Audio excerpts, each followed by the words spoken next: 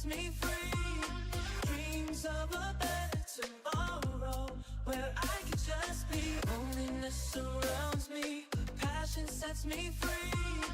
Dreams of a better tomorrow where I can just be. Music is my solace. Alienation fades away. Music is my solace. Alienation fades away. Music is my solace. Alienation fades away. Music is my alien.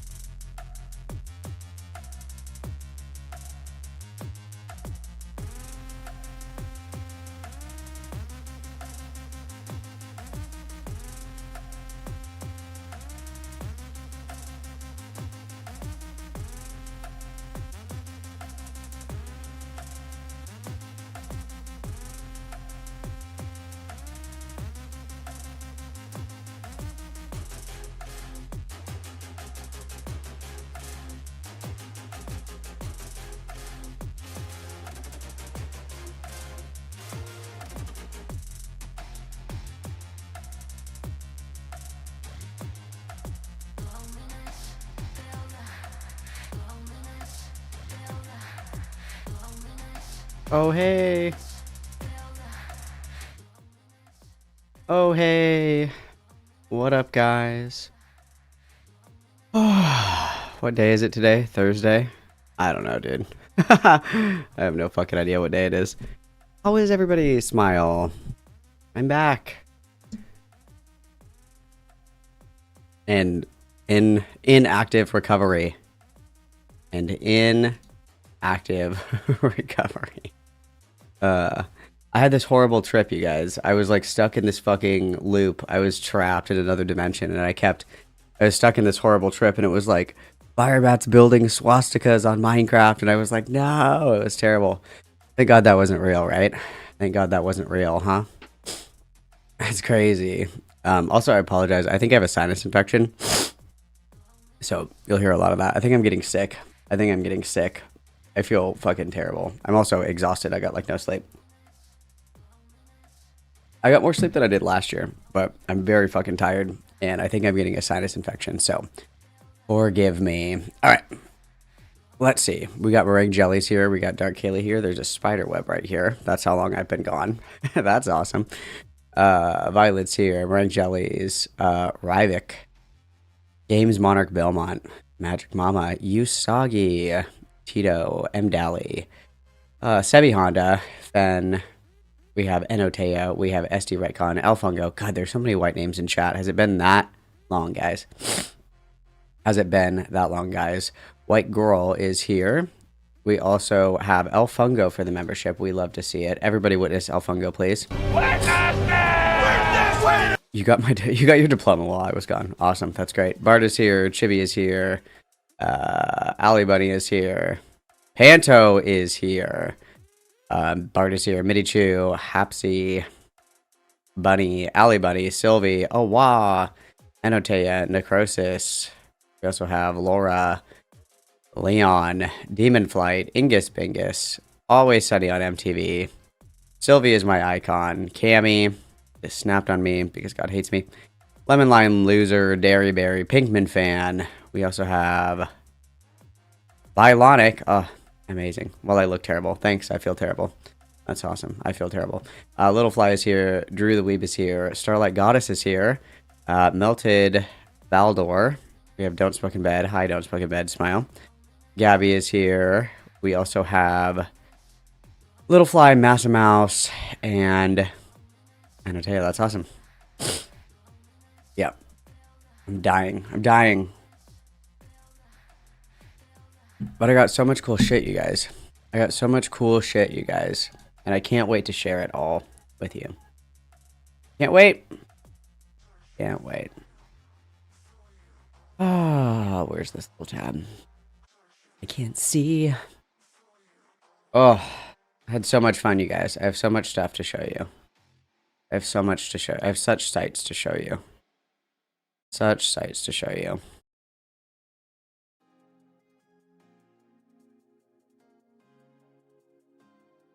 Check this shit out. This is awesome. I saw this and I was like, oh my god, dude, Usagi is here. That's crazy. I saw this and Usagi was there. And Usagi didn't even tell me she was going to be here. And I was like, that's crazy that Usagi's here. And didn't say anything. That's crazy. That's crazy that Usagi would do that to me. I also found this taxidermy dog. It was really cool. This guy brings his taxidermy dog every year. I thought that was pretty awesome. I thought that was really cool, guys. I thought it was really cool to see that.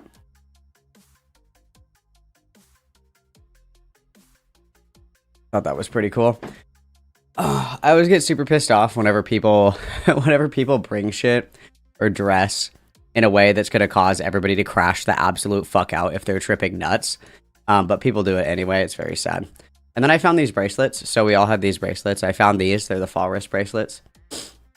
So I got these for everybody. So we all have our fall risk bracelets on, which is awesome. And then Bat Freak for the 15 months of membership. Everybody witness, please. Yes, there are a lot of freeloaders, you guys. Make sure you're liking the stream. It's the bare minimum, okay? I've been gone for a while. I'm tired. I don't feel good. Be nice to me, okay? And then I also got this for you guys, just in case. If you guys have a scat fetish, you can send the pictures here. I found this in a porta potty. Porta potties are awesome. Lots of fun stuff in the porta potties, like spiders. and phone numbers and all kinds of crazy shit. Super awesome. Super cool. I thought maybe you guys would know someone. I got this picture. This was awesome. This is pretty awesome. This is pretty gas. Love the village. I have a really good video of the village too in here somewhere. Hang on. This was awesome. So I got way too fucked up on like, I think it was Saturday. I don't know. I have like no sense of time. I got like way too fucked up on Saturday, so I had to go to the safe space. So this was after I got out of the safe space. But look at my fucking eyes, dude. Look at my fucking eyes. Look at my fucking eyes, dog. Look at my fucking eyes. Through the sunglasses and everything, bro. That's fucking crazy. And KB for the 2. Hoost and what it's galore. Welcome back. Everybody witness KB, thank you very much. Yeah, I got too fucked up. I had to go lay down in the safe space for a while. I got way too fucked up. I was talking mad shit too. I was like, dude, this ain't shit. This ain't shit. This ain't shit. I should take more. This ain't shit. Thank fucking God I didn't take more, bro. Thank fucking God I didn't take more. I didn't send myself the picture of the base. Hang on. Forgot to send myself that video. Where is it?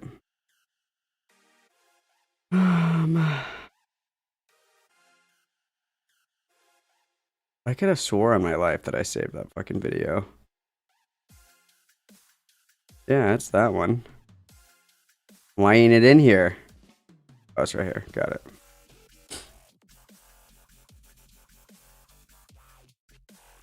I know, dude. I had to go and lay down. I was like, I'm so sorry, guys. You just need to go and let me lay down for like, I thought I was laying down for 20 minutes. I was laid up for like 2 hours. I texted my wife. I was like, I feel better. You can come and get me now. She came and got me. I was like, what was that, like 20 minutes? She was like, I left you there for 2 hours. I was like, what? That's crazy. That's crazy. And then somebody brought jellyfish on a helium balloon. This was crazy. This was crazy. This was fucking awesome. That was super cool. And then I found somebody that had a taxidermied goat as well. Oh, hello. A taxidermied... No, this is the wrong one. Fuck me. This one right here. Look at this shit. Look at this shit. The taxidermied goat. I was like, dude, this is fucking awesome. So I had to hang out with the taxidermied goat. That was super cool. That was super awesome. And then it was so pretty, dude. We were up until like 9 a.m. Look at this shit. Till 9 a.m. Look at that shit. Look at that shit. Beautiful. Beautiful, dude. Absolutely beautiful. I love listening to the music when the sun comes up, dude. It was awesome. It was fucking awesome. Everybody loves taxidermied shit. I don't know why. Everybody loves the taxidermied shit. I don't pretend to understand why, but they do. Fuck. Okay. What else I got? What's this one? Oh yeah, that's a good one. That's a good one. I got. Save that. I don't know why this always opens in Microsoft Edge to download shit. That's really annoying, but whatever.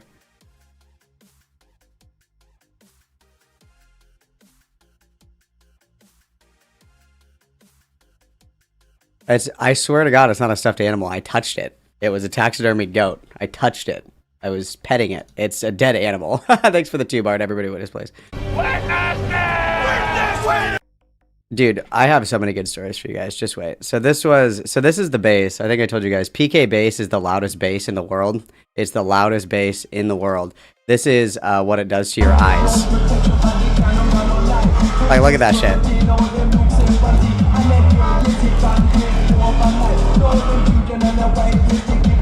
And it gets louder at night. It gets a lot louder at night. And so, like, we were in the pit for level up, and I kept looking at my phone to see what time it was, and my vision was, like, doing this with the bass. It was fucking awesome, dude. Fucking awesome. And then this is crank that. I didn't take a lot of videos. I'm, like, not on my phone.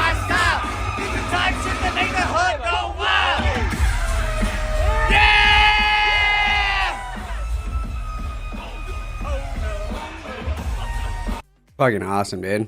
Fucking awesome, dude. I think I still have the video somewhere from last year when we were at Alley Cat, because they turn up they turn up the volume like throughout the night. And Where's the... I think I saved that one somewhere because we were there last year in the pit for Alley Cat, and it was so much louder. I gotta see if I can find this fucking video. I know I have it. Let me just send it to myself really quick. Because I couldn't look at my phone because my eyes, it was from the base. Like, I wasn't even fucked up yet. It was from the base. Where's the Alley Cat one from last year?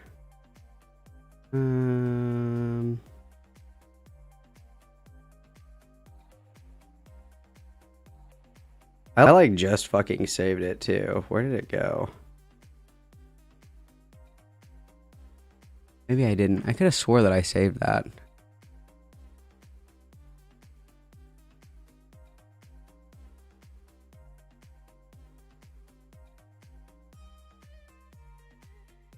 Oh, here it is. So this is from last year. This is at night when they have the bass all the way turned up. Oh.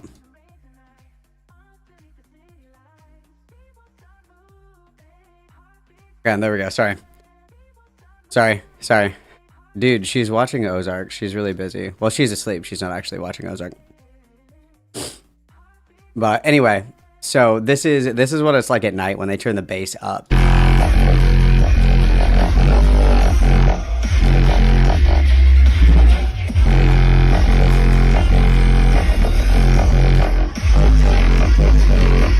It's fucking awesome, dude. It's fucking awesome. It's so crazy. Your internal organs are vibrating. Like, it's so fucking awesome, dude. It's so awesome. Everything is vibrating. Your chest, your leg hairs, your eyeballs. You can feel your intestines like moving around and shit inside your body. It's fucking crazy, dude. It's so fucking loud. It's so cool. It's so awesome. It's so awesome. But oh, lots of fun. I got a lot of potatoes, but I couldn't bring them back. You can't bring potatoes like over the border or whatever because it's produce. I don't know why you can't bring produce back, but I got a bunch of potatoes. Just randomly getting stuff. Like, Shambhala isn't even a real place, bro. Like, I don't even know how to explain it. Like, there was a dude that had all of his clothes on upside down riding a unicycle. Like, it's not a real place. Like, nothing that happens there is real. It's so crazy. It's so bizarre. There were dudes that were like in giant Pac-Man costumes, like chasing each other around the venue. There was one Pac-Man and like 7 ghosts. There's people with taxidermied animals, people on unicycles, people on stilts. Like, I don't know how to fucking explain it. Like, it is not a real fucking place at all. It's so bizarre. It's so fucking bizarre. And everybody's so nice. There was like a handful of rude people, I think. A very small handful of rude people. But it was fucking awesome, dude. It was so cool. It was so fucking awesome. So let's go through some of my gifts, shall we? Some of these I can't show because they're not appropriate, but that's okay. So first up, I got this spoon, and it's a ray gun. It's a ray gun. See? It's a ray gun. It's a fucking spoon. Isn't that awesome? Isn't that fucking awesome? I got like 3 of these. I was like, they're coming home with me. I also got this diva. This diva is great. This diva is awesome. This diva is great. I'm just going to get the good shit. I'm just going to get the good shit out of here. I also got somebody's glasses. I don't know why. Somebody just gave me their glasses. That was really cool. Really awesome. Really excited to get those for sure. I got a Tails. This is for Usagi. And then I got a sexy lady golf tee. I got this and I was like, dude, what the fuck is this? I was like, is this just a really fucked up Coke spoon? And then I was like, it's a golf tee. Got it. This is the shit that I'm sending to other people, so this stuff isn't very good. But I got a BB-8. A BB-8, which is awesome. Those are inappropriate. I can't show those. All right. These are my best ones. So obviously I have the fall risk bracelet. Obviously, duh. I got this pitchfork. I don't really know why, but it just spoke to me. I was like, I think I need this pitchfork. I just felt like I needed it. Got doubloons with the little Shambhala owl on it. I found like 6 phones too. Pretty awesome. Pretty awesome. I also found this name tag. I don't know who the fuck Christian is, but that's me now, I guess. That's me now, I suppose. I got a bunch of these little gnomes. There were these girls that were in front of us for Excision, and they gave us like a ton of shit. They live by us apparently and go to Lost Lands like all the time and shit like that. And so I got like a ton of shit from them. So got a bunch of that. What else we got in here? Oh, I got this little teeny tiny Void tarot card, which is awesome. I also got a picture of someone's Molly. I don't know why. Just a random picture of someone's Molly, which is cool. Which is cool. I got this 3D printed Psyduck on a little keychain. He's cool. This Pac-Man rock is pretty sweet. Big fan of him. What else I got in here? These are the postcards that I made. I saved one, but I made these. I made these postcards. Thought those were pretty sweet. I got a little Black Panther. A little teeny tiny Black Panther. I thought that was cool. Small chocolate. Little teeny tiny chocolates, which is great. We love to see. I also got a little bit of Coke, guys. I got a little Coke. A little Coke. That's awesome. Oh, and another one, and another little Coke.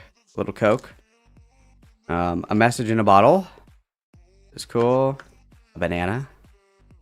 A little teeny tiny banana. Let's move on to box number 3. Oh, I also got this little Bratz TV. Look at how cute this is. Little Bratz TV. Awesome. Awesome. Yeah, some of these are very inappropriate. Which is funny. Which is very funny. And then we put our hammock up this year. Like, people bring in hammocks. Like, once you get into the venue, anything that you bring, like, into the campground, you can bring into the venue. There's, like, no restriction. So if you want to bring your whole fucking camping stove onto the dance floor and cook people food, you can. Okay? You can bring literally anything that you fucking want into the venue. I've fried my brain completely. I have no idea where I was going with that. It'll come back to me. It'll come back to me. It'll come back to me. I got lost. Oh, I also got this fidget spinner, which is awesome. Which is awesome. I thought that was super great. It was super great. I got a lot of mustaches too. Like, quite a lot of mustaches. Tons of mustaches. I have like 7 mustaches.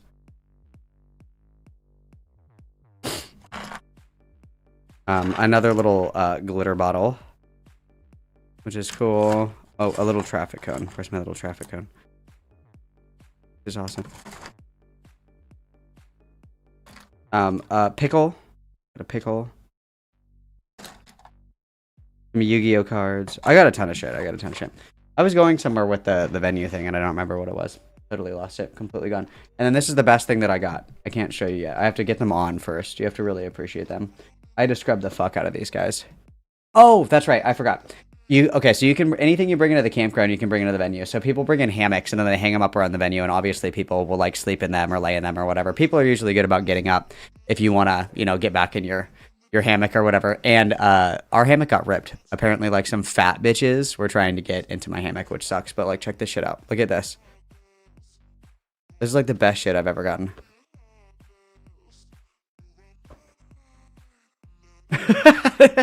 I was like laughing my fucking ass off. It was like 9 o'clock in the morning. I hadn't slept in like 2 days. And I was like, holy fucking shit.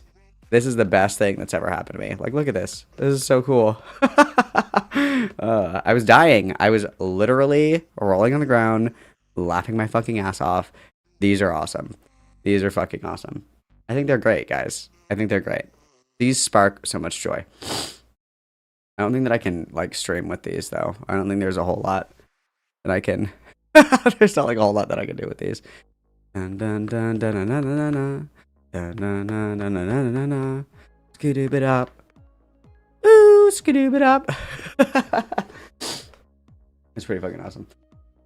But yeah, I'm pissed that my hammock got ripped because there were probably like 5 or 6 people that tried to get into my hammock and they fucking ripped it. Fat bitches. Fat bitches ripping my hammock and shit. Stupid, dude. Stupid. Stupid. Oh, and then I almost forgot. I also got this koala. Little koala. Which I love. Love him. He goes right here. Oh, fuck. He's kind of heavy, so I have to put him, like, right here. He's kind of heavy. I have to put him, like, right here. And then I got this little lava lamp, which I thought was phenomenal. And then he goes, like, right here. If I can... Hello. There we go. Perfect. Perfect. Oh. I'm just trying to recover. I'm trying to get back into the mindset of like being a human being again, because it's just not a real place, dude. Not a real place at all. Doesn't feel real. Doesn't feel real. All right, let's see.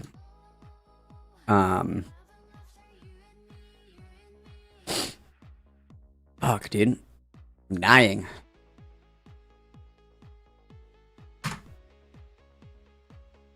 Let's see.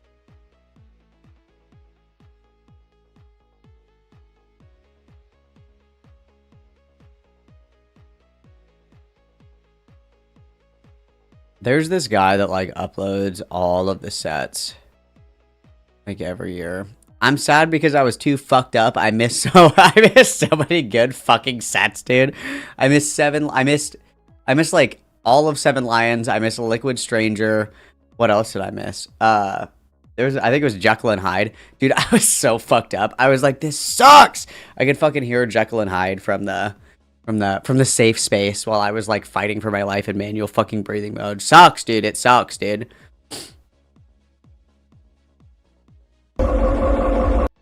Let me see if I can find I think it was like right here. Wow, I have impeccable timing. I went right to the song that I fucking wanted to. This was awesome. This was like the last set. This was the sunrise set on Sunday. This is awesome.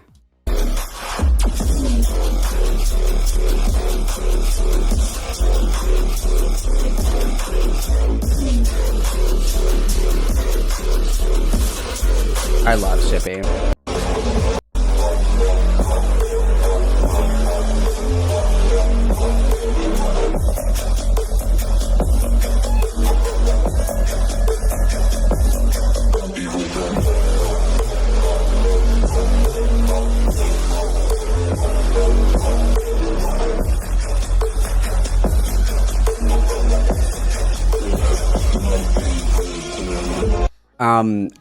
I would not take anybody to Shambhala because it's like a fucking black diamond venue. Got there on Tuesday. We had express entry, so we got in like a half an hour. Our friends waited in line for 10 hours. That's not a long wait time, for the record. People wait up to like 24 hours to get into the campgrounds. I walked at minimum 25,000 steps a day. The last real shower that I took was on Wednesday. Last time I brushed my teeth was on Thursday. I was awake and up and doing things from probably like 2 o'clock in the afternoon to 9 a.m. the following day.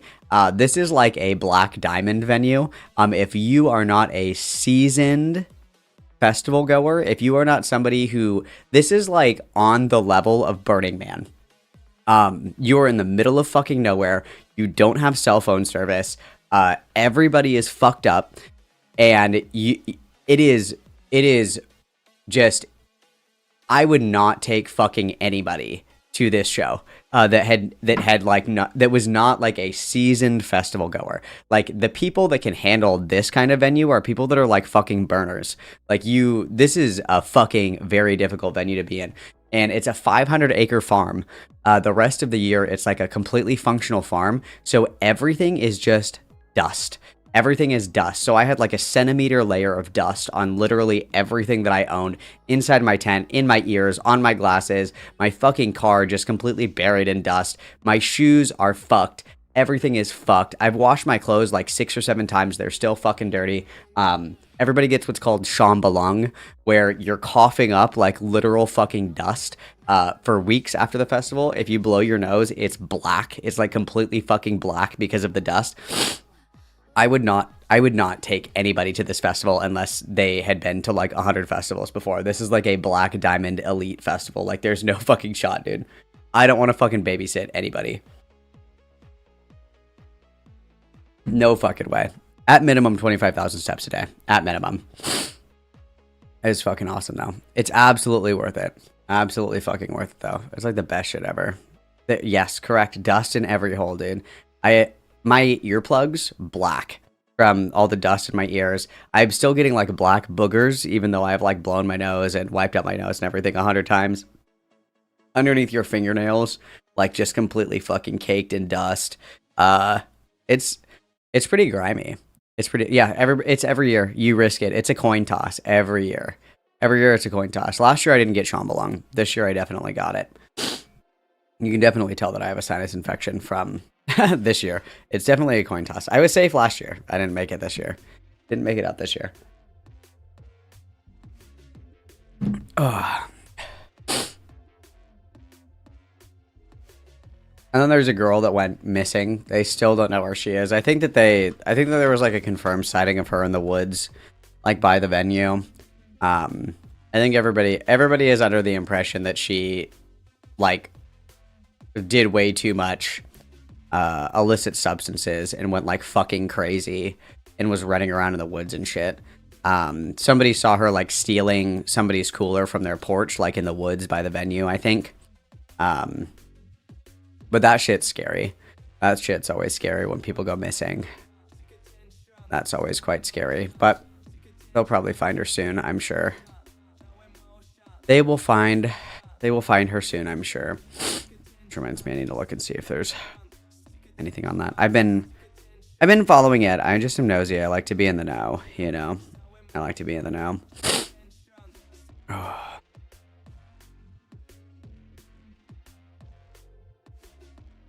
Yeah, incredible amount of drugs turn you into Bigfoot. Very true.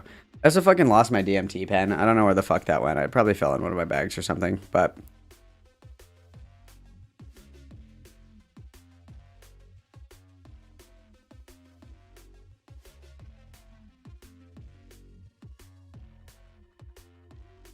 yeah, I don't know if I'm going to be able to find this, but...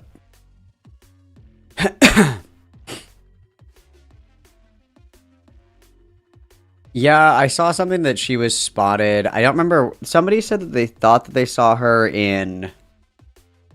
I don't remember what city. Somewhere in Washington at a drive-thru, but that one wasn't confirmed. I saw another post that it was like a screenshot of somebody's like Ring doorbell camera or something like that, and she was taking shit off the front porch. And somebody looked at it, and she has on the same fanny pack as the picture for when she was missing or something like that. So the consensus is that she was tripping too hard and got like fucking lost or is in psychosis and is running around in the woods. I think that one was confirmed by her brother, I think. I'm not sure. There was another girl that went missing, but she got found. Like every year, people go missing. People fall into the river. People take too much shit and run off.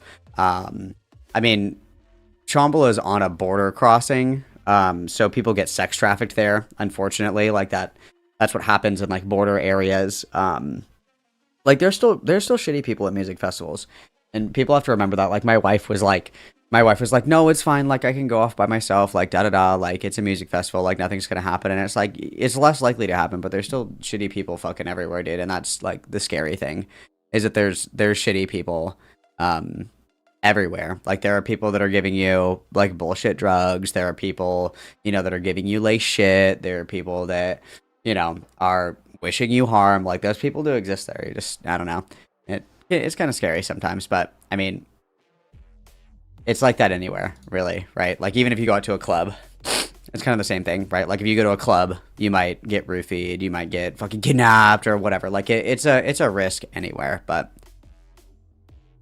yeah, I saw the Ring camera one earlier today, so hopefully they find her soon. If she's, you know, around where they saw, like if they, I saw that somebody called and reported that they saw her on the Ring doorbell footage or whatever. She couldn't have gotten far from that location. So I imagine that she's somewhere around there, so they'll probably find her soon. Oh, fuck. Sorry. Okay.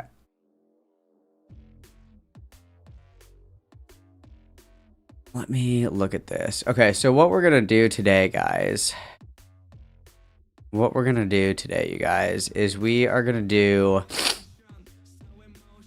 We're gonna do some Nazi bat, and then we'll do the Alex what is it, Alex Myers, like the Obsession review, because I did watch Obsession before I left. Also, ooh, fuck, did I send that picture to myself? This was so cool. Hang on, I think I sent this to myself. I saw this and I was like, hello, this is awesome. Hang on, I don't think I sent it to myself. Where's my phone? Where are we here?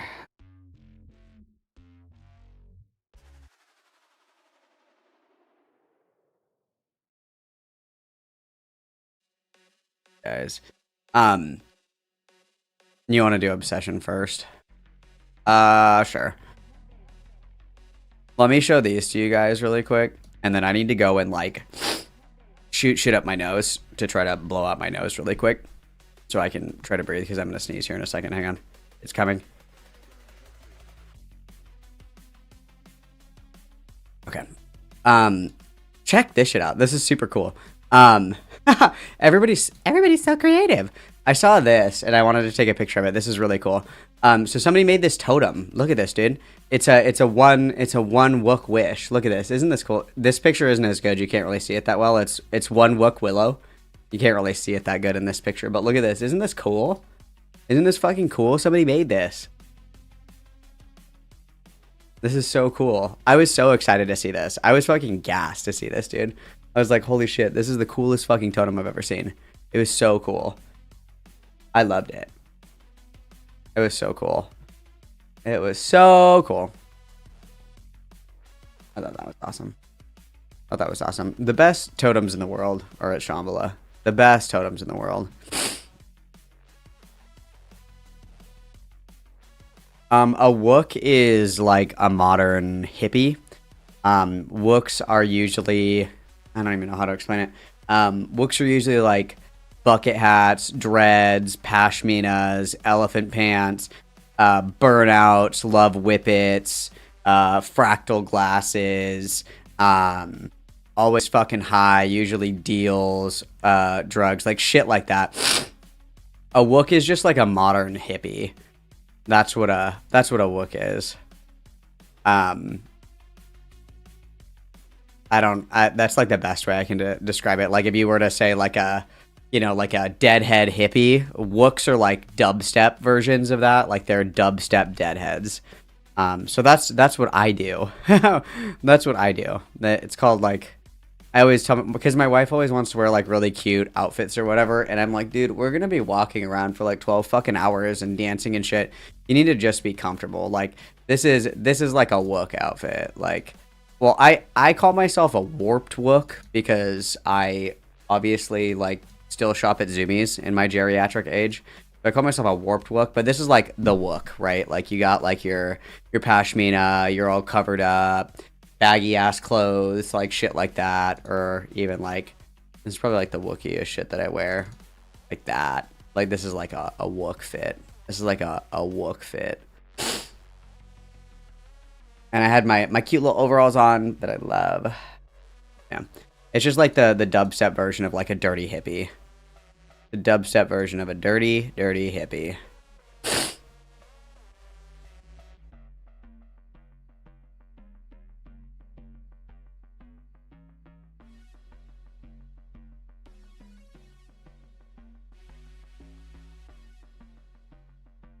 Oh, I actually one of the guys that I'm really good friends with. Well, when I say really good friends, like we talk to each other, but we only ever see each other. Like I see him at every fucking show I ever go to. Like I'm always like, "Yo, are you going to this festival? Yo, are you going to this show?" And he's like, "Nah."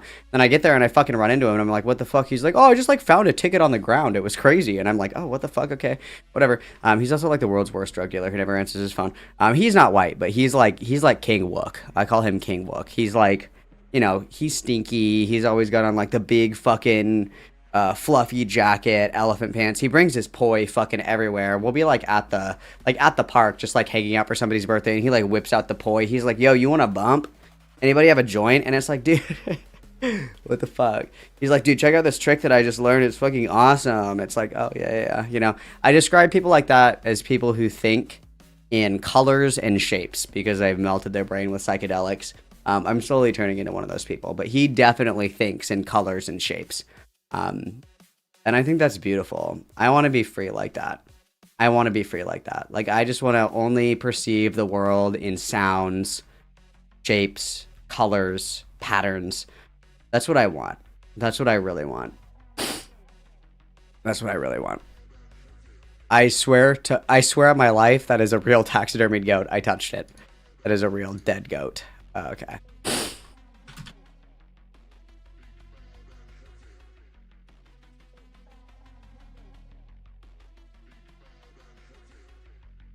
I'm starting a poll because I need to go and blow my fucking nose and get more Sudafed.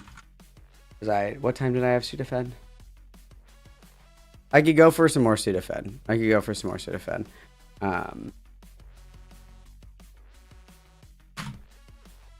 Because it feels like there's just like fire ants like in my face, like right here. It fucking stings. It hurts really fucking bad. But it's fine. I'm fine. I'm happy. I'm alive. I'm very... I'm so happy. I'm so happy.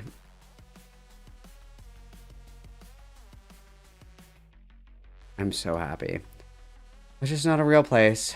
It's not a real place. I met God. And he told me to appreciate my life. And now I do. I met God. God is a machine elf. With spider legs. And he is beautiful. Okay, I'll be right back. I'm going to go blow my fucking nose. Rinse out my fucking nose with saline. Rinse out my nose in saline. And, dude, you guys already made a gif of the lobster claws. I fucking hate you guys. Already. You guys are fast. Okay. Yeah, I need to go blow my fucking nose out really quick, get more Sudafed and shit like that. I'll be back in just a second, and then you guys democratically vote for what you would like to start with. Keldoge did send me the link to the Repsion interview, but I think I lost it. Like, I think it got lost in, like, you know what I'm saying? In all my pings. Or, like, fuck, where are my notifications at? Oh. No, not notification settings. Where...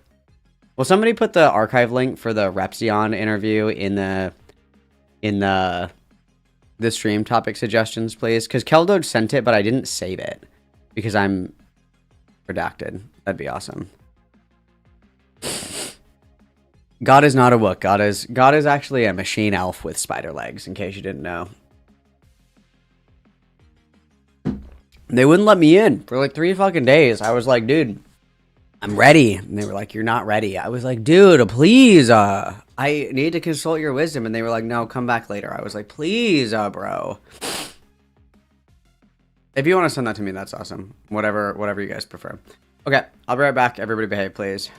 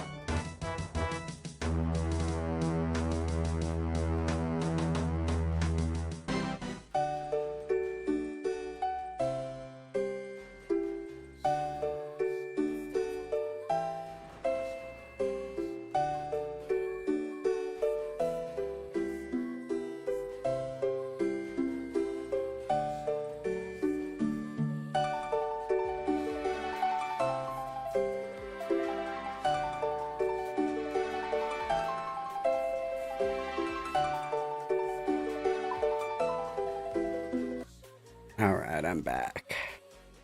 I'm back. Oh boy.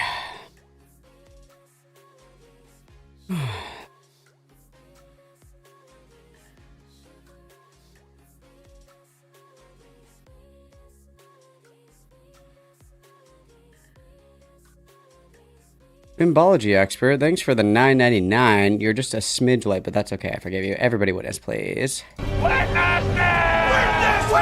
Hitting the like button is also free. Great reminder, Mdeli. Great reminder. Great reminder. Okay, let me see here.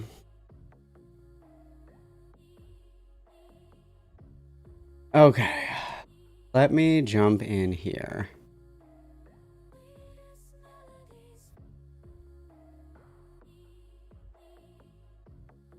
Also in the Discord, if you guys aren't in the Discord, you should be. Okay, that's free. So is liking the stream. Okay, so is liking the stream. Hang on. Liking the stream is also free. But in the Discord, I sent some good pictures of myself. And you guys were you guys were having a lot of fun with this. These were super fun. Let me see if I can grab some of these really quick. So if you go, I'm not going to show all of them. I'm just going to show some of them. You guys can go and peruse at your own leisure. Okay. So obviously you guys were playing Where's Malcolm in the Malcolm art channel. So where's Malcolm? Oh, is this not going to let me zoom? No, I'm right here. See, I'm right here. You guys were having a lot of fun with that. There's quite a few in here. There's quite a few in here that are pretty funny, if you ask me. There's some good ones. Here's me in Firebat's fridge. Like, these are pretty good. These are pretty good. You guys should definitely check those out. Definitely check those out if you haven't already. They're pretty funny. They're pretty awesome.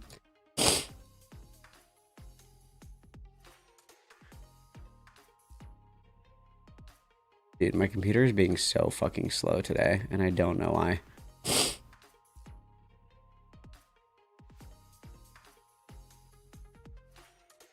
I have no idea why. Okay, let's see what we have going on here. So, Adolf Firebat is winning. So, I was gone for about a week. A little bit more than a week, obviously. But we've got, well, we've got a lot of stuff to go through. 21st. So, I'm looking at Lulu's list here. We'll just go through the list. And we're starting at the top. So this is from the 28th. That would have been what? Oh, perfect timing. Okay, let's see. So first from Lulu, everybody witness Lulu, please. My most diligent archiver, witness Lulu. Thank you so much. Okay, so we're starting with the 21st. This is a mystery video. I will not add context, but it's fascinating and worth a watch. Feel free to skim and jump around. The video is put in mega fast forward. Okay, let's check this shit out. We're starting here. Oh, I see why. It's because I have like 75 fucking tabs open. Maybe that's what I'm... What the fuck else do I have open? Oh, I see. Okay. All right, let's go for this. Let's go for this.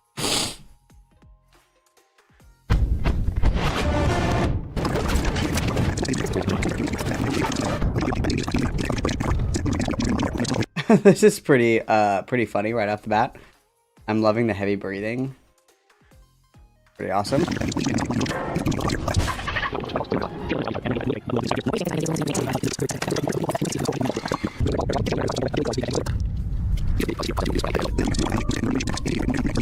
Did Firebat just forget that they were streaming?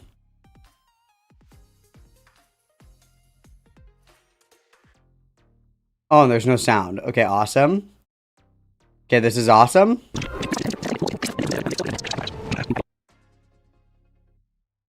Yep, gotta sit and ponder about Bruce Wayne. Yep, skip around. That's awesome. That's awesome.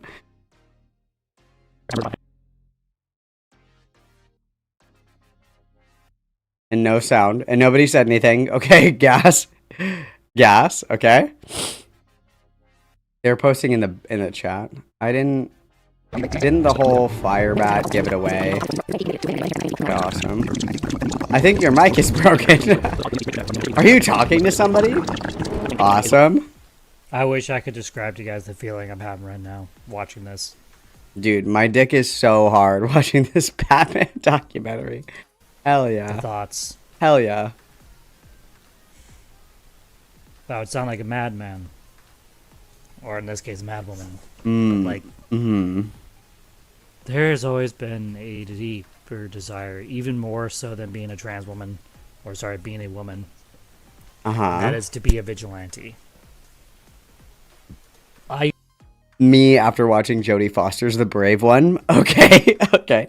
Guys, I really just want to kill people with impunity. I'm just going to say it. Used to fantasize about the idea of having some sort of car modified on my own time to my own specifications, so it could be tracked with, NOS, gadgets, tools.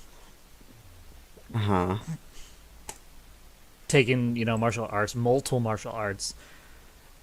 It's all fantasy. That's the thing, it's all fantasy, but I can dream, right?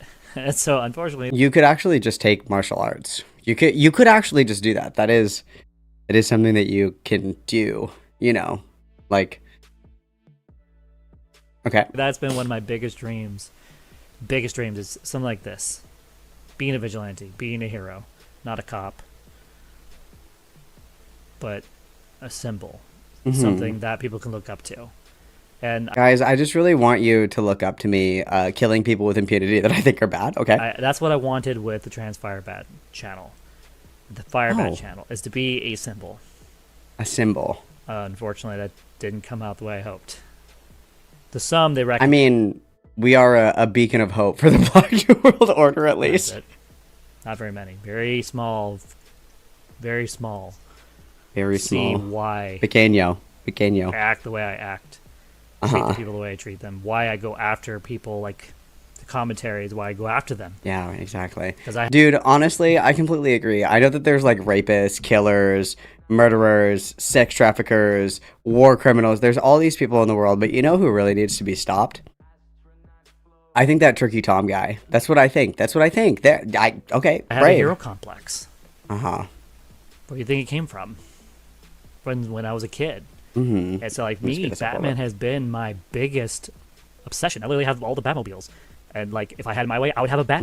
I love my dysgenic rapist Batman. OC, that's awesome. Suit. Seriously, if I could have a gender-bent bat suit, someone would come to me and say, here you go, here's a bat suit. You have to wear it every day. I would wear it every day without thinking twice. Is that why we wear the Batman pants every day, too? Okay, got it. If I could somehow go out in public with an ultimate personality, mask and everything, I would do it without thinking twice. Me dressing up as Batman to go to Walmart with my family. just in case there's some snarkers in public. Got it. Got it. It's fantasy, not reality. This is so funny. Gotta take notes, yeah. See, when I hear stuff like that, like my heart, like I can literally feel my body getting angry. Like I want to do something about this type of stuff. Like, guys, there's bad shit happening right now. I just need my Batmobile.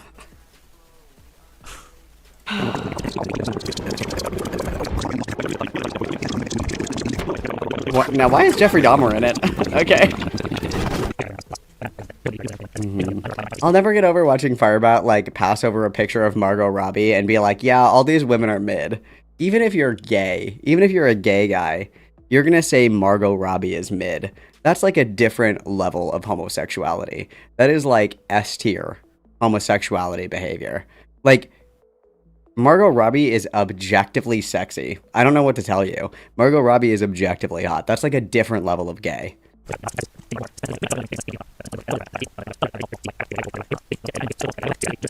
It's like I was bullied in high school, and now that I'm older and grown up, I want to kill the bullies that were mean to me. It's like, let it go, babe. You're like 30 years old. You're like 30 years old. The high school bullies can't hurt you anymore, dude. They're all fat. It doesn't matter. You are too, but it doesn't matter. Let it go.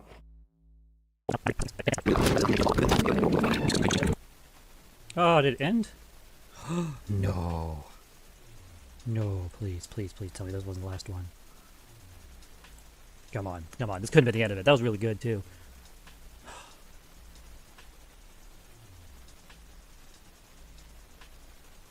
Ugh. My vape. My vape. My vape. It will protect the body. Developed by DuPont in 1965, Kevlar material gets its life-saving properties from the unique way its synthetic fibers are woven. And Kevlar, Cavalier armor. Me looking up the Cavalier hats on old school RuneScape when I was 7. Oh, dude.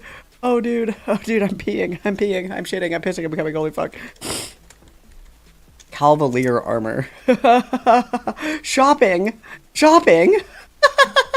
Oh, dude, you can buy Kevlar vests at like a gun shop. Like, dude, I have a Kevlar vest. What the fuck? This is awesome.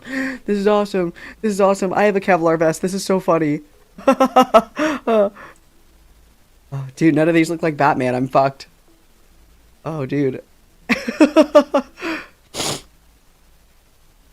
Oh, wow. Oh, that's the one. Yep, just put it on Tanya's credit card. She won't even notice.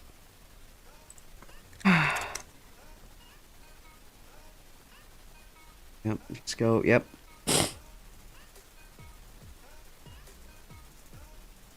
But that's the one. That's the one.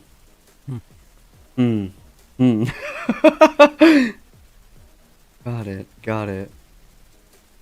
Uh-huh.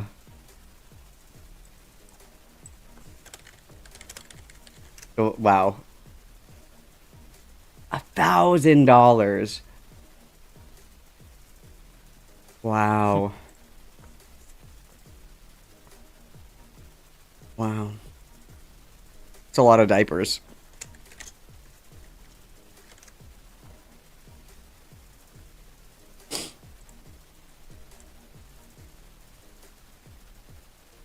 I'm just imagining Firebat getting like a Batman costume from Spirit Halloween. Being like, do you guys like my Kevlar armor? That's fucking awesome. Just get a plate carrier and put like a fucking Batman patch on it or something. Now what are we looking up? Oh, are we on Etsy now? Please don't zoom in on the boobs, please. Yep, gotta look at the crotch. Oh my god. We're rock hard watching this. Rock hard, dude. Fucking obsidian stone underneath the fucking desk.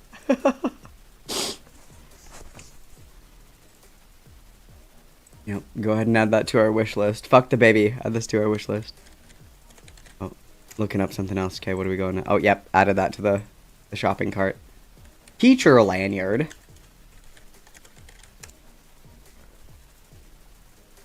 Oh, now those are hot. Yep, gotta get the matching boots. Yep.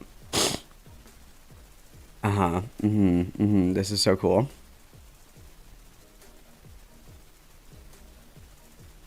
I also just love that we're doing this in complete silence. This is awesome. Okay. Now we're looking at masks. These are horrifying. Get the Lego one. Get the Lego one. Please tell me she doesn't click on the Lego one, please. That would make my life. Please don't click on the Lego one, please. Okay, still looking at Batman shit. Okay, awesome. Now what are we looking at? What's up here? Oh, now we're gonna get a 3D printer. Oh, got it. Dude, this is me off of like 180 milligrams of fucking Adderall at 3 o'clock in the morning trying to figure out how to build a totem. This is awesome. This is fucking awesome, dude. That's awesome. That's awesome. That is so awesome. Fuck yeah, dude. Okay. And then we're looking at a $2,500 3D printer. Oh, I don't have it with me. Hang on. Let me go grab this. You guys are going to love this. Hang on one second. I got to show you some real ass 3D printed shit. Hang on one second.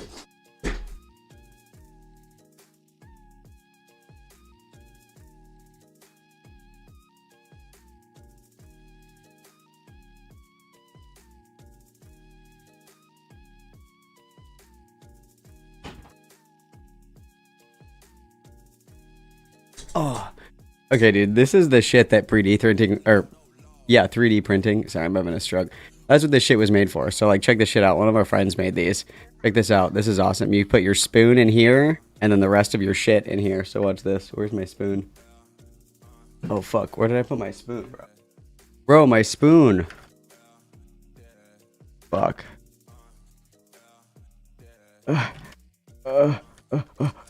My spoon. Fuck. Fuck. Fuck just fell. What's going on? Help, I'm crashing out. Help, I'm losing my mind. If I have to get up and get another spoon, I'm gonna be pissed. I don't want to get up. Dude, where the... Oh, there it is. Fuck. Fuck me. Behold. Witness. Check this shit out. Ta-da! And this just goes in your pocket. You never lose your shit. Check that shit out. Pop it out. Pop it out. Cheeky little compartment. Isn't that gas? Isn't that gas? That's awesome. That's 3D printing for good, you guys. Except the laser gun is kind of fucking hard to get out of here, so not really laser gun friendly. But that's okay. That's okay. That's why we have variety. That's why we have variety. That's 3D printing for good. That's 3D printing for good. All right, sorry. Smoke bombs? Smoke bombs? Smoke bombs? Smoke bombs? Smoke bombs?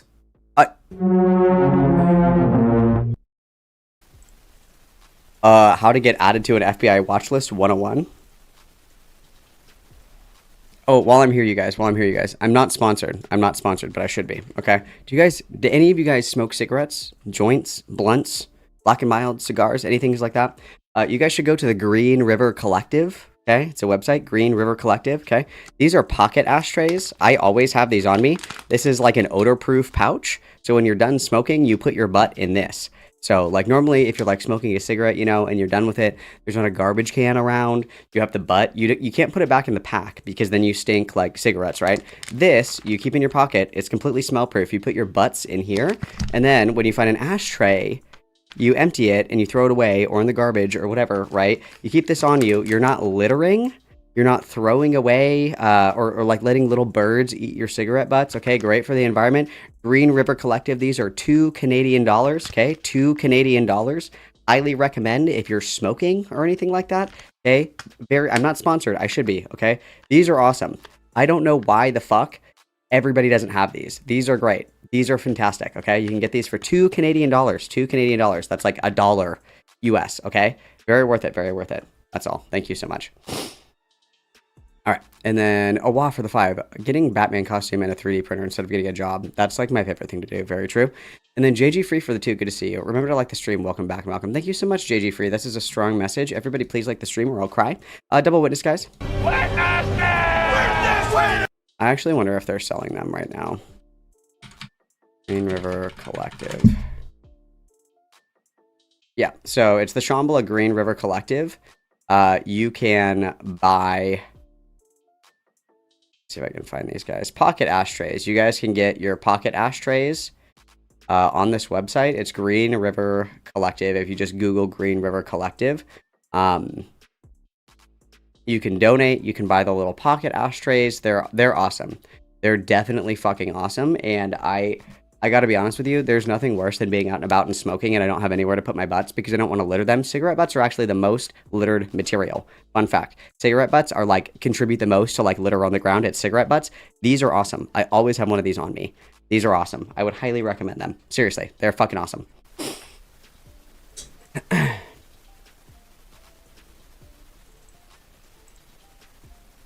It was just 4th of July. You could have just got smoke bombs at the firework tents.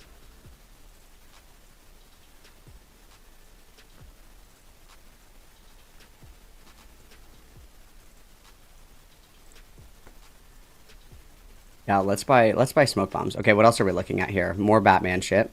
Oh, these are Batman weapons. Okay, awesome. Yep, awesome. Okay, super cool. What else we got in here? Oh, Batmobiles. Yeah, let's just buy a new car. That's awesome. I know Kyle the Bobcat is about to roll a joint because he sent that message twice. That's awesome.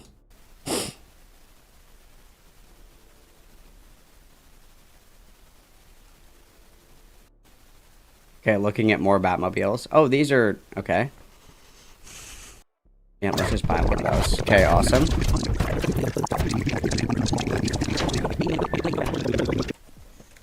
Okay, now what are we looking up? Criminal psychology. Sims 4? Criminal Sims 4? Criminal psychology. Criminal psychology. How to interrogate a narcissist. Oh. Oh, we're just going to click on the first one. Oh. Oh. Oh. This is a Markiplier video? Is that what that said? What's going on here? Criminal psychology. Oh. Uh-huh. On the Lex Friedman podcast. Holy fuck. Okay. Horrible. Okay. Understanding criminal psychology. What is criminal psychology? Okay, awesome. Pretty sure firebat would accidentally have one of those smoke bombs go off in the studio apartment from sheer stupidity. Yeah, very true. Very true. Thank you for the 5, Cryptid. You're being very generous today, you guys. Everybody witness, please. Let's dive into psychology, guys. Essay crime. What? What? Criminal psychology.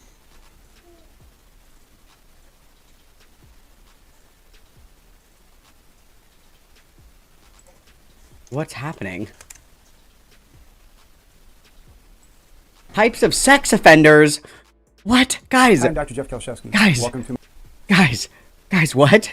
Guys. You had a table. Guys! Guys! No. Guys! Guys! Come back! I'm Dr. Jeff Kalshevsky. We're not liking any of these. In today's video, I'm going to talk about post-traumatic stress disorder. Yep, okay. How long do we look for, oh, we're still, oh. One of the ironies. Oh, and then we just went back to Batman and Star Wars. Got it, okay. Now what are we looking up? At-home martial arts? Oh my god, oh my god. Oh my god. Dude, just take like a karate class.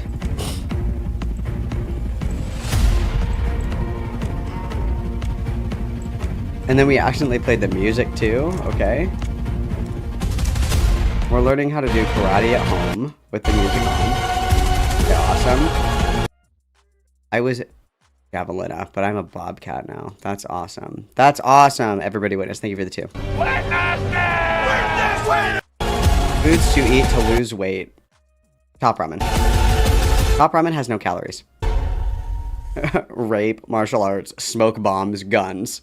Oh my, this is awesome. This is fucking awesome. Who's tagging me and shit? Who's tagging me and shit? Here are all the foods that will help you melt the fat off your body. I really love that the music is on too. Self-help dealing with narcissist? Dealing with ourselves?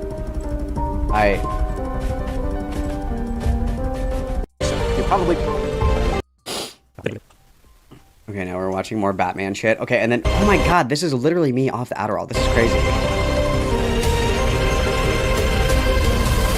How to cope with intimidation?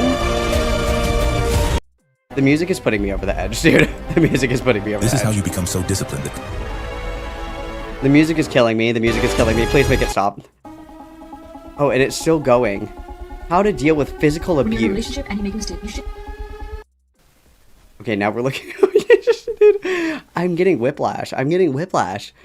Smoke bombs, Batmobiles, how to become Batman, sexy Batman outfits, sexy trans Batman outfits. Like, what is this? This is literally like I was on a coke bender and this is my search history. Sexy trans woman, bat costume, gauntlets, smoke bombs, guns, how to deal with physical... Like, what is this? This is crazy. This is crazy.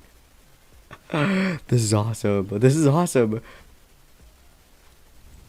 Yes. Yes. Now what are we looking up? Okay, now we're looking for the... Oh. Okay, now we're looking up, like, knife Wolverine sheaths. Okay, great. This is gonna be used as evidence in a future legal case, I think. And what else we got in here? Oh. Now we're buying Star Wars shit.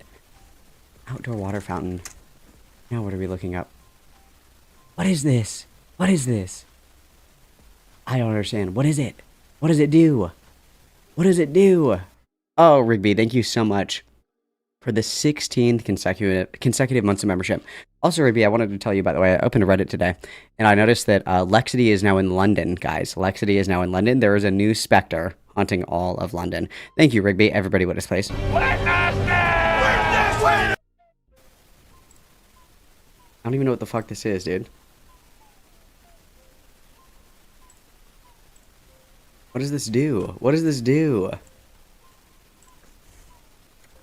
VCR modification, utility knives, utility belt. Okay. Oh. I totally have the money for this. And APB has been put out. And then JG Free for the big 5 gifted. We love to see it. I know that you guys missed me because you're being so generous. Everybody witness JG Free, please. Dude, Tyler Catastrophe Firebat crossover would kill me. Okay, well, we're looking at the utility belt, so I'm gonna, like, run and go piss really quick. You won't even know that I was gone. 1 second. I'm just leaving this on really quick.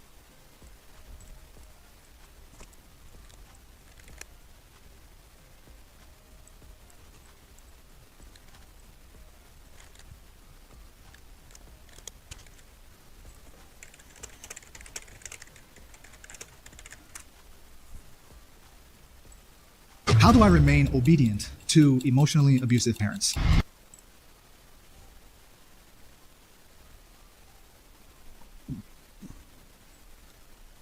Do you struggle with abuse in your family? It's a really hard.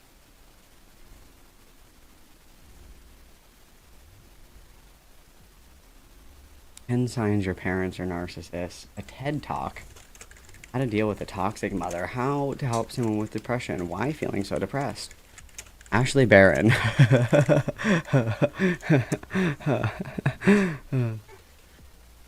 Emotionally volatile partner.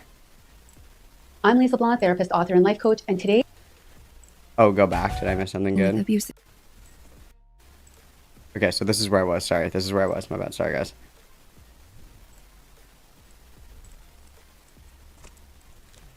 Okay, we got some more Batman shit.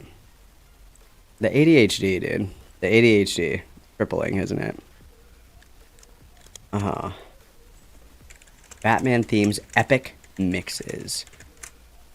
How to deal with narcissistic parents. How do I remain obedient to emotionally abusive parents? Gotta save that one. That's important. Mm-hmm. Do you struggle with abuse in your family? Do you struggle with abuse in your family? It's a really hard.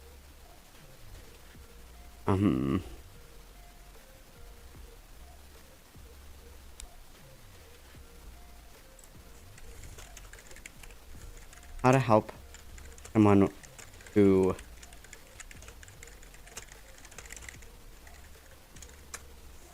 got it. How to handle an emotionally volatile partner. I'm Lisa Blanc, therapist, author, and life coach, and today...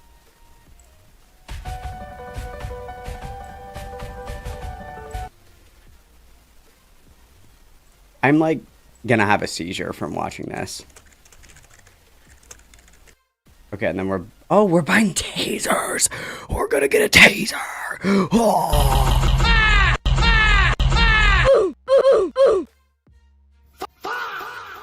Oh my god. Dude, you don't need a fucking taser because you're gonna get pissed and tase your fucking baby, dude. No, dude. I thought Firebat had a gun. Why do you need a fucking taser if you have a gun? Why the fuck do you have a taser if you already have a gun? Why? What the fuck? You don't need a taser, dude. You don't need a taser, dude. That's fucking crazy. What the fuck? I think that if you want to buy a taser, you should be legally required to be tased yourself. That's my opinion. If you want to buy mace or if you want to buy a taser, you yourself should have to be maced or tasered. That's just my opinion. Okay, that's my opinion. Like, you should have to experience it in order to own it. That's my opinion.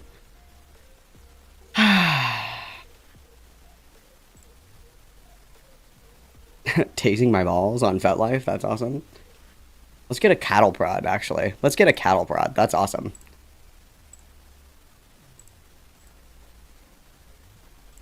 What's that? What do we... We're gonna buy... Why the fuck is a taser $400 fucking dollars? What? What? 3D metal printer. Oh, got it. Under $3,000. That's our budget. $3,000. That's awesome. Now what are we looking up? I'm getting whiplash. I'm getting shot. I'm getting tased. Close quarter fighting techniques. This is awesome. I love Bat's Glock 12. We can't even agree what model Glock it is. First we said 16, then we said 19, then we said 12. What kind of Glock do you even have, you fucking liar? Liar. Liar! And thank you, Lord Yato, for the 199. Everybody witness, please.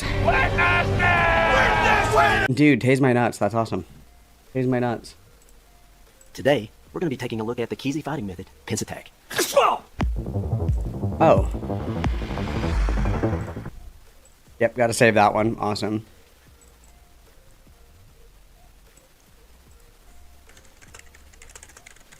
Being aware of your surroundings. We have to Google how to be aware of our surroundings. What's happening? What's going on? I'm literally freaking out. What do you mean you're unaware of your surroundings? What do you mean? What do you mean, dude? What are you talking about? What do you mean? I just love that we're clicking off of every single fucking video. This is awesome. This is awesome. Street fighting training. Let's go. Fighting people in the street. This is fucking awesome. Yep, click right off of it. We don't need to watch that. Federal agents. Oh, that's a video game. It's very practical. I mean, these guys actually train often in nightclubs and things, and they will smoke up the room. And it's We're looking for Krav Maga gyms near us. You would not survive Krav Maga, dude. Krav Maga is hard as fuck, dude. Firebat literally called out of work, like went home because Firebat had a blister on their foot. Krav Maga, you're bear crawling on the fucking ground. Like, dude, Krav Maga is hard. That is a fucking workout. That is an hour where you are go, go, go, go, go. Firebat could not fucking do Krav Maga. That's awesome. That's awesome. And smacking somebody with it, or that's being able to have a fight awesome. with somebody while sitting next to them. And it's a really great fighting style. And we felt that was exactly what we wanted for Batman. Someone who, if he feels like he's going to headbutt you, that's what he does. It's just an emotional response. We've had to kind of tame it down a bit. And it's to adapt their system into Dave Foreman's choreography. Dude, Krav Maga would kill Firebat. This is awesome. Do it. Record yourself doing it. This is awesome. A tight fighting style. I had to adapt to make the moves bigger. Is that the voice actor from Hogwarts Legacy? All Asian people are the same. Gas.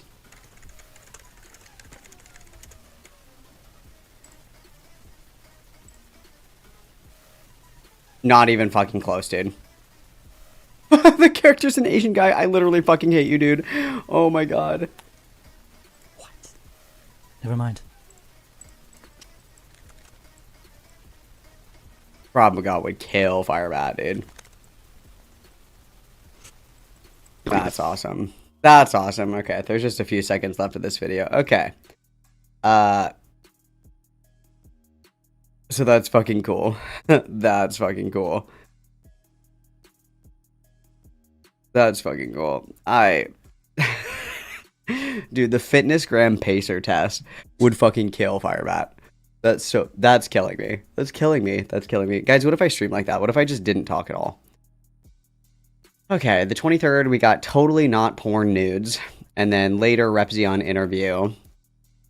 And then we have a Nazi arc, FetLife memoir. And then oscillating on DFE or not. YouTube is nuked. Okay, so we're gonna let's go to the Repzion video. Let's do that. This is gonna kill me. This is gonna fucking kill me. I can tell. Oh, I need the archive because the YouTube is down. I think that Lulu, you got copyright struck over that, right? Somebody did. Whatever. Let's. Oh fuck. Hello.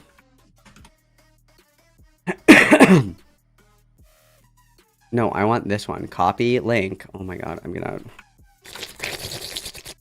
Okay, I got it. I got it. We're good. We're good. Oh, I did see this. Every time that I got service and I opened my phone, I was like tripping nuts, and it was the worst fucking time ever to open my phone. Like I was tripping fucking nuts, dude, and I opened my phone and I see that. Oh, and I see this. Welcome back, Xander Hall. Close enough. This is awesome. This is awesome. This is awesome. Gas, gas, gas, gas, gas. And I know that this isn't even accurate because I know Firebat didn't take the whole test. We're actually probably like in 70. I would say we're probably like 85 IQ. I would say 85, certainly. 85, certainly. That's awesome. That's awesome. That's so fucking cool. That's crazy. Okay, so we're going to do the Repzion interview. And that starts at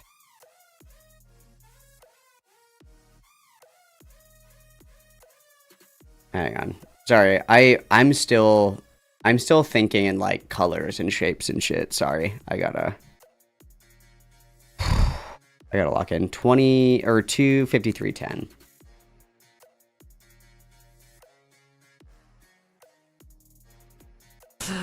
Shut up. You think I'm joking? No, I don't think you're joking. Are you joking? I'm being serious. No, I'm not joking. Okay, is this gonna do this shit where every time I pause it? Yeah, I like it. It fits well. Looks good. I like it. Usually I'm not into dresses, but this one I really like. So I might have to get myself into like 5 more of these because I like them that much. Oh god, don't get me going on. No, dude. Firebat literally has like the IQ of like, what's the word I'm looking for? It's not domesticated, but like a captured monkey. You know what I mean? Like one that lives in a zoo. Like usually, you know, I like animals that like live in the wild. I feel like are significantly more intelligent than like captured animals because they have to like navigate. Like they have to hunt for their own food. Their food isn't provided. Like they're adapted to being taken care of. Animals that survive in the wild are like more intelligent than animals that live like in captivity.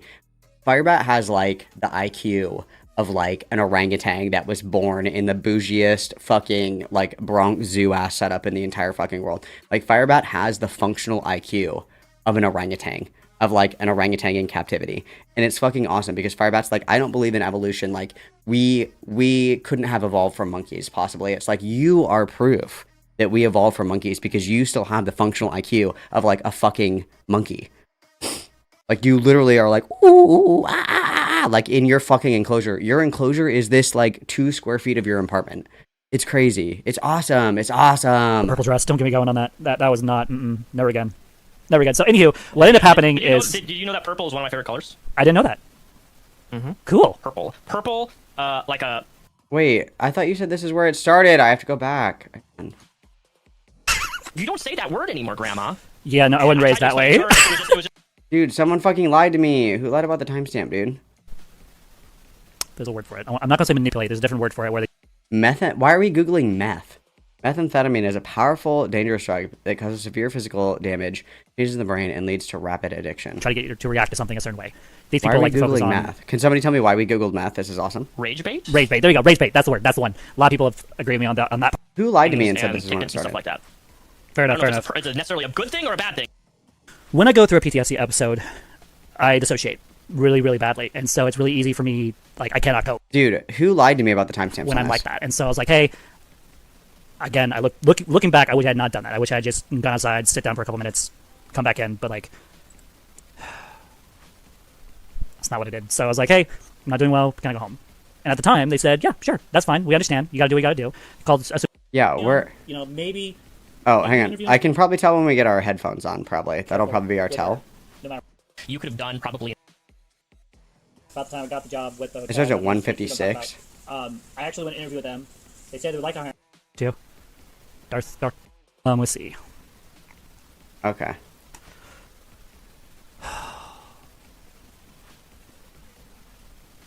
Wow, I can't believe that Lulu fucking lied to me, guys. That's insane. You know that feeling That's where you do fucked up. something really, really, really stupid, and then you do it anyway despite being terrified? Yeah, here we go. No. I don't know that feeling. Courage is being afraid and doing something anyway, but that doesn't extend to like stupid shit. Like, I'm not gonna like jump off of a roof and be like, I'm scared, this is really dumb, but I'm gonna do it anyway. Like that, no, I don't know that feeling. Actually, that's not true. I do that when I rip the Benjamin. I'm like, I'm fucking terrified, and this is really dumb, but guess what, guys? We're blasting off. I don't think anybody got a video of it, but we got to Shambhala on Tuesday, and so for the first 2 days, music starts on Thursday, so you have like 2 days to like kind of fuck around and walk around. It's like pre-party, and then Thursday they start playing music, but only at a couple of stages, and then Friday is when the real music starts. You're like walking around, and it's like, it's a good time to like try shit if you've never tried it before or whatever. And I'm like laying on my back on like this duck like beanbag, like by the river. There's a projector and it's playing like all this fucking crazy shit on the river, and I'm like laying on this duck like this, and I'm ripping the fuck out of the pen, and I'm laying there and I'm going, oh my god, bro, oh my god. I don't think that anybody got a video of that, but that was really funny. That was pretty fucking funny. It was pretty fucking funny because I always do this shit where I'm like, I think I'm ready, and I rip it, and then it's like getting like It's like somebody grabs the back of your head and like pulls your personality like right out of the back of your head, and I'm like, wait, wait, wait, wait, wait, whoa, whoa, whoa, whoa, whoa, whoa, wait, wait, wait, wait, wait, please, please, bro, please, please, I'm not ready, please. I'm like holding onto the ground with my toes. I'm like, please, please, I'm not ready. It's fucking awesome, dude. It's awesome. Okay, Kaiji for the 5. Imagine being the FBI agent looking for Firebat's browsing history. Adolf Hitler, Jeffrey Dahmer, is rape legal, smoke bombs, guns, 3D printers.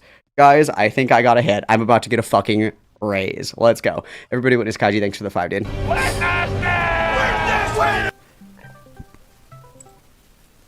Is this actually happening? This is really happening. Mine is muted. Oh, there we go. There we go. Holy. Can we watch my short clips that talks about Bat slapping Tanya first?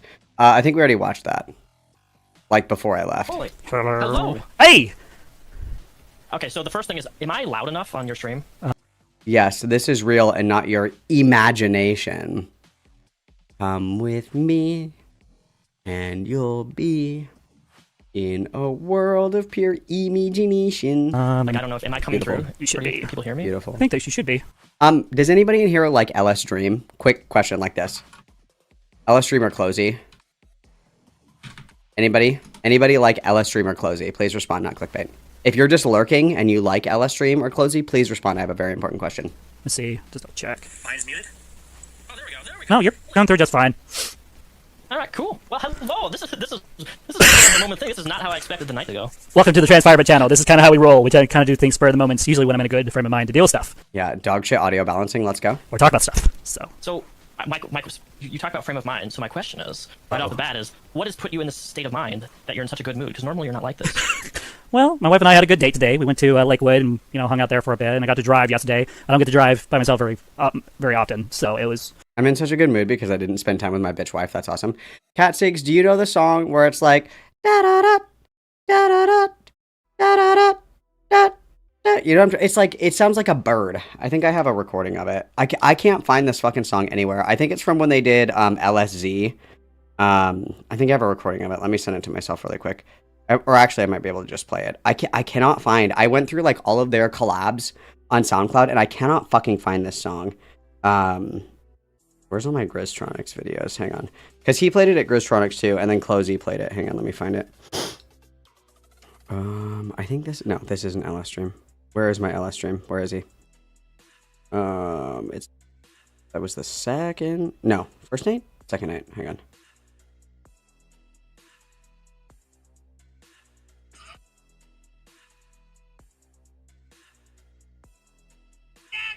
Awesome. No, it must have been the second night. Hang on. Oh yeah, it's in here.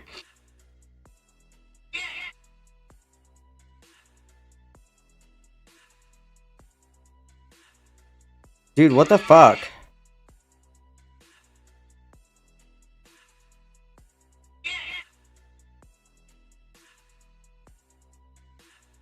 I'm not going to be able to fucking find this video, dude. I'm going to fucking freak out. It's where it's like, da, da, da. It sounds like a bird. And I think it was from their collab. I think it's LSZ. I might have it in here. Hang on. Is it this one? Nope. This one? Nope. Fuck! I could have sworn my fucking life I took a recording of that. Nope, not that one. God fucking damn it. Is it this one? No. I've been trying to find this song for like fucking ever.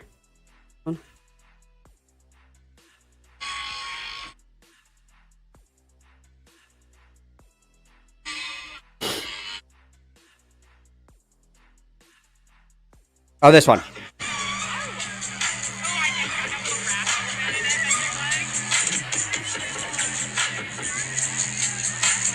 That one, where it sounds like a bird. I can't fucking find this ID anywhere.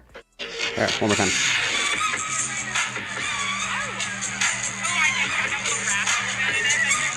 I could have swore it was from when they did LSZ, but I can't fucking find it anywhere. Let me know if you know what I'm talking about. Thank you so much. Sorry. It was nice. It was needed. So just you and your wife, good day? Yep. Normally you're not in such a perky, happy mood. I don't know. I think for me, like, last night after seeing my grandma in the state that she's currently in, it just kind of... Oh, also, Firebat's grandma died. Rest in peace, everybody. Everybody pray for Grandma Bat. Batma. Everybody pray for Batma. JG Free for the 5 gifted. Everybody witness, please. You know, I wonder if I throw this into ChatGPT, actually, if it'll tell me what song this is. What video was that I was just on? Was it this one? No.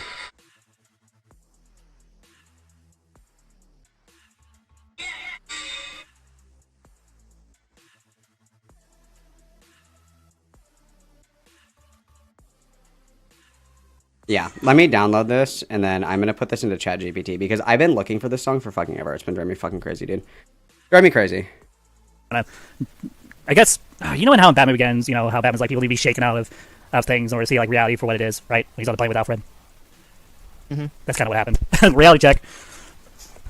Well, grief can do that. If you really had a reality check, that's good though, because reality checks are important. And I think grief is one of those things that can really make people think outside of their comfort zone. I really think it puts things in perspective for a lot of people. It won't let me upload this to ChatGPT. For good or bad, you know? Who knows? Maybe I'll have a redemption arc one day. Don't become a drug addict. Whoa! But whoa! That's what I'm saying. People can go from positive to negative, and yeah. Oh, you didn't cover Bat slapping Tanya, but you did pop into Bat's chat. Yeah, Firebat was like streaming with a hot mic and then deleted the stream and basically said that they slapped Tanya again. And then said that it was a meme and it was a joke and they were just like manipulating everybody. I don't want to give it attention because Firebat is like, oh, well, you fell for my fucking master plan, and everybody knows that's like not what happened at all. Healthy coping mechanisms. So I have a question about coping mechanisms. Yep. So clearly over the last months, there have been times where you've gotten very upset or triggered, as people would say. What are things that you do that helps you cope? Walking. With Walking. I'm expecting like, this is what I'm gonna say. Dude. I'm gonna say that I think that we have like the coping mechanisms of like a baby, where it's like I count to 5. 1, 2, 3, 4, 5. Or I do my shark fin breaths. In, out. I do my rainbow breaths. In, out. Like that's what I'm imagining our coping skills are. Because like I don't think that we have very advanced coping skills, like if I'm going to be completely honest with you. And then going back up, I think I missed JG Free for the big 5. And then we also have Kaiji for the 23 months of consecutive membership. Evil Firebat takes care of wife and works 60 hours. Very true. Double witness, guys. Thank you so much. Everybody witness. And I think this is like day 3 of wearing the same fucking dress, which is awesome. Wait, if you're triggered or you get really, what are some things that you do in your opinion that are healthy coping mechanisms for yourself? I mean, like for me, like I like to go walking. I do that quite a lot. Or if I get really, really overwhelmed with something, like every so often on my channel, I'll get just an onslaught of mostly Femios people, if I'm being blunt. Not so much your people. Most of your people they agree with you on everything, and then they'll come over to my stuff and kind of be cordial a little bit and be like, hey, you should give Repson a chance. Hey, my viewers are pretty nice. I'm going to be honest. I have a pretty cool audience. They're not... Dude, Ponder Sprocket would fucking love Firebat. Guys, somebody go and get Ponder Sprocket, please. Usually too toxic. So like, so you mentioned walking. Walking's good. That's a really good coping mechanism. And then JG Free for your own membership. It's important to take care of yourself too. That's good self-care. Everybody witness, please. Dude, I hate when I accidentally punch my wife in the face. That's crazy. Being outside and walking is... and Isaiah actually did compliment you. So my interview, when I am interviewing Isaiah, his interview's already done, right? I'm still editing and stuff. But one of the things he did say positively about you is that like you are constantly going on walks all the time and how healthy that is. So it's all I do with stuff. You know, when you've been through like what I've been through in life, you know, it can be very difficult to find something that's healthy. When you say that, been through in life, like what do you mean by that? Childhood trauma, you know, dealing with my stuff I've talked about over a billion times, like on my YouTube channel with like my mom and like stuff that happened between me and my foster sibling, my foster dad, high school, SF, so forth. Foster SF? dad. So you're... The fuck is SF? Resevere, what is up? I hope that you're well. Love you so much. Kisses you on the lips and rubs my belly. That's so beautiful. Welcome, Resevere and Little Rezzies. Welcome, guys. We are watching Firebat right now. Firebat is on a Nazi arc, I guess, which is fucking awesome. We're here for that. If you guys are just stopping by and don't want to stay for the slop, that's awesome. Please smash that fucking like button. It makes me really happy and it makes me smile. That's free. Discord is also free. You guys are welcome to join my Discord, which is awesome. It's super cool in there, super fun, awesome, show-stopping and fucking brilliant, which we love to see. If you guys hate free shit, you guys can always donate, buy memberships, buy super chats. You guys can check out my merch, which is also super fucking hot. You're gonna be out in public and bitches are gonna be like, dude, that shirt is so sexy. Here's my phone number. And you guys have no fucking idea how many hoes you're gonna pull with the Malcolm merch on. Okay, thank you so much. I hope that you're well. I hope that you are well. And Keldodge for the 12 months of membership. Oh my god, you're 1 year old today. That's beautiful. Everybody witness. We do love Firebat Slop. Everybody witness, please. All right, let's continue. Your foster kid then? Yeah. I thought you knew that. I didn't know that. You didn't? No. I mean, I was told that, but like I hadn't actually heard you say that from foster care. I'm sorry. That is a tough background. Yeah. Just going through the system. Have you ever heard of the book? Passed around a lot in the system, or I went through Shut the fuck up, Grackle. Nobody wants you here. Worry about yourself, Pookie. about. you could jump from family. It was family to family or... for many years. I do have genuine like mental issues that are painfully evident in my channel, like very loud and clear. Doesn't take a brain surgeon to see them. But like, have you ever heard of the book I don't fucking monetize my streams anyway, so I'll say Nazi all I want. called "The Boy Called It"? The Boy Called It. No. The Boy Called It? Yes. Dude, that's my favorite It Stephen is King a book. good way. This is not my just for you, but for my followers. For you guys. Also, my favorite thing about Firebat's bookshelf is that, like, all of these are just, like, unbent, like, untouched. Like, they've never been fucking open before. You can tell that none of these books have never been read. Where is it? There it is. Yeah. So in the book, it's called "The Boy." Sorry, a child called it. What did I call it? The boy called it. It's a psychological book for people like me That has, like, never been fucking who've opened. been through a lot of trauma by their biological families. Things you don't. There's a reason why I get really upset when people say, "Oh, Firebat's going to abuse their child," and like treat them like crap. I'm like, Firebat unaware blissfully of the cycle of abuse, where, like, if you are abused, there's like that cycle, right, where you were abused, you never really process it, you never really go through your trauma or whatever, you never get any professional help, and then you carry on that cycle of abuse, even if unintentionally, which creates generational trauma. Therapy would do wonders. That's actually not true. The therapist that works with Firebat would probably kill themselves in a video game. That's crazy. You don't know what you're talking about. But like, if you read this book, A Child Called It, it's by David Pelzer, Dave and then Pelzer. It'll kind of give people a better idea what abuse actually looks like. Or when I say looks like, I mean more darker looks like. Abuse is abuse at the end of the day. Period. Darker. Interesting. Yeah, I've never heard of that book. I've never seen that book before. Firebat thinks that abuse is hitting, and then also somehow thinks that they're not an abuser, even though they hit their fucking wife all the time. But doesn't understand that there's like financial abuse, that there's emotional abuse, there's neglect, endangerment, all of these different things. Like that, it's an umbrella. It's the best way for people to get to know me better. Can I give you a book recommendation? Sure, I'll add to my list. I'm thinking about it. Yes, no, seriously. So one of the books that I have, and it's a phenomenal book, it's called The Body Keeps the Score. It's about your brain, mind, and your body. Yes, let's give Firebat recommendations on how to weaponize their trauma and PTSD more to get out of accountability. That's a really good fucking idea, Repsion. That's a really good idea. I think the thing that is like really annoying, and like maybe this is just me, I hate when people do like quote unquote interviews with people or whatever, but the whole time they're just like fucking coaching each other, or they're like trying to coach the person. It's like interviews are supposed to be like you're asking like unloaded questions, you're letting people come to their own conclusions, you're asking like follow-up questions. You're not just like, hey, so here's how you actually deflect responsibility more effectively. That's so fucking stupid. Right off the bat, I'm gonna punch myself in the face. Healing of trauma, and how trauma changes our brain chemistry and rewires our brain in really unhealthy, backed up like everything that's used they use real life people examples of like clinical real life people examples specifically deal with childhood favorite. trauma, and like therapists and psychiatrists and all those people, and they use people, and they've given consent to take their full like detailed experience, put it in this book, and then use scientific evidence to show how that trauma has affected them permanently for positive and negative, and like things that people They're just having like girl time, which is stupid. And I have the same criticism for Femyaz. When you guys are like talking to people, like again, you have the Holy Grail right here, right in front of you. You have Firebat, defenses down. Firebat that you could literally talk into admitting to rape with very little fucking pushback at all, okay, that will freely admit the worst things that they've done with little to no prompting at all, and you want to have fucking bro time. That's insane. I have the same fucking problem with Femyaz. I have the same fucking, like, you have the person here that has no fucking filter, and you want to try to help coach them on how to better deflect responsibility for their sins instead of, like, asking questions to get more information. Ass. People have done to fix it, and things that people have done to make it worse, and things like that. It's a thick book though. Like, it's genuinely, The Body Meets the Score is one of the best books on trauma I think that there is, just because it's so educational on explaining how trauma affects the brain. I think I may have already looked this up before, because I'm seeing that it's in purple here on my Google search. So I'm about to look this up. Oh, hang on one second. My wife just woke up. She just woke up. 1 second, I must go and say hello. Give me 1 second. I'll be back in just a moment. Gotta make sure that she doesn't fucking need anything. Because Firebat's a fucking pussy, dude. I don't know. People are like, Malcolm's so mean. I can be mean. You're right. I definitely can be mean. But I'm not always mean. Sometimes I'm nice. I'll be right back. Hang on. I gotta go say hi to my wife. Everybody behave.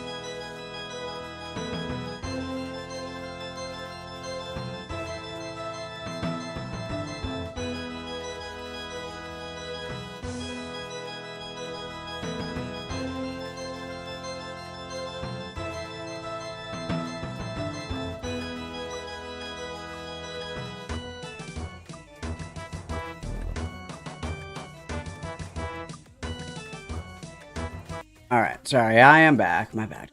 All right, shall we continue? I mean, it's a fantastic, like, it is highly rated. This was actually Highly recommended rated. when I was doing DBT therapy, and I blew through the whole thing super quickly. Hot take, I fucking hate DBT. Hot take. Too many acronyms. Too many acronyms. I hate an acronym. Too many. It's highly, oh my god, it's such a good book. And you'll learn a lot. There's a lot of things that I was just like, wow, I had no idea that these types of things can affect you in that way. So Cool. I'll add that to my list of things. Yeah. I don't really read books. Maybe I'll read that book out loud and can make it as tell. a maybe thing here on YouTube of a new. We can tell. Also, reading books out loud is like a terrible way to try to process them. Like, you might think, like, oh, if I read it out loud, you know, I might... Oh, fuck. Did I lag? Am I lagging? Did I lag? My chat lagged. Anyway, looks like I'm back now. Anyway, reading things out loud is like a terrible way to try to process shit, which is crazy. But, yep. Study to go through.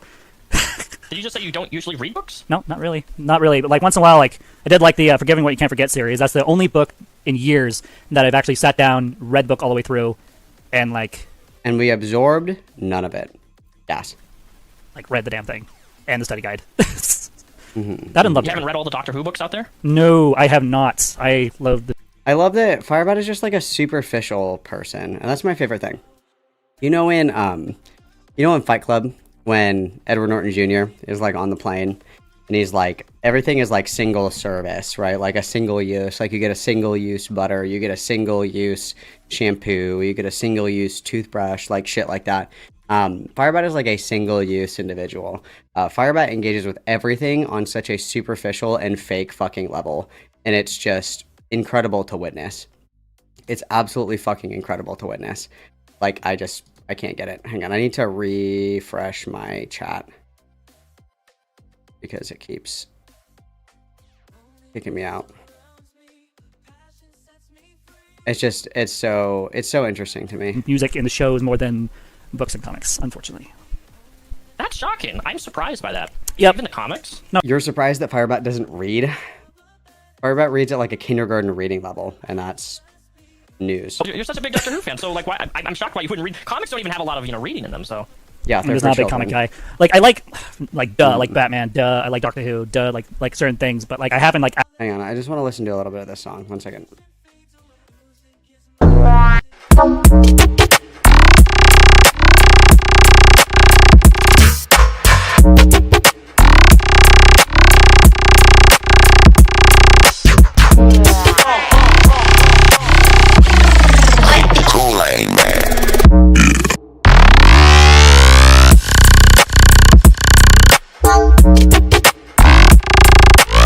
I'm having like dubstep withdrawals, so you have to bear with me. Actively got into that type of stuff. I'm very simplistic. I'm complicated mentally, but simple when it comes to just life. You're simple in all regard.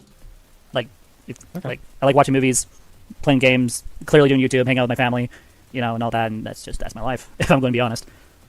Waste of a life. So going back to my question, healthy coping mechanism. Jigsaw would love Firebat. So you mentioned one is going on walks. I gotta take off my sweatshirt now. I'm hot. I'm gonna die, guys. I'm gonna die.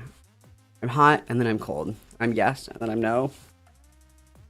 I'm in, and then I'm out. I'm up, and then I'm down. Just, guys. Oh.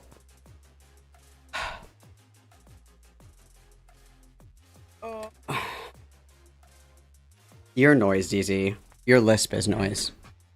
Gay boy. What would another healthy coping mechanism look like for you? I did miss you, Tito.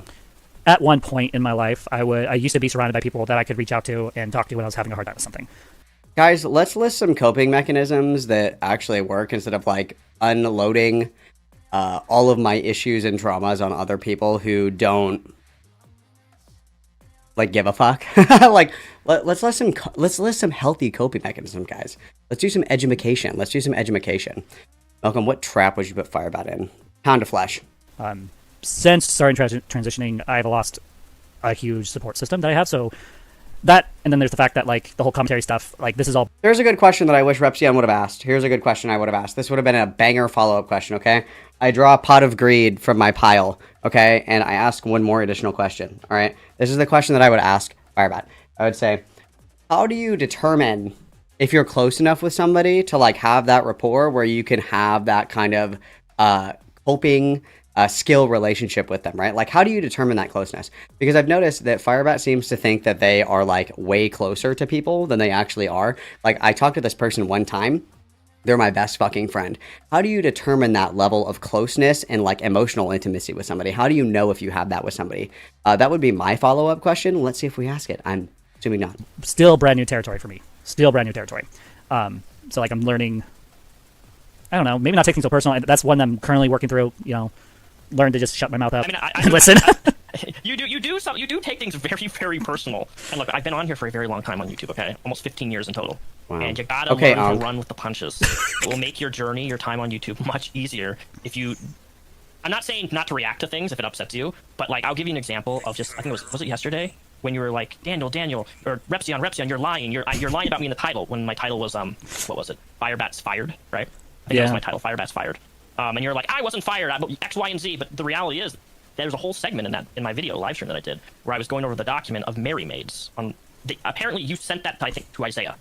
I have this, or I don't. You gave that screenshot to somebody. I don't know who you gave it to, and then that person gave it to Isaiah, and then eventually it found its way into the. It made its way into the commentary community, so people, that's how it works. It spreads from one person to one person, and I don't know the context behind it, but that's what I was talking about in my video. And as somebody who does YouTube, you want people to click your video, right? So if a title says "Firebat is fired," right, with a question mark, I'm not giving the context to when you were fired, what it was for, but it's just that you were fired, right? And it makes people want to click because they're like, oh, somebody got fired, right? Right. That's just how YouTube works. That's an optic side of YouTube. And I didn't lie because I'm literally talking about a document. I got let go. You got fired. I got not invited to return to work. So you got fired. I got asked to please not return on Monday and to take my things home. Okay, so you got fired. Got it. You posted. And that's something that I really wanted to ask about. What happened with the Merry Maids thing? Oh my gosh. I've been told very different things by different people, and that's where I'm talking to you directly, so I want to hear what you have to say on it. So what happened was I got the job with them. I showed up, was working the job itself. I was with two ladies. I was in the back. They were talking about like death and like babies and all that stuff. And I remember I asked them, hey, can we not talk about this? This doesn't sound like something professional to talk about. Guys, can we stop talking about dead babies at work? I'd rather talk about something much more productive about how I raped my ex. Thanks so much. While in the car or while we're going on a job or that. Because at the time, I was a very different person back then. When I would go to a job, I was very quiet, keep to myself, do my job, keep my head low, not draw attention. That's what my foster father told me to do. Because, well, as you can clearly see, I'm very flamboyant. What I want to be. And so that's... I don't think flamboyant is the word that we want to use. We want to use the word overbearing. Unbearable, annoying as fuck, perhaps. But I did. I get it. Inappropriate. I'm a bisexual man. I can be flamboyant too. I get it.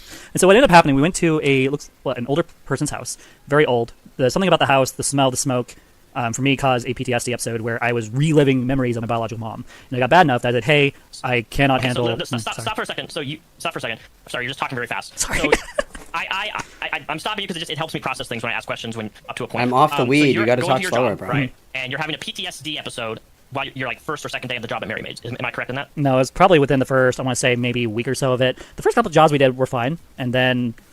So you were at Merry Maids for a week? For about a week, I want to say. I don't remember the exact amount of time I was there. I know it was for a very short period of time, and it was short enough that... Let's put it this way. I was very pissed for the reason they fired me, and I was pissed. I was very pissed, because I liked the job. The job was a good job.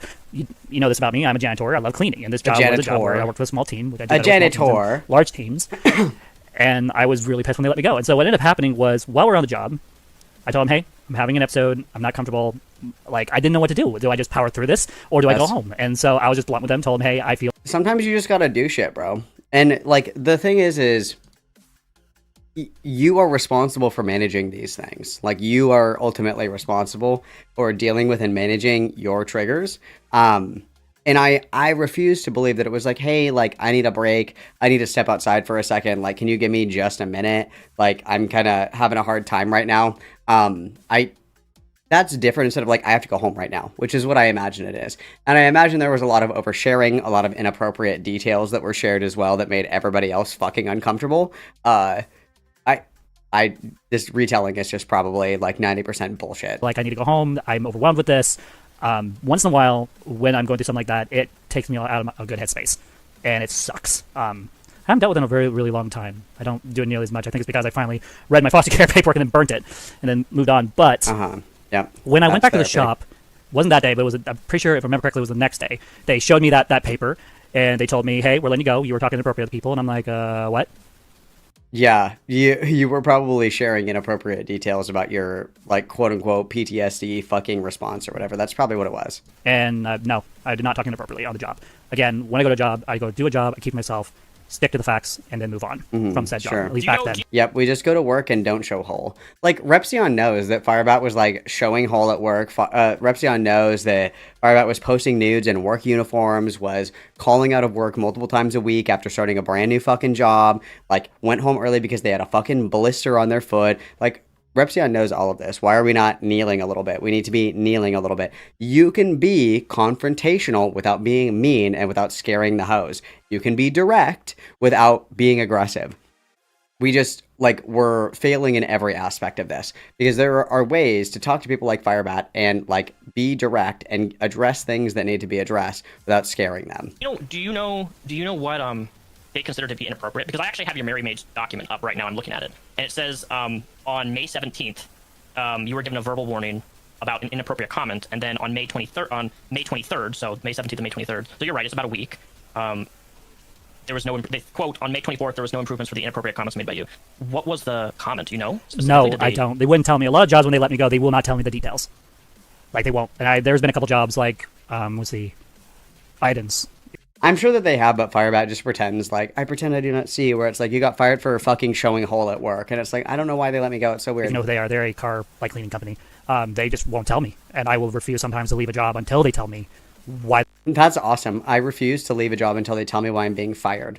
That's awesome. That's a really good idea. That's super cool. That looks really good on job references. Somebody also, I remember before I left, somebody sent Firebat's resume. So let's take a little detour, guys, and do that really quick. Hang on, because I love a little resume. I love a little resume snark. So this is Firebat's resume. Let me get all these images. We have 1, 2, 3, and this is a screenshot for Ant. So give me grace while I try to read this. And 4. So let's start here. So Firebat did this and then redacted everything, so you know you can't see whatever. Okay, so we have number 1 here. So skills. Microsoft Word, Microsoft Outlook, computer information systems, phone skills, point of sale software, customer service and professional service, communication skills, independent and adaptable worker, training skills, problem recognition skills, time management, housekeeping, heavy machinery. This is crazy. We could just say like Microsoft software expertise. We could say like all of these could be condensed into like 3 bullet points. We're kind of like saying the same thing over and over again, right? That's kind of crazy. What else? So we got number 2, Chipotle food handler, obtained October 3rd, 2024. Current Job Corps CPR obtained 2019. I wouldn't even put that on there anymore. CPR certifications expire within a year. So we certainly have not kept up on our CPR certification. You can just take that completely off. Construction flagger obtained in 2019. That probably also is still not in effect. Our food handler's permit absolutely expired. That's only good for a year as well.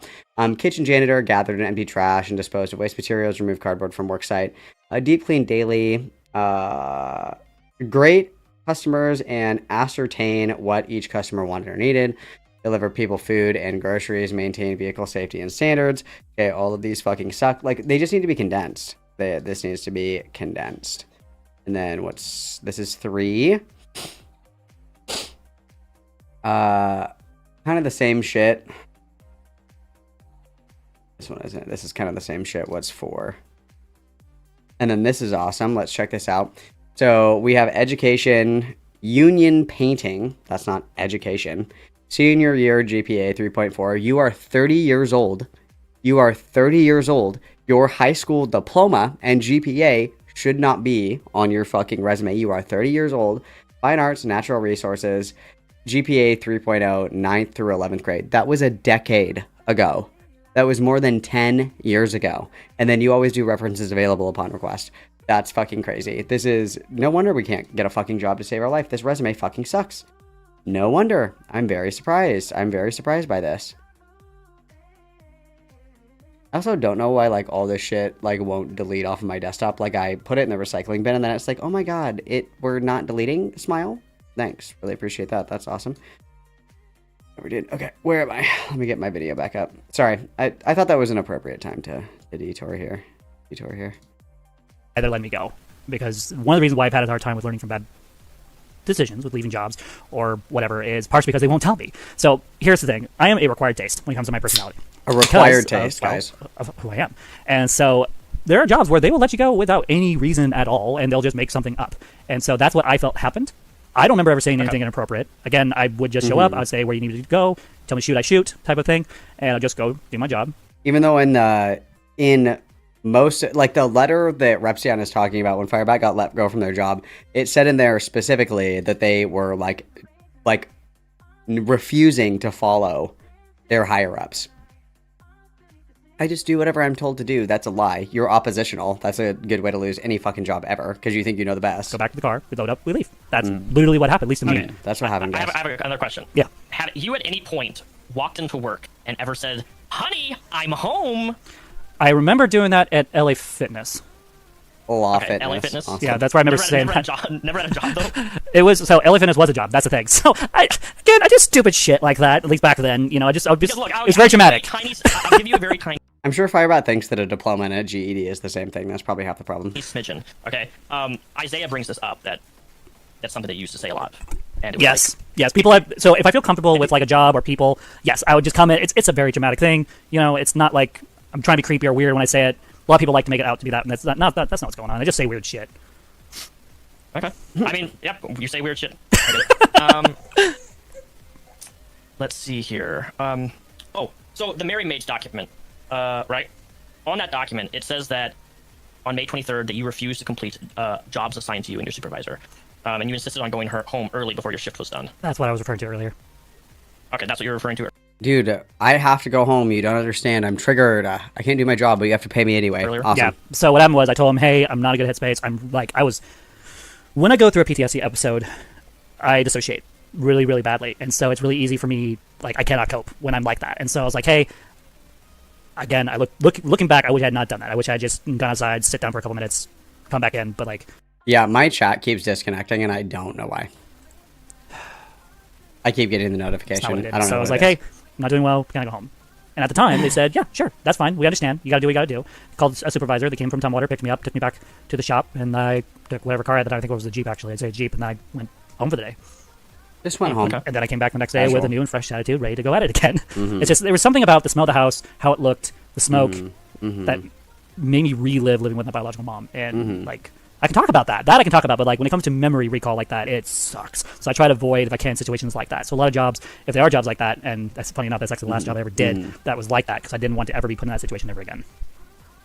Of going into somebody's house and being triggered and then having a PTSD episode. Yeah, didn't want to have a job where I would have to deal with that. So dealing with this type of stuff, one of the things my foster father taught me is if you can avoid it, avoid it. And so those type of jobs, unfortunately, they do a lot of homes like that. And so it turned out not to be even a good fit. Dude, I get PTSD attacks from deep cleaning houses that have a lot of smoke damage. So the job that I applied for and got was cleaning houses that have smoke damage. That's awesome. At the time. Great idea. Back, okay with it. I didn't like that they couldn't just tell me the truth of why they fired me. I'm still pissed about that. Okay. Yeah. Well, wow. Crazy. in the document, it says inappropriate comments, and then you were walked off the job. That is what they said, but they don't give any more context. I mean, walking off the job, I think, is pretty transparent. Right. If you go home early before your shift, it's like unless a supervisor approves that you doing that, And like they did. another employee, they can't. So you're saying a supervisor approves I don't believe that for a second. I believe it was like, if you leave, don't come back tomorrow. I believe that's what it was you said. going home early, and then you got written up for it. Yep. Sure. Literally was at a site over on the west side of Olympia. The shop is located in Tumwater. Someone had to drive from the office all the way up to there to pick me up and then give me a ride home. And when I explained what happened, they said, that's okay. There's nothing wrong with that. You're okay. Just come back tomorrow and we'll be fine. And then I'm pretty sure it was either the next day or whatever, Sure. I got fired. Okay, interesting. The ultimate victim. Yep. Because, quote, when asked by your supervisor what should be done with the last house, you stated, quote, you will figure it and couldn't do it. This is considered, quote, walking off the job when you leave without the work being completed. Please see document attached. Okay. But during your first 2 days of training, you were given multiple warnings on the ability to take and follow directions in clients' home during the process of learning how to doing cleaning 101. Was this not following directions? Was this because of the PTSD episode? That is not related to the PTSD. That's a whole other situation. So there was Let's tell us more. Tell me more. So the trainer. The trainer. Oh, is this the Asian guy that Firebat couldn't understand? This is awesome. Do you know how ODSD works? Like, not ODSD, what is it called? It's when you're obsessive cleaning. Really, really obsessive. OCD? Like OCD? Yeah, so the person that trained me had Like that. The person that was training us on cleaning shit was very meticulous in the way that they were cleaning, so they had to have a disorder. What? Dude, my first job, my very first job that I ever had, I was 16 years old. I was a housekeeper at a hotel. That was my very first fucking job. It is not OCD to be meticulous in your cleaning. That is not a disorder. Like your job is cleaning. It needs to be cleaned. And you're going to defer to a supervisor or like a professional that has worked there and knows what it means for something there to be clean. Because the way that I clean like my toilet might be different than the expectations that they have to clean a toilet at like a hotel, because everybody's using it, right? It's not just like I wipe down my toilet and I clean out the bowl or whatever because it's my fucking toilet. Maybe it requires a higher level of cleaning. Or like if I clean my mirror, you know, I just clean like right here or whatever because I'm this tall, so I get like right here. You know, when you're cleaning like a hotel mirror, you have to get all the way to the top because there's like crazy tall people that come to the hotel. Like every time I make my bed or every time I wash or launder my sheets, I don't like pull off like, you know, the protective, like there's like the top sheet and then there's like that other like fitted sheet. Like there's like another sheet that you have to wash. If it's my bed, I'm probably not going to wash that, right? Because it's my bed. I don't have to wash it every time I do my sheets. But if it's a bed that somebody else is going to sleep in, that is not the person that was just in the bed, you have to clean all the shit, right? You have to vacuum in places that you wouldn't normally vacuum in your house, like shit like that. Like you are going to have a higher standard of cleanliness if you are cleaning for other people. Like, what the fuck? That train you had OCD. And so awesome. I don't have that. So when I would clean something... I don't have OCD, so I couldn't clean. Isaiah Kit will be a witness to this. Same with Seraphe. Same with anyone else who interviews who knows me personally. They'll say that when Victor goes to clean or Violet, when she goes to clean, she cleans. And it's nice and it's clean and put away. And like... That's very true. That's why we live in literal fucking squalor. True. I do a really good job. And so what happened was I had cleaned a house that was already clean. Like, it was really, really clean. And I just went through, I followed the protocols. They gave me a sheet. If you are a service that is deep cleaning, surface level cleaning is not enough. If you are deep cleaning, that means that we're pulling out appliances and cleaning behind the appliances. We're cleaning out air ducts. We're cleaning under sinks. We're scrubbing shit. Like, deep cleaning is not the same thing as like a surface clean. If you are a cleaning company, the expectation is that you're doing a deep clean. Because I can look around here and say, oh, it's pretty clean in here. I know that if I pulled my desk all the way out, there'd probably be dust bunnies. And I'd probably have to like wipe down the baseboards. I know that if I pulled all the shit out of my closet, I'd probably have, you know, like, I don't know, like dust or like little piles of like cat hair or whatever in the corners of the closet. Like, deep cleaning is not just scanning and saying it looks clean in here. Deep cleaning is literally getting every single fucking nook and cranny. That's what deep cleaning is. That's like, deep cleaning would be like, instead of just dusting off all my pictures, I would pop them out of the frames and I would clean the glass, pop them back in, and then put them back. That's deep cleaning. I can visually see, oh, it's pretty clean, right? Deep cleaning is popping them out and cleaning the glass. Okay, whatever, dude. Fuck. Chemicals and everything I was told to do. But then we found like a couple single little little hairs. Like little hairs every so often, like here and there. It wasn't a big deal. But unfortunately, it was a big deal. It is a big deal if you are hiring somebody to deep clean something and it's not deeply cleaned. That is a big deal, actually. That is actually a big deal. If you're paying for a service and you don't get that service, that is actually a big deal, surprisingly. And I kind of just like, okay, I'm here to clean a house. It's clean. It's sanitized. I will take care of those hairs. And like, I got so frustrated because she kept having me go back to the same project over and over and over again. And do it right the first time. A few little hairs that were left behind when you were cleaning them. Yes, this is one like a disgusting toilet with like 1,000 hairs on it, or like what you would think. It's one of those fancy homes, like someone might own a Prius. But like, let's be realistic though. Like, let's be realistic though. Like, if you're a janitor, right? Look, I don't know if you know this about me. I was a janitor too, and I'm not even pulling your leg. I was a janitor. My first job when I was 14. From 14 to age 16, I was a janitor at a Southern Baptist church. Okay, that was my first job. And trust me, I know all about janitorial work. I know how disgusting it is. The women's restroom was always way worse than the male restroom. Facts. Girls' bathrooms are fucking disgusting. Girls are nasty. True. Very true. Everybody's like, men's bathrooms are so gross. Wrong. Women's are worse. Like, when I was at Shambhala, they have like, it's like woke, obviously, you guys. It's very woke. So there's like the toilets and then like toilet/urinals. The toilet/urinals, there's always like a crazy line because the only people that are using the stalls are either doing, well, you can just do coke wherever the fuck you want at Shambhala. So there's nobody in the bathroom doing drugs. Everybody's like blowing up the fucking toilet. You can wait in line forever to get like a toilet, or you can go to just like the toilet side with all the toilets and no urinals. And so everybody's like, that's the girl side and this is the guy side or whatever. And so it was mostly girls over here and mostly guys over here. But it's like, I'm not gonna fucking stand here and wait for like 20 fucking hours because this is the ladies side. Like, it's not the ladies side, dude. It's literally just toilets. So I would go over there, fucking pad wrappers all over the floor, fucking toilet paper that looked like it was eaten, like chewed up, spit out, gum fucking everywhere, like shit fucking everywhere, paper, napkins, everything, all over the fucking place. And the men's, quote unquote, side, relatively clean. They're like, obviously there were people that were fighting for their life in there and like blew up the fucking toilet like it was Nagasaki. But like, the women's bathroom was fucking disgusting. It was fucking disgusting. The women's bathroom, fucking disgusting, dude. Women's bathrooms are worse. Women's bathrooms are worse because you dirty little bitches drop all your shit on the floor and you just fucking leave it there, okay? Yeah, sure, there might be a little pee dribble on the fucking bowl of the fucking toilet in the men's bathroom. Cry me a fucking river. I have to like wade through fucking trash. Like literally like whoosh, whoosh, whoosh, like wading through hair ties and shit to get to the toilet to go to the bathroom. Crazy. So trust me, I understand. I will still remember the first time I opened one of the little boxes in a woman's restroom, and it was a period box. Oh and no! I didn't know Oh no! It was a period box, and I thought it was like a dead body part in there. Oh no! It terrorized me. I'm like, what the fuck is? And it stunk. Women's bathrooms are worse than men's bathrooms. It is true. It is 100% true. I will die on this fucking hill. But you know, that's comes with the job, right? I have to clean it. But my point that I'm bringing this up is like, if you have a janitor job, your job is to clean and make things spotless. Right. So I don't think it's really unfair to. Barbie is only mad because Barbie is the nasty bitch that leaves like her tampon wrappers and shit on the floor. Like the little applicator is just like sitting on the back of the toilet, and Barbie is like, this is a perfect place for it. That's why Barbie's pissed, because she knows that I'm right. Write that down. Granted, I do understand people with OCD. That's really difficult. But like, if you're cleaning a toilet and there's hairs left behind on it, you're probably gonna get called back and say, hey, you gotta clean this and you need to make this spotless, because you're in a rich person's house, right? So like, they're paying top dollar to have everything spotless. Oh my god, I paid for a service and I expect that you deliver on the service that I paid.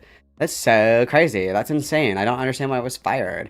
And again, this is like the Repsion like yap hours. It's like, why are we doing this? Like, you literally have Adolf Hitler sitting in front of you and you're asking like, so tell me about your favorite movie. It's like, what are we doing right now? So I don't think it's too far of a stretch for somebody to say, you gotta come back and Dude, Cat Sigs, I went to the Gorge one time.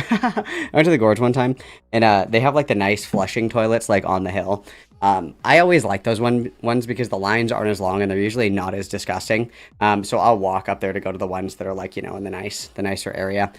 And I go in one, it's dark. So when it's nighttime, you have to turn the flashlight on your phone. I have like a little clippy thing. It's called a clutch loop. I hang it from my bag and I turn it on so I can see. I had to go to the bathroom, so I didn't bother with like turning on my light or whatever. I get in the bathroom, I'm sitting down, and I'm like, what's that on my feet? It feels kind of weird on my feet right here. I'm kind of like splish, splish, splish. I'm like, what the fuck is that?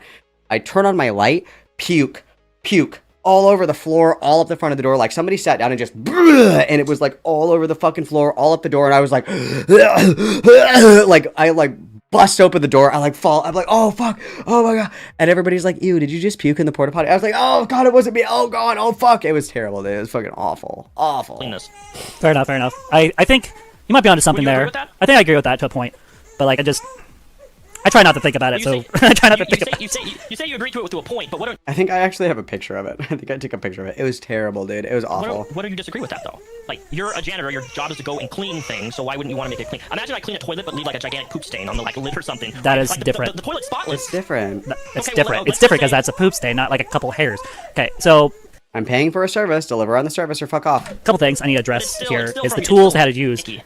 It is icky, and I went to the spot to someone to clean, and I'd clean it up, like the hair that was left behind. So here's the thing: I can admit this. I am terrible at detail, especially when it comes to like small. I'm terrible at detail, but I'm a janitor. Do we see the problem here? Maybe. Oh, it's like how to explain it. Oh my gosh! Give me a second. You're terrible at detail. Is that what Hang on, I gotta get my. I can make a house look clean and make it like really good looking, but when it comes to detail, Tanya, can you just get up? I'm elevator. Like, you know what, Repsion, give me a second. I need to help my wife really quick with getting in the car. Yeah, 1 second, guys. I need to actually like help my screaming child. That's crazy. It's gotta be like, oh yeah. You can't really see, but like I literally turned on the flash and I was like, holy fuck, dude. And I'm like playing in this puddle of fucking puke. I was like, this is fucking rough, dude. You're good. No, I got you. Just let me know when you're back down, because you sit back down. You're back. Yep. I almost want to take a picture because it's kind of a good example of what I'm talking about. The baby. I'll just take a picture, I'll send it to you via thing. So what would happen is, let me get a picture. Take a picture after you clean it off. Casually just clean something. 2 pictures. Casually cleaning something. Boop boop. What do you see? I just did that with my foot. Like, it's one of the small things. So unfortunately, I have my cat, and my hair is getting all over this place. I need to clean this desk again. Well, one picture has a lot more. I'm counting 1, 2, 3, 4, 5, 6, 7, 8, 9, 10, 11, 12, 13, 14 hairs on it in one photo. Right. And then the other photo has 1, 2, 3. I see 3 hairs. So one photo has 3 hairs, and one has 14. So while I'm standing up here looking down, the area you see with the strap going towards probably my leg, the bottom of the picture. I just don't understand. It doesn't matter how many is there. If I pay you to clean something for me and you leave shit behind, you didn't do your job, you're going to go back and you're going to do it again. Like, what's so hard about that? You don't see as many hairs. It's been cleaned. To me, I don't see anything wrong with that. I still, That's just my eyes. That's just my eye. Yeah, so your dog should your dog I do kind of see what you're talking. One is dramatically different. 14 hairs versus 3 hairs. But I still see the 3 hairs. Exactly. I still notice them. And me, like that doesn't bother me. Hang on, 1 second. 1 second. Oh, there's no rest for the wicked. Hang on.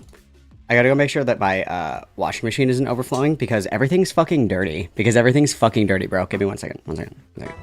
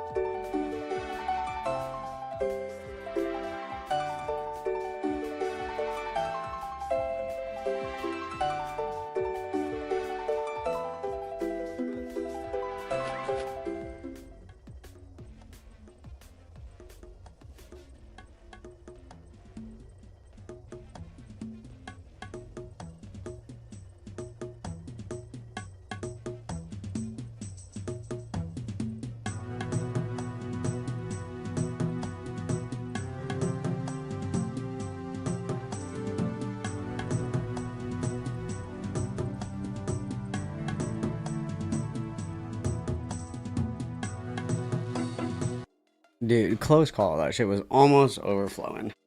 Close call. Okay. Bunch of dirt and bugs and shit fucking everywhere. Terrible. Back we go. Fuck. It's gonna take me forever to do this laundry. Me, and I don't catch that stuff in my eyes. That's what I'm talking about when it comes to detail. It doesn't bother you though. I know. It's not about whether it bothers you. It's Yeah, about it's not whether it bothers bothers the them. rich person you're cleaning for. And trust me, rich people are snobs. I hate rich people. So. Yikes.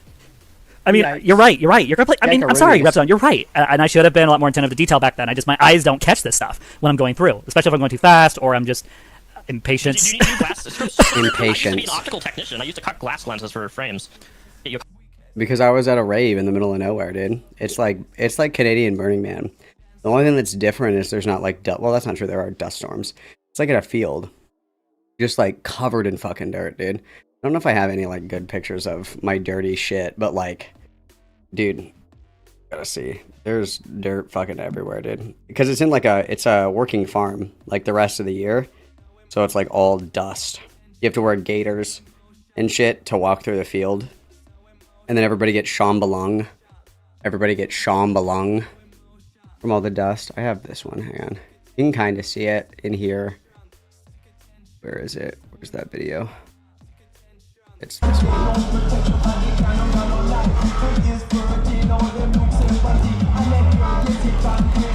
You can kind of see it in here. Hang on 1 second.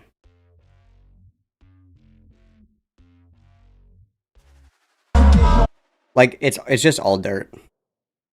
It's all dirt. So it's just like Birdie Man. You have to wear a gaiter. You have to wear a gaiter because you'll breathe in all the dust. Like it's all just dirt. So all my shit is like I've washed my shit like 3 times, and the water is still like fucking filthy from all the dirt. Costco discount? I'm joking. I don't work there anymore, but I did used to be an optical assistant. It's just how my eyes are. Like I got extreme farsight. You would think I'd be able to see stuff like that. It just is what it is. I've learned to just fucking deal with it. But that's more or less the moral story. What happened is I got too impatient, and back then, like auditory processing as well. It's always been a problem. It's always been a fucking problem with me. It's You don't have an auditory processing disorder. You just don't like to listen. That's the difference. auditory When you processing. say, okay, so that, you mentioned auditory processing. See, this is how I'm talking with you right now is how I do my interviews. Like, I go off of what other people say. So you bring I like to, like, the rapport building phase is, it's too much. We're doing too much rapport building. We're being too buddy-buddy. up auditory processing. What do you mean by that? Like, I know what auditory processing is, but like, what I'm asking is, Describe how it in is your own that words. Describe to me auditory processing disorder in your own words, apply please. to you? Can you give me an example of auditory processing So, that you struggle with? okay, today, perfect example. So my wife and I were in the car. We're literally driving up to Tacoma, like Lakewood, Tacoma area. She says, "Violet, can you grab my water bottle and give it to me?" My brain, for some reason, did not hear it that way. For some reason, I thought she wanted me to grab her keys. So I ended up grabbing her keys instead. And she's like, "No. I want the water bottle." And I was like, "Oh." It's stuff like that. Like, I'll hear what you're saying. I won't understand what you say sometimes, and I do either. And then it's like, these are all just excuses, because what do people with auditory processing disorders do? They clarify, right? This request didn't make any sense. I wonder if I'm hearing it correctly. Hey, is that what you meant? I heard you say, "Can you grab this?" Are you sure that's what you meant? Like, we're totally fucking fine listening to other people. It's selective. That's how you know it's not real. It's selective. I don't like being told what to do. I don't like listening to certain people. You don't have auditory processing disorder. You're a fucking asshole. That's the difference. Something close to what I thought I heard you say, or I fill in the gaps. Is how. Is that why we threw the cat off the balcony? It's a pain in the It's ass. kind of scary, to be honest. It is. That's a little scary. Because I've never heard, like, I understand getting things confused, like letters. Look, I'm super dyslexic, so like I was like almost 12 years old before I could write my Yes, I have woman auditory processing disorder, true. D's and B's, because I would reverse, the direction of B looking right. Just D's and B's, I would get them confused all of the time because I was super dyslexic with letters and even numbers. 9s and 6s, I would reverse all of the time. I'm not good with numbers and certain letters like that. So to an extent, I understand, but that's like a whole other ball game. Like, hey, can you grab my water bottle versus, hey, can you grab my keys? Like, water bottle and keys don't even sound similar. Yep. Yeah, because firebat's just fucking lying. True. Have you ever thought about, like, visiting a psychiatrist, or have you ever been diagnosed with some sort of thing about that? Yes. So I went to therapy for 10 years up near Rangel's area, without saying exactly. 10 years in therapy, and they didn't sit down and be like, Firebat, you are officially a retard. No? Thank God. Thank God. I just about this language. But Firebat said that they were previously. Firebat said that they were diagnosed with that previously. No. But the DSHS tried that. And they put me on 3 psychiatric medications, which probably messed me up even more, if I'm being blunt. But this was back when DSHS was like, "Oh yeah, this kid has issues. Just pump him through a bunch of pills to control them." Instead of like, I said my keys. Why the fuck would I say printer? Very true. "Oh yeah, the kid needs some love and like glasses and Coping needs mechanisms. Coping mechanisms, right? Need help. Coping mechanisms. Because listen, when you're younger, that's what kids need. Teens and young teens need most is how to deal with complicated issues and struggles and cope with things healthy. Because look, any person could just say, "Oh, but let's give you 5 subscription medications, shove pills in your mouth, and that's supposed to fix the problem." But the reality is it doesn't. Pills is not necessarily a solution to a lot of problems. And unfortunately, a lot of, I think, medical professionals are way too lax with just giving medication to people to fix something. Yeah, Alex is after this. Fair So, enough. I'm not against medication, but just healthy coping mechanisms goes a long way. Gotta check my phone. Hang on. Yeah. So that's just one of Hang on, a bunch guys. of stuff I deal with. Repsion interview. Sorry, I'm trying to retitle this video really quick. Okay, one of the big reasons why I was so hesitant about doing a video with you is because of the fact I've had a lot of, unfortunately, bad situations. How much do you know about the trough and Femios and all that crap? I don't know a lot. I've talked to Femios a couple times. We've been cordial. She was on a live stream of mine. That's true. Word advice. I'm not like super close. I'm not super close to them. Yeah, guys. Word advice, don't get on be- their bad side, just don't do it. Yeah. Just don't do it. Don't be on Femios' Don't get on their bad bad side, side. guys. What would I have to do to get on their bad side, though? What did you do to get on their bad side? That's what I'm curious about. Oh, So, let's see if we What do recount you this do to get on correctly. Femios' bad side? Because I've talked to her. To be about blunt, you, it's and complicated. So if you go to her interviews, past interviews, What makes it complicated, though? she says one thing and then tells people another. So what she told me is her issue was the fact that I had a middle episode here on camera, like back in January, February, March-ish, and I was trying to suicide bait. Actually, kill myself on camera, to be honest. And she didn't like that. I was actually going to kill myself on camera. No, we weren't. We weren't going to do that. Also, the other thing, the reason that we had a falling out with Femiaz is because you were on live stream with Femiaz and then you like talk shit behind Femiaz's back when Femiaz went to the bathroom. That's the problem. That's the problem. Like, we just live in like a fictional world. It's so interesting, like that we rewrite history. I think the Buzzball stream was the most interesting stream to me because it was like you could see in real time. It was like 12 hours consecutively of content, and it was like every single time that we retold the story, we changed it significantly and drastically. And now whatever the Femiaz shit is like turned into this, where it's like, oh, actually, Femiaz is super mad at me over XYZ. It's like, no, Femiaz doesn't like you because you talk shit about Femiaz. That's why. Actually, that's why. That's why. And then, of course, Again, But not you getting have into suicide baited, though. This makes me Yes. so You have happy. suicide baited, Yes, I was genuine though about it, and that's something I've been very loud and clear about from this whole beginning of it. I got these at Shambhala. I traded for these. Aren't these awesome? I traded for these. These are the best thing that I got at Shambhala. I love these. I wasn't faking it. Okay, there was even a mark on my neck for a little while. Sarah Faye literally called my sister. My sister called me. My wife almost came home. Like I was, Wow. I got so overwhelmed. I went and killed by What walking. you're saying is you were actually suicidal. Yes, and that's something I was trying to tell Can I- Femios from the beginning. Let me stop you for a second. First of all, I'm sorry that you were actually suicidal. That's not a fun emotion to anybody to experience. But here's the thing, and I'm being as real and upfront with you and direct as possible about this. If you have a Why are we giving like validity to this? Like I hate this fucking interview, dude. This interview fucking blows, dude. This interview fucking blows. Like why are you giving validity to this? Like firebat literally admitted that the reason that they did this is because they wanted everybody to leave them alone, that it wasn't an authentic like, oh well, maybe if I just do this everybody will fuck off and stop covering me. Like firebat has literally described this as bait. Exactly. They're mutually exclusive. They cannot coexist with each other. past suicide baiting, and you've admitted this on camera, and you've admitted on camera that you have made suicide baits with the intention to get people to shut the fuck up about you, correct? You have said this. You You have said this. I have video of yes, you saying this. Like I know what you're referring to. Yes. I have said that. Confirmed that you've done this. So to get them to shut up hear me about, out. so let me hear me first Hear for a me out. I'm second. not done yet. The reason I said that is the same thing as I said before. Every time I say something is to get people to stop.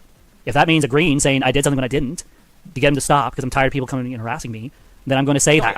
I understand that. I understand Guys, if you don't like the stream, I'm gonna redact it. So write that down. what you're saying. What I'm saying is that if you are suicide baiting, regardless whether it's specifically all suicide baiting, and then you actually have a suicide issue where you are suicidal, how is me or anybody going to differentiate between a suicide bait and you actually wanting to harm yourself and you actually having a real life mental health struggle? Do you see what I'm saying? Yes, I see what you're saying, and that wasn't okay to do that. If you're playing the cry wolf section of suicide, and then you actually have a real struggle, how is anyone going to be able to take you seriously with that? That's a good question. That's why I stopped. Well, I haven't done any of that in months and months and months. I moved on from that type of behavior because I realized that it wasn't okay to do that. The only time that was serious was that one. To be fair, I haven't seen you do it for quite a few months, so. Change takes time, and be blunt. Guys, change takes time. It's not my fault. Guys, it's not my fault. Like, come on. That was yesterday. Today's a new day. Yesterday, you said tomorrow. It's not my fault. Change takes time. Sorry, guys. I have not been coping well with all this new stuff. Again, I'm new to this whole online saboozle. Saboozle? Learning to... Saboozle. I don't know why I said that. No, I don't think it is. I just made it up. I think I just on the fly. I just made it up. I don't know. I like that Bungdoozle. word, though. I may adopt it. Saboozle. Samboozle. Interesting. Did you actually notice that you say interesting a lot? Have you ever noticed that? No. I usually don't watch my own crap. No, I'm serious. You say the word interesting all of the time, and it actually makes me laugh quite a lot. Like, interesting. And then you do this nod head. Interesting. I think it's one of your most used words ever. I got that from Femios. A lot of videos of you. I got that from Femios. Yeah, because she does that. She goes, interesting fact. That's actually how she talks, like that specifically. And so, like, there's things that, like, I think they're interesting, so I go, interesting. Because I'm, like, processing in my head what they're talking about, and I go, and then I continue what I was saying. No, firebat just, like, skinwalks everybody else is the problem.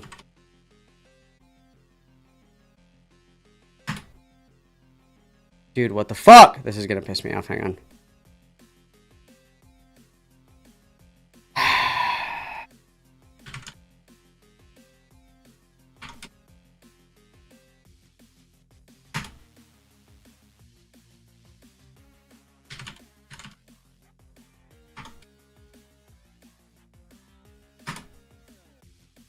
Dude, what the fuck?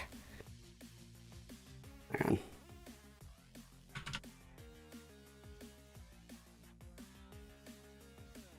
I was like, change your password, update your password, blah, blah, blah, blah, blah. Blah, blah, blah, blah, blah. So annoying. So annoying. Let me keep it. Let me keep it. I don't care. Let my password be 42069 sexy robots 123. Please stop.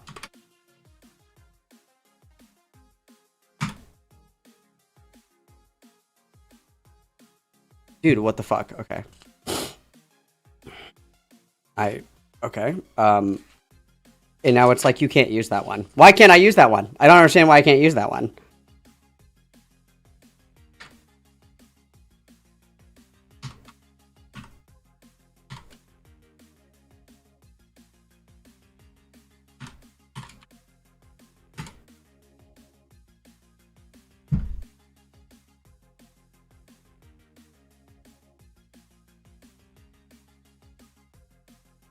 What the fuck is happening? Oh my god. What is going on? Just let me log into this, please.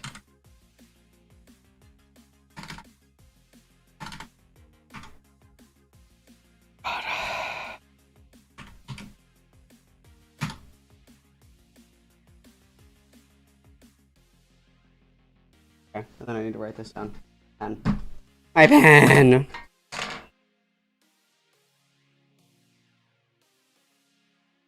Okay.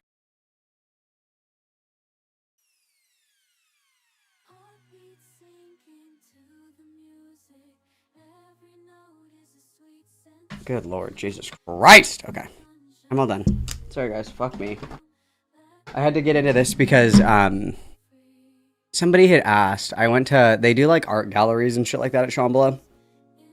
And somebody was like, I went there to buy a couple of things. I got a couple of art pieces for my living room or whatever.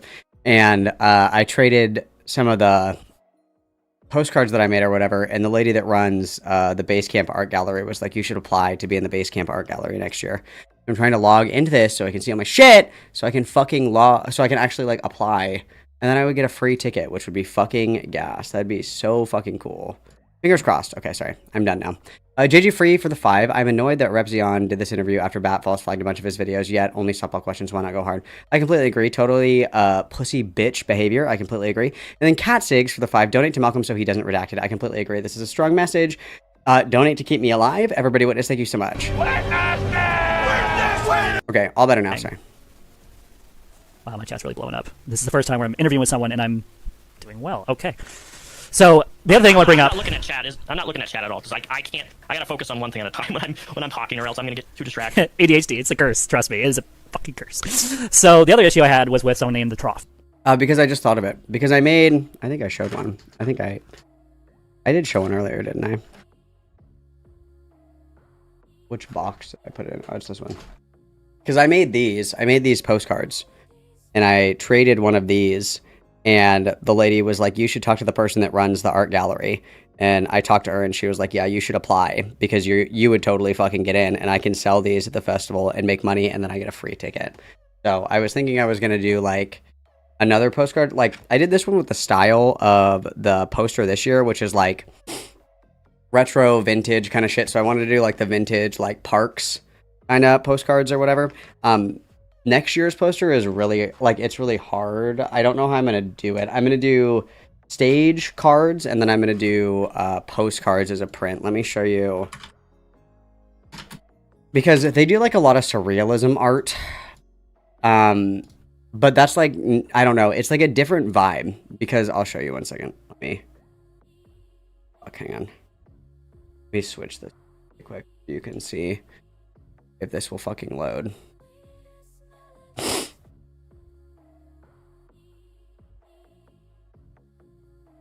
Kind of. Let me see. So you can kind of see here, like, sorry, this is really small. So this was the poster. This is the poster for this year. So you can see it's kind of like nature-y. So there's like the mountains, the river, the lake. That was kind of easy. This is next year. So it's like very surrealist. There's like a road to space. There's like the planets and like the disco ball and shit like that. Like that's going to be a lot harder to do. But we'll see. We'll see what I come up with. We will see what I come up with. Or the Trough Live. How much you know about him? That's another person who I've spoken to twice, ever. It actually came to my Discord, I think when I dropped my first video I made on you, episode 1. Yeah. It came into my Discord, we talked a little bit, and then they just left. And I don't know much about the Trough. Like hardly anything about the Trough. Well, he likes to drink. I know that. Yes. In the words of the Trough, buzz balls. Anyway, moving on. You love buzz balls, don't you? They're okay. Not big buzz balls. The times you guys have seen me do buzz balls on camera, that's the only time I drink buzz balls. I'm more of a margarita. Well, I don't know. I think margarita, bro. Because man, I think that's that's the most entertaining I've seen of you is when you're on buzz balls. Yeah, except I'm a complete idiot and I say things I don't really actually mean, and then I'm absolutely abusive towards the people I care about. I don't know though. I mean, I feel like if people get super drunk, that's when they're the most honest. I think anyway. Yeah. Maybe you'll disagree with that, but I overshare. That's my problem. And drinking makes me overly share, even worse than usual. I'm spinning out a little bit. I'm getting high though. So what do you like on marijuana? Do you do marijuana? Every so often, like once a year, give or take. I might do like an edible or. Can I be a little whore right now and be like, hey, advanceglobal.com? Yeah, go for it. I was watching that earlier in your video. Were you really? Oh, yes. advanceglobal.com. You use code REPSION and you'll get 20%. It's fantastic, by the way. And yeah. Yeah, dude, buy my weed. You should No one try. cares. You should definitely try Vance Global. Tempting. It is fantastic. It gets you high. The only issue I have, because I am paranoid when I do that type of stuff, and my wife's literally about to start a full-time job, so I'm thinking, is it really wise for me to do that stuff right now? Firebat would love ketamine. No, like, I don't know if I want to do that without a baby. Comfortable doing it. We're in the kitchen and we're cooking up ketamine. No, Right? I'm uncomfortable. Very If you're uncomfortable. gonna be taking care of a baby, you probably shouldn't be high, right? Yeah, exactly. And I don't do it to get high, like, because I want to be like high and all that stuff. For me, it's like I forgot what it feels like, so I want to do it again. I'm an idiot like that. That's how you get addicted to snow. Just one sniff, and ooh, you gotta try it again. You know, someone offered me that once. Dude, Coke fucking sucks. Coke sucks. Coke sucks. Just take Adderall. It's the same shit. The same shit. Coke is stupid. Coke is really fucking dumb. God, people on FetLife are absolutely crazy. Cocaine once? Yeah, just once. It was on FetLife too. People are crazy. Man, of course it was FetLife. Yeah, of course it was FetLife. Of course they're offering cocaine on FetLife. Jesus. So I got to. You didn't accept it? No, God, it's illegal. Two, I got enough It's illegal, guys. So is drinking and driving, but whatever. issues on my plate. If it's illegal. Dude, Molly would change Firebat's life. Molly would change Firebat's life. Guys, I can't take Molly anymore. I can't do it. I can't do it. It made me like totally nonverbal, like catatonic. I can't do it anymore. After I did 2CB, you just can't, you can't compete. You can't fucking compete with 2CB. Nothing will be the same. Oh, who cares? Who cares? As long as you don't get caught and you're not selling it, the chance of you actually getting caught is like next to nothing. Like Just do illegal drugs, Firebat. Just do it. I don't know if you know this about me, but I'm a big advocate for the legalization of everything. Like, Agree. No black market. Just let everybody do what they want. Agree. Then you won't have people selling on the black market if you just make everything legal. You know. I just can't. Molly does the opposite to me. Like, usually when people take Molly, they're like up and dancing and chatty and they're all that other stuff. I literally like just want to close my eyes and like roll around on the ground. I don't want to talk. I don't want to dance. I don't want to do anything except just sit there. It turns me into like a potato. I don't like it because it's like a do it at home kind of thing. It's like, don't do it at the function. And everybody's like, Molly's the best thing to take when you're at a party and shit like that. I completely disagree because I just like sit there and I'm just like for like 4 hours. It's just not the vibe anymore. It's not the vibe anymore. Yes, a baked potato, exactly. It's just not the vibe anymore, dude. 2CB is way better. 2CB is way better. Make prostitution legal, make all recreational drugs legal, just make it all legal. Oh yeah. Okay, I don't know how to respond to that. Do you not agree with that? I don't agree with that. There's something that just should not be legal. I've seen firsthand what that type of stuff does to people. I think that what shouldn't be legal is being attracted to Violet from Willy Wonka. That's what I think should be illegal. And I mean, in places where drug use is decriminalized, you see people with lower rates of addiction, lower rates of long-term drug abuse. You see safer consumption. You see less overdoses, and you see like more tax revenue for infrastructure. So, I mean, like there is not a good argument to not, at the very least, decriminalize drugs. There is not an argument to, at the very least, decriminalize drugs, because you waste so much fucking money on incarceration. Incarceration does not treat addiction like a health problem, which it is, for one. And then for two, we're closing off an entire tax revenue structure, a safe production model, right? People aren't getting weed that's like laced with K2 and shit. You aren't buying like fucking K2 anymore. You aren't accidentally buying like fucking salvia and shit when you buy from a dispensary. And that's an entire tax revenue bracket that we never had access to before. And in places like the Netherlands and places like Portugal, where it's completely legalized, you see people that are like very heavy addicts. Those people, like the only people that are hardcore drug addicts are people that are like 90 years old and don't want to quit. You don't see newer generations of people that are hardcore users because one, it's regulated by the government. Two, you can only buy so much in a certain quantity. And three, it's not as much of a taboo. So if you are over consuming, you can get help. Like, there is not an argument to, at the very least, decriminalize drug use. Drug use, in my opinion, should be completely legal because it is an entire fucking tax bracket that we have access to, and it's safe, regulated production of it. Because what is the big problem with fentanyl overdoses? It's because people that are, like, creating in mass scale drugs, you can get cross-contamination, like you're pressing fet pills, the next batch that you're doing, you're pressing Molly, you get a little bit of fet in that Molly, people overdose and die. That oversight is taken care of when it is like produced by the government in a safe way, right? Like you don't have horror stories. Like when I was growing up, it was horror stories of people getting like sold shit that wasn't fucking weed and then smoking it and losing their fucking minds because they were smoking like K2 and shit. You get rid of all of that when you regulate it through the government, and then you can tax the living fuck out of it. That's That's like what you do. That's what you do. And the other thing that is super awesome as well, a really good book is called More Guns, Less Crime. What's that guy's name? I'm not going to be able to remember his name. More Guns, Less Crime.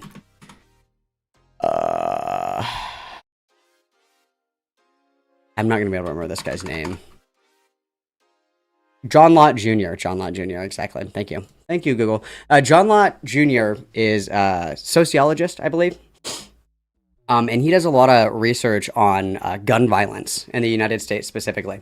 And the number one thing that would drastically reduce the number of gun-related homicides in the United States of America is legalizing, or at the very least, decriminalizing drugs. Because the guns that are illegal in this country, they are here because people that import drugs into this country send guns so dealers can protect their fucking stash, dog. That's where the guns are coming from. That's where the guns are coming from. If we today snapped our fingers and every single illegal gun in America was gone, we'd have just as many tomorrow, because when they are sending shipments of illegal drugs into this country, they are sending them with guns so they can protect their fucking shit. That's where the illegal guns are coming from.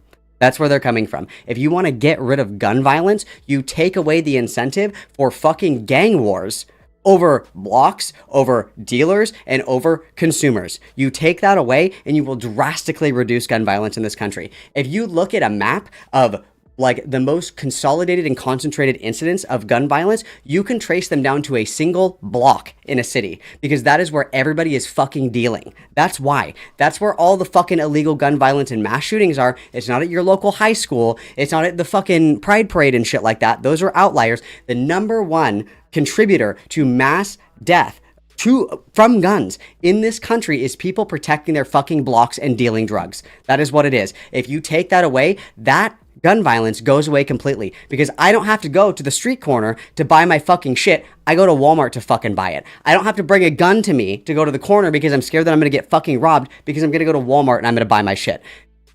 People, like, this is something that has been studied since like the fucking 80s, dude. If we want to get rid of gun violence in this fucking country, decriminalize and legalize drugs. Because the illegal guns, the crime guns that are coming into this country, one, don't belong to registered gun owners, two, are brought here illegally with shipments of drugs, and three, are used to protect product. That's what they're here for. Get rid of that, and you won't have this gun violence. You won't have the opioid overdose epidemic and shit, because you're not getting lace shit. You're getting your shit from a reputable source, and people aren't killing each other over the fucking corner that they sell on. That is the answer. That is the fucking answer. Nobody likes to hear that, but if you guys hate people getting killed by guns and you hate people overdosing, legalize that shit. That's the solution to it. And other countries have figured this out and done it very well. For whatever reason, we can't fucking figure it out. That's how you fix it. You're welcome. Write that down. Prostitution? You don't think prostitution should be legal? I'm not talking about prostitutes. I was talking about like the meth and all that stuff.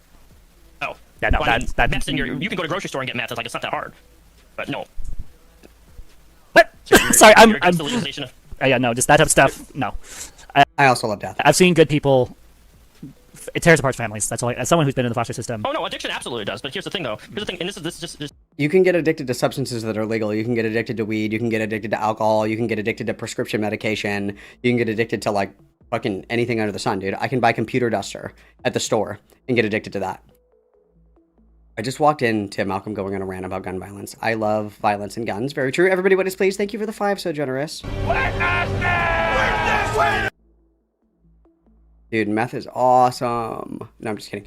Yeah, it's like, arguably, and this might be a hot take, arguably, you guys might disagree with this, but in my opinion, okay, I think alcohol is the most destructive thing to be addicted to. One, because it's legal. Two, there are safe consumption sites everywhere. That's what bars are, by the way. And number three, it's socially normalized to a point where people don't even really perceive that it's a problem when they have a problem. And lastly, and most importantly, alcohol withdrawal is one of the only withdrawals that can actually fucking kill you. You can detox off of almost anything except for benzos and alcohol without dying. Alcohol and benzos will kill you. If you go cold turkey and you're a hardcore fucking addict, you will fucking die. One of the things that I've talked about before, and we'll powwow and hold hands and have a little feeling circle really quick. One of the hardest things for me getting sober was that nobody like question my usage, because alcohol is legal and everybody drinks. Like, I remember going specifically to a therapist to say, like, I need help with my drinking. Like, I am out of fucking control and I need help. And the therapist literally looked me in the eyes and was like, why don't you just like try setting a timer? Why don't you try drinking in moderation? Would anybody ever fucking say that to me if I said, hey, I'm having a really hard time, like I smoke meth every day? No, you would never fucking dream of saying that to somebody who has an addiction to a different substance. But because it's alcohol, everybody was like, it's not that big of a deal. You just like to drink, you just like to party. No, I had a fucking problem with alcohol, a very serious problem with alcohol, but nobody thought that it was a serious problem because it's drinking. Everybody drinks. Everybody gets too fucked up. Everybody has a drink when they get off of work. It's very socially acceptable to consume alcohol. And because I was looking for help consuming alcohol, nobody thought twice about it. Like the advice that I got was like, just drink less. Like you can still drink, just drink a little bit less. Like it's not that big of a deal. Everybody does this, blah, blah, blah, blah, blah. All this other bullshit. If I went to my friends and I said, dude, I have a really serious problem with Coke, they would all like drop what they were doing and try to help me. But because it was alcohol, it was so fucking frustrating. I remember I got to a point, I was so upset. And I remember just like fucking freaking out. And I was like, what do you want me to do? Drink myself into a coma? Is that when you guys will think that it's serious enough? Like, what do I have to do in order for you to realize that this is a problem? It's not just like I get a little too fucked up on the weekends. Like I have an issue and no one is hearing me when I say this. Nobody is listening to me. Like, how severe does it have to be? Do I have to like fucking sell my holes for a beer? Like, what do you guys need to hear from me to understand that this is very serious? You know what I mean? It's very frustrating. I would say that alcohol is probably one of the most dangerous things that people can be addicted to. And people don't think about that because you can buy it at the store. You can just buy alcohol. Not a big deal. Everybody drinks, right? It's not a big deal. I would say that the legalization or like the legal status of a substance doesn't indicate how dangerous it can be, because the things that are legal are usually the most addictive and the most destructive, especially when you're considering like prescription medications, like people that abuse benzos, people that abuse opioids. Like you're getting them in a legitimate way. You're getting them from your doctor, you're prescribed them, but you abuse them. And then you switch to something that's cheaper, like heroin, or easier to get, right? Like nobody wants to talk about that shit. It's fucking crazy, dude. It's fucking crazy. I agree. Alcohol is for gay losers. True. It's a little explanation. Like, Rigby, stop. You're being gay. Whether you're doing meth or whether you're drinking yourself to death, like they're both drugs in their own way. True. I mean, you're not wrong. You're doing meth or not. Whether or not you're doing meth or not, like people will just substitute that with painkillers or medications that they get prescription and then abuse that in the same way that they do it with alcohol, right? It's just a substitute for a substitute for a substitute. I mean, you're right on that, but addiction is a problem, right? Like, but it's not specifically just a drug thing. Addiction runs in all variables. Right. What I'm trying to say. I think for me, it's how I was raised. I kind of look at meth and think of it as an evil thing. I mean, I'm not saying to go do it. I'm not saying okay, good, because that's what I was worried about. I was like, what? You want me to do meth? Like, what the... Well, people will abuse, like, prescription stimulants, and then when they run out, you can get meth for cheaper, and you can get it, like, you can get, like, a lot more of it. So it's like how people will get addicted to painkillers, and then they switch from painkillers to street fent. Or they get addicted to painkillers and they switch to heroin. Because it's cheaper, it's easier, you don't need a prescription. You just kind of, like, roll the dice. Crap. What's going on? No. I would never say that. I would never tell somebody to go do that. I would tell people to do weed, though, definitely. Yeah. Weed and shrooms are the two things I will always tell people if you have the chance to try them. Oh, I get the same thing, Midnight Madonna, when people are like, oh, you don't want to drink? Oh, okay. It's like, yeah, if you want me to drink, you're paying for my next rehab stint. That's what you're paying for, dude. Like, and it's so normalized, dude. Whenever I have work parties and shit like that, we do like white elephants and shit at Christmas. It's all alcohol. It's all alcohol. And so, like, I'll pick a white elephant gift or whatever and open it, and it's alcohol, and everybody's just kind of like, ha, ha, ha, ha. And I'm like, what's funny about this? Like, you guys all know that I'm an alcoholic, and this is hilarious to you. Like, what's funny about this? Like, obviously, I'm not, like, I need, like, a safe space from alcohol. Like, I'm not gonna, like, spontaneously combust if I'm around alcohol, right? Like, I can be around it. It's not that big of a deal to me. But it's, like, it's so normal. It's so... Could you imagine if I brought, like, fucking meth to the white elephant Christmas party? That'd be fucking crazy, wouldn't it? Wouldn't that be crazy? Like, it's just such... I just have a really unique perspective on it, I think, because it's like... I had such a hard time getting help with alcohol addiction, and so I see it, like, everywhere. I see it everywhere now. I'm very like, hyper aware of it. It's not like personally offensive to me, because people don't just, like, naturally know that I'm in recovery or whatever, or people don't, like, know that I don't drink unless I say something, right? Like, people can't read my mind or whatever. I'm very aware of that. But it's just really interesting to me that it's like people will have like work parties or like work meetings and shit like that, and everybody's like getting rounds of beer and everybody's like getting shots and stuff, and it's like, could you imagine if we had this exact work meeting around somebody's coffee table at 7 o'clock in the morning while we're doing fucking lines off of a mirror? That would be insane. But because it's alcohol, it's so normal, you know what I mean? It's just very interesting to me. Especially shrooms. Fair enough, fair enough. But like with the trough, what he did is we had an interview, kind of like we are right now. It was good. It was great. I enjoyed it. It was a good interview. I love when people interview me. I love telling my story. I love talking about myself, basically. Ashamed of my story. I didn't even know you had an interview with the trough. Like, this is how little I keep up to date with this stuff. So what went bad with, or what changed then after that dynamic? So after the first interview, we had a second interview, and the trough decided to reveal my driving record publicly, and then admitted that what he did wasn't okay and that he was trolling me, and I was really, really upset about that. And okay, so driving record. I don't know about this. What is your driving record? What do you do? Do you like run over like 5 kids and then like run into the woods or something? Or no, I ran over 20 kids. Kidding. Kidding. No. Look, you made a joke. That's what I'm talking about. Learn the technique. Oh, dude, you heard about that. This is what I'm talking about. You just did exactly what I've been telling you to do. Oh, you're doing so good, Firebat. I made a joke about you running over kids. You're so funny. So, like, you understand what I'm being sarcastic. I'm glad you caught on to that sarcasm. Yeah. Okay, so what did you actually do with the driving ticket? Tell me whatever. Tell me about it. Oh my gosh. So the one he brought up. So how much do you know about the Lacey and Olympia area? I'm going to slow this down really quick. 1 second. I have to switch the laundry over. I'm going to leave this on for you guys, but I'm just going to go and do that really quick. Give me 1 second. And then I'm going to listen on my phone so I can hear it. So let me switch this.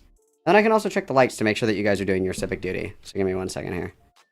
Give me 1 second. Let me do this. And then, yeah. That way I can still listen. I'm still here. Don't worry. Just have to go and switch this really quick. And then... Oh, fuck.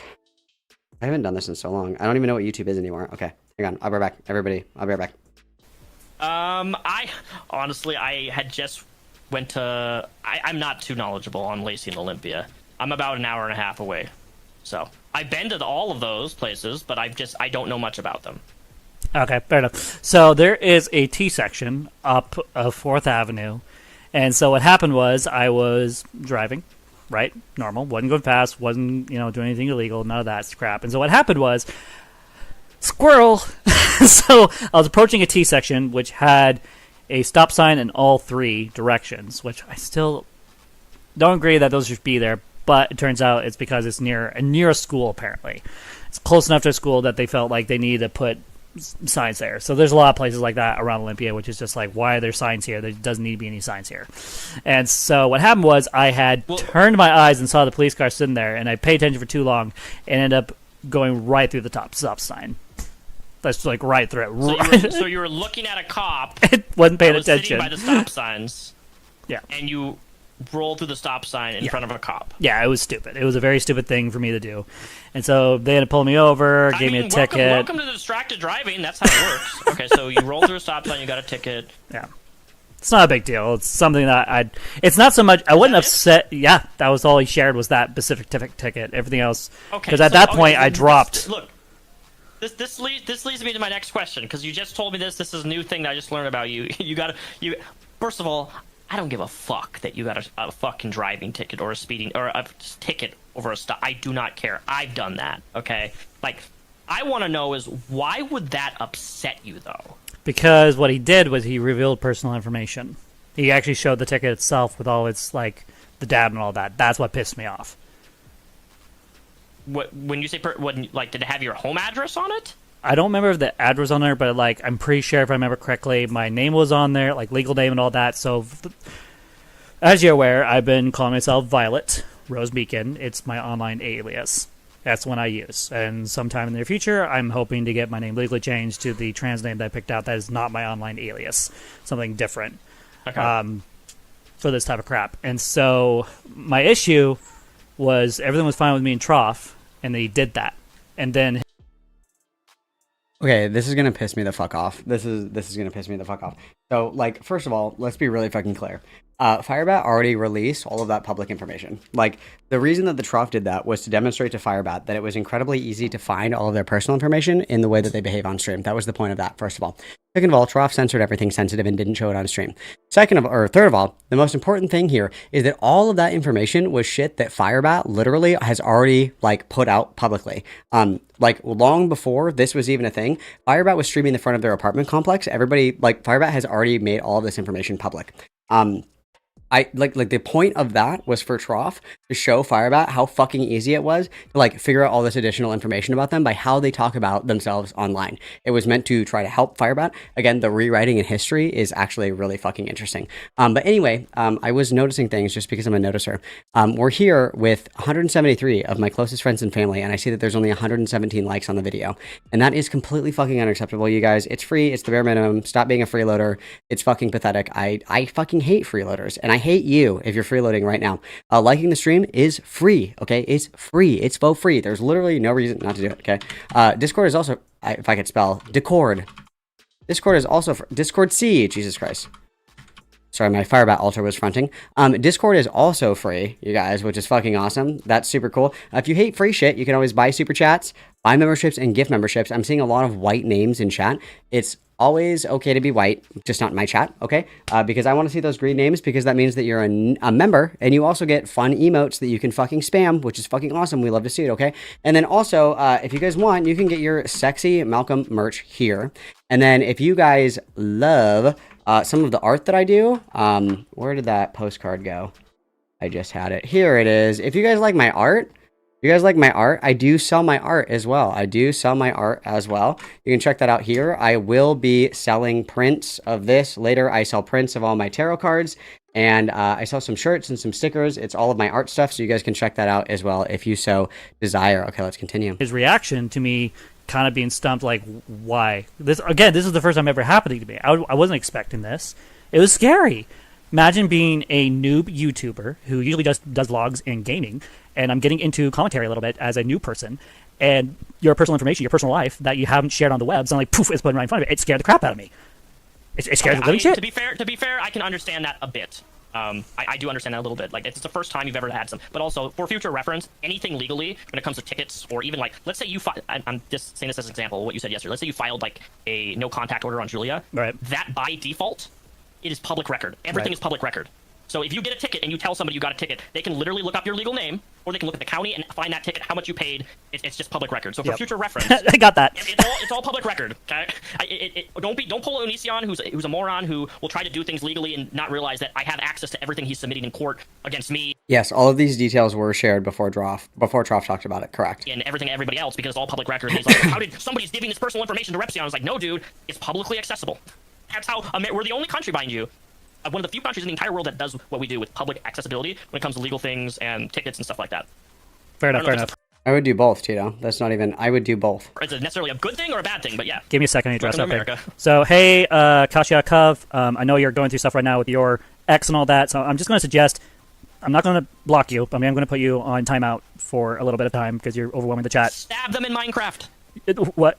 Stab them in Minecraft? Yes, come in Minecraft, I will. What?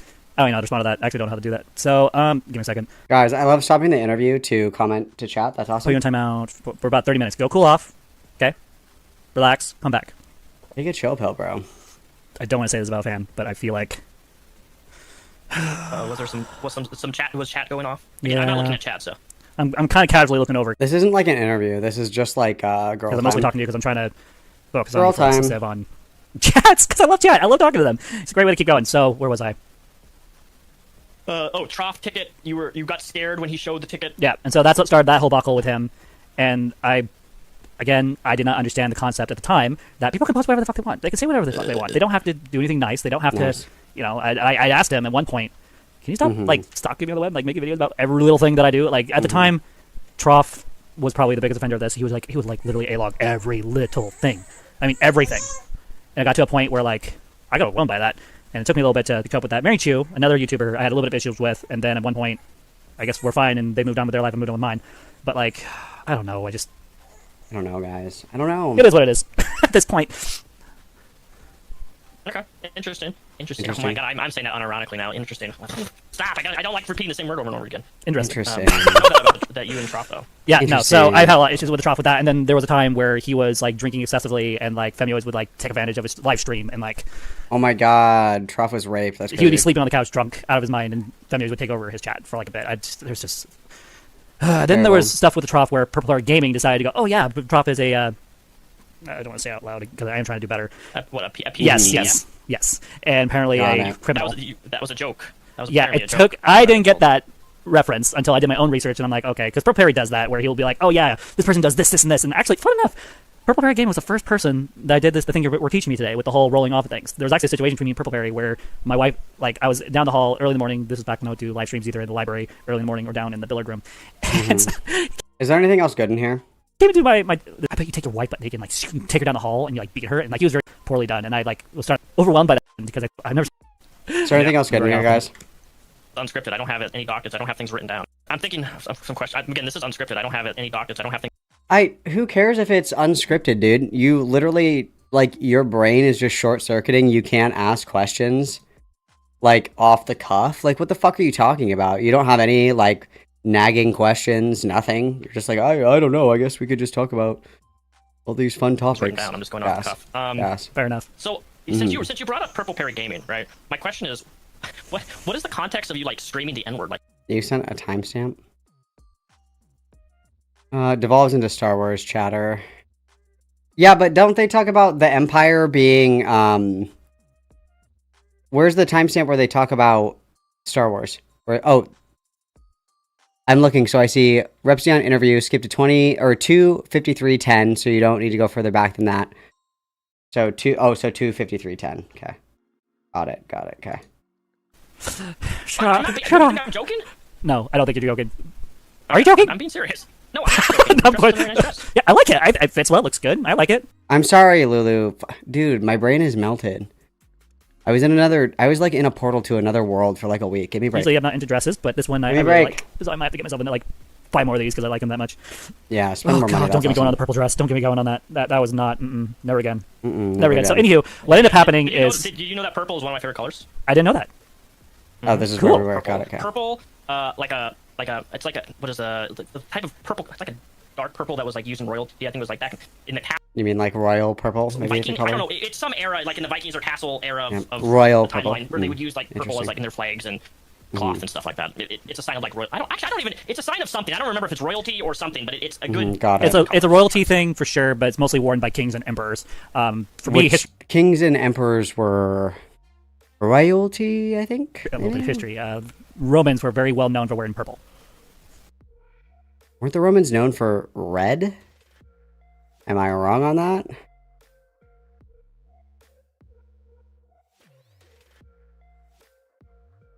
Am I wrong on that? I thought it was red.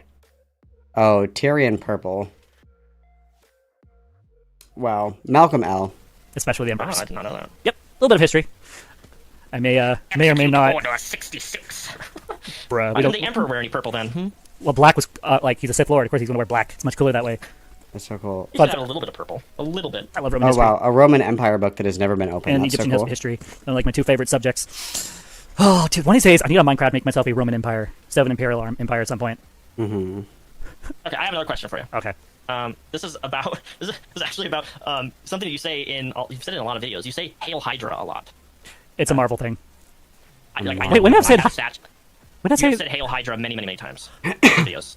You've also done it in Minecraft. But anyways, trust me, I know Hydra is Marvel because I have a Red Skull statue literally in my other room.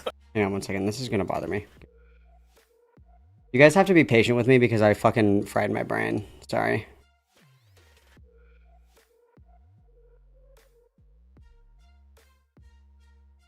God fucking damn it, dude. Hang on. What the fuck? Am I still here? What just happened? Did my computer just eat shit? Are you guys still there? Hello? Hello? Oh, what the fuck's going on? Hello? Are you guys here? Are you guys here? Please respond, not clickbait. Are you guys here? Hello? What the actual fuck? Did you... Hello? Are we still here? Did we make it? We're still here. Okay. Sorry, I don't know what just fucking happened. That was crazy. Okay, my computer just like manually... Okay, I'm fine. I'm good. Sorry. Fair enough. And Lucky. my question is, like, why do you glorify Hydra so much? Oh, like, why do you like it so much? I don't know shit about Marvel. What's Hydra? What the fuck is that? My question's stupid. Why do you say Hail Hydra so much?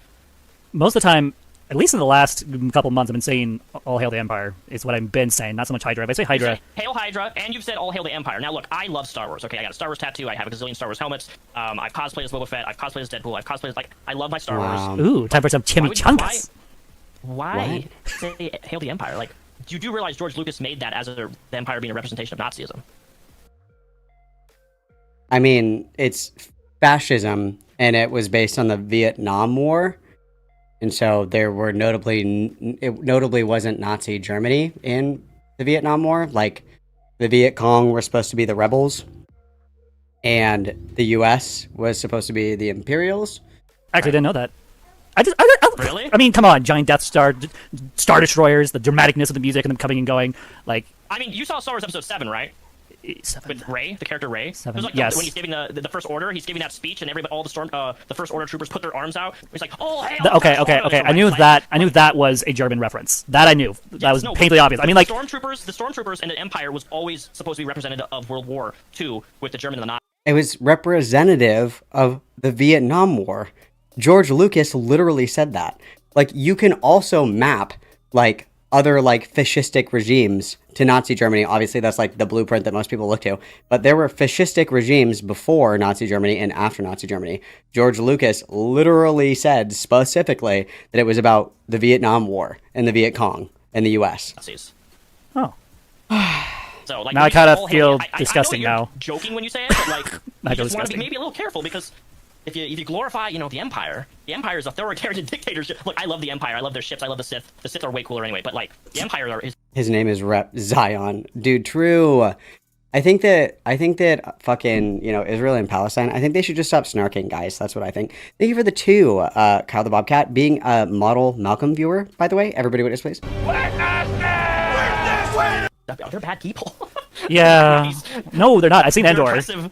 Yeah. I've seen you watched Endor, Did yes. you watch all 2 seasons? Yep, watched both seasons. Loved it. Oh my god, Andor is fucking peak Star Wars. It is some of the best written Star Wars in the... I didn't watch Andor. I didn't watch Obi-Wan. I didn't watch The Mandalorian. I didn't watch Rogue One. I want to watch Rogue One. I just haven't watched it yet. But I've seen all the new ones and all the original ones.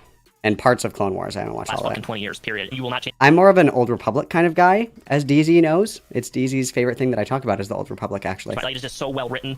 It's a fucking espionage drama, too. Like, Tell me this much. so What did you good. think about Obi-Wan the show? What do you mean? The TV show? Yeah. Obi-Wan? Yeah. Oh, I loved it. I know it got a lot of hate, but I loved it. Look, I'm a little biased with Star Wars, and I love Obi-Wan Kenobi. I've met Ian McGregor, and, like, What? Obi-Wan is... Okay, I'm amazing. jealous. If there's something I'm jealous of so you, I am definitely jealous. jealous. I would love to meet McGuire. I want to meet I want to meet Tobey Maguire, too. The guy that plays Obi-Wan Kenobi, Tobey Maguire. Christensen. Anthony Daniels, too. I've heard Rogue One is good. I hated the new ones. They were total fucking dog shit. J.J. Abrams should be in the stocks. I think that the what were the Star Trek ones, Into Darkness, and then what was the other one?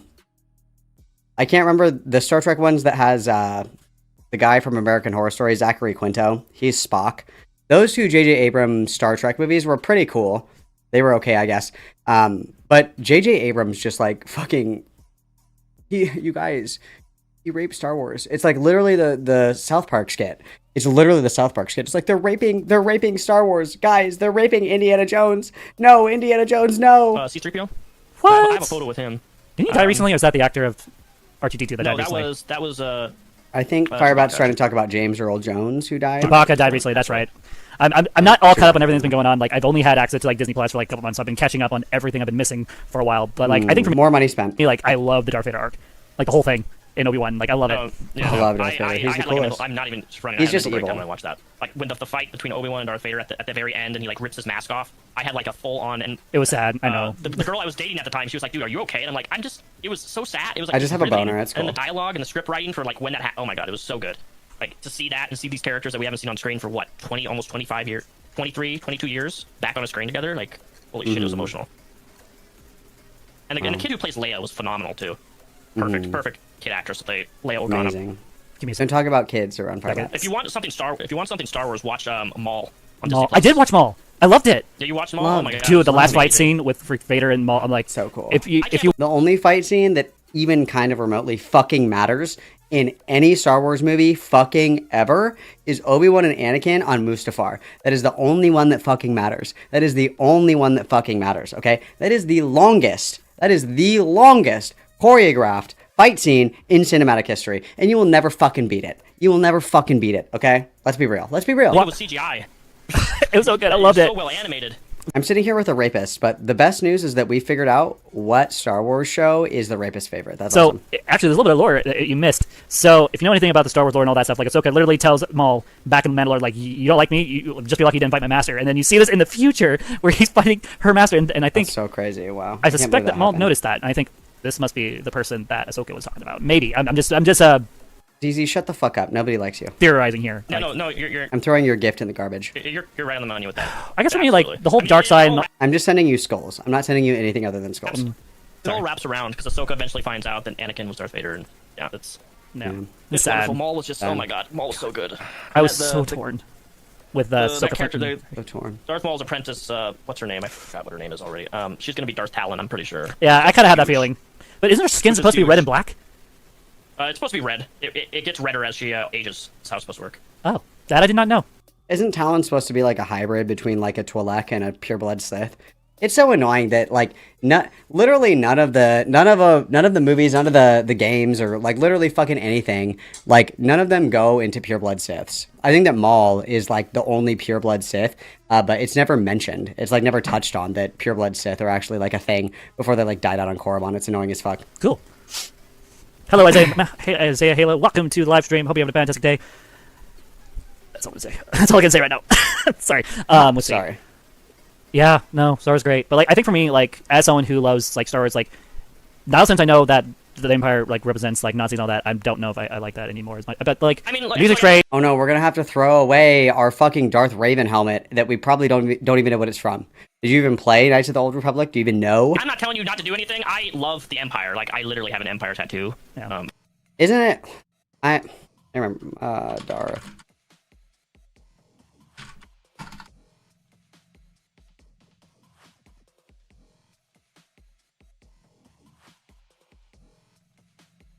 I thought that he was like half and half.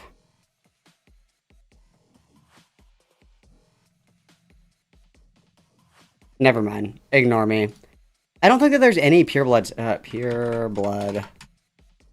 Siths Star Wars. Are there any pureblood Sith characters that are like even remotely? No. Darth Vitiate, I guess, is like the last one that you would maybe know about. I don't know, dude. It sucks. It sucks. The pureblood Sith are such a cool fucking race. I don't know why we don't do Like it more. it's not that deep, but I'm just saying, like when you say it a lot, it does. It's like okay, I don't know if you know this, but if you're like uplifting them to like worship the Empire, is could be taken the wrong way. I don't know. I guess for me, like, I've always like, god damn it, power hungry. I like power. So like when I see like empires and I'm power hungry. That's why we beat smaller, weaker beings than us, which is fucking awesome. That's so fucking cool. It's always like the, you know, like the fucking 5'6" manlets that spent 90% of their like high school education like peering out from the inside of a fucking locker. They're like, I'm hungry for power. It's like, yeah, because you're a fucking loser in every other aspect of your life. Your fantasy is being able to have power over those who picked on you or did you wrong or whatever the fuck. Because you have no ability to like conjure interpersonal growth or like change perspectives or anything like that. You have no facilities or no capability for growth.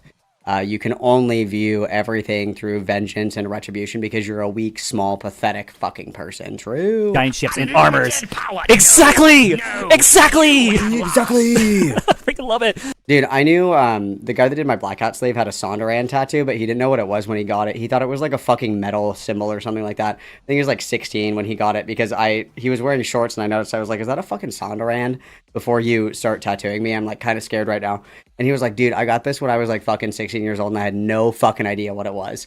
And I was like, that's crazy. I also used to work with somebody that had an Iron Cross tattoo on their chest that they got covered up. And I was like, why'd you get that Iron Cross there, bud? And she was like, I didn't know what it was. I was like, oh, right.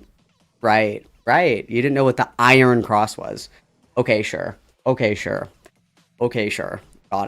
Got it. And like, I never liked Palpatine, but I love Vader. I fucking love Darth Maul to death, and I like for sure. I think they really did like Ben Solo, aka Kylo Ren. I think they did him dirty in the 6th. No, they definitely did. We were supposed to have a I love my favorite Revenge of the Sith character is Kylo Ren. True. Oh, a fucking, what was it called? Another, like, we were supposed to have a solo Star Wars movie with Ben Solo. I think it was called, like, The Search for Ben Solo or something. It got started and talked about, and then they scrapped it.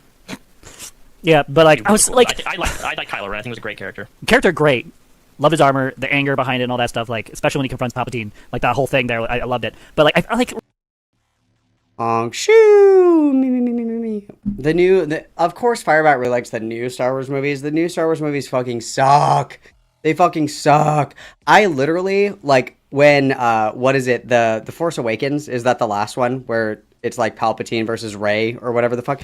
I was literally like on my knees, like sitting in front of the TV like this, and I was like, oh, they're gonna fight, this is gonna be fucking awesome, this is gonna be better than the Obi-Wan and Anakin fight on Mustafar, it's gonna be fucking better. And I'm sitting like this, and I'm like all giddy and shit like that, and she's like blocking the Force lightning that just stopped the entire fucking fleet, and they're all falling, by the way, like the most powerful bitch ever that has the fucking Force power to create life. He's literally fucking immortal. He's like, and he like stops time, and she's like blocking it, and she's like, oh fuck, and then he pulls out the other hand, and she's like, and then she like blocks it, and it kills him, and that was the whole fucking fight.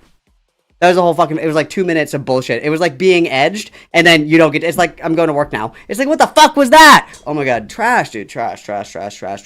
Rey beating his ass, literally trade Jedi turns Sith Lord basically, and he gets his ass kicked by a person that hasn't had any training whatsoever, is just going off of instinct. Like, yeah, I would say that Rey is what's the thing that Anthony loves? A Mary Sue. Isn't that the stereotype? That right? The Mary Sue stereotype, where it's like, oh, she's just like super skilled and there's no like reason why she's super fucking good at this. Like, isn't that what that's called, the Mary Sue?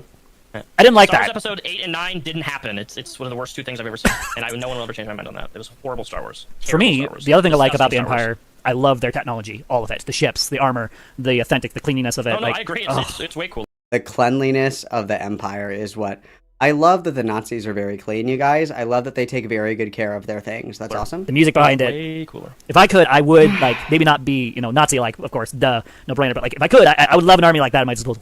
That's not Nazi. I would love an army at my disposal. Related.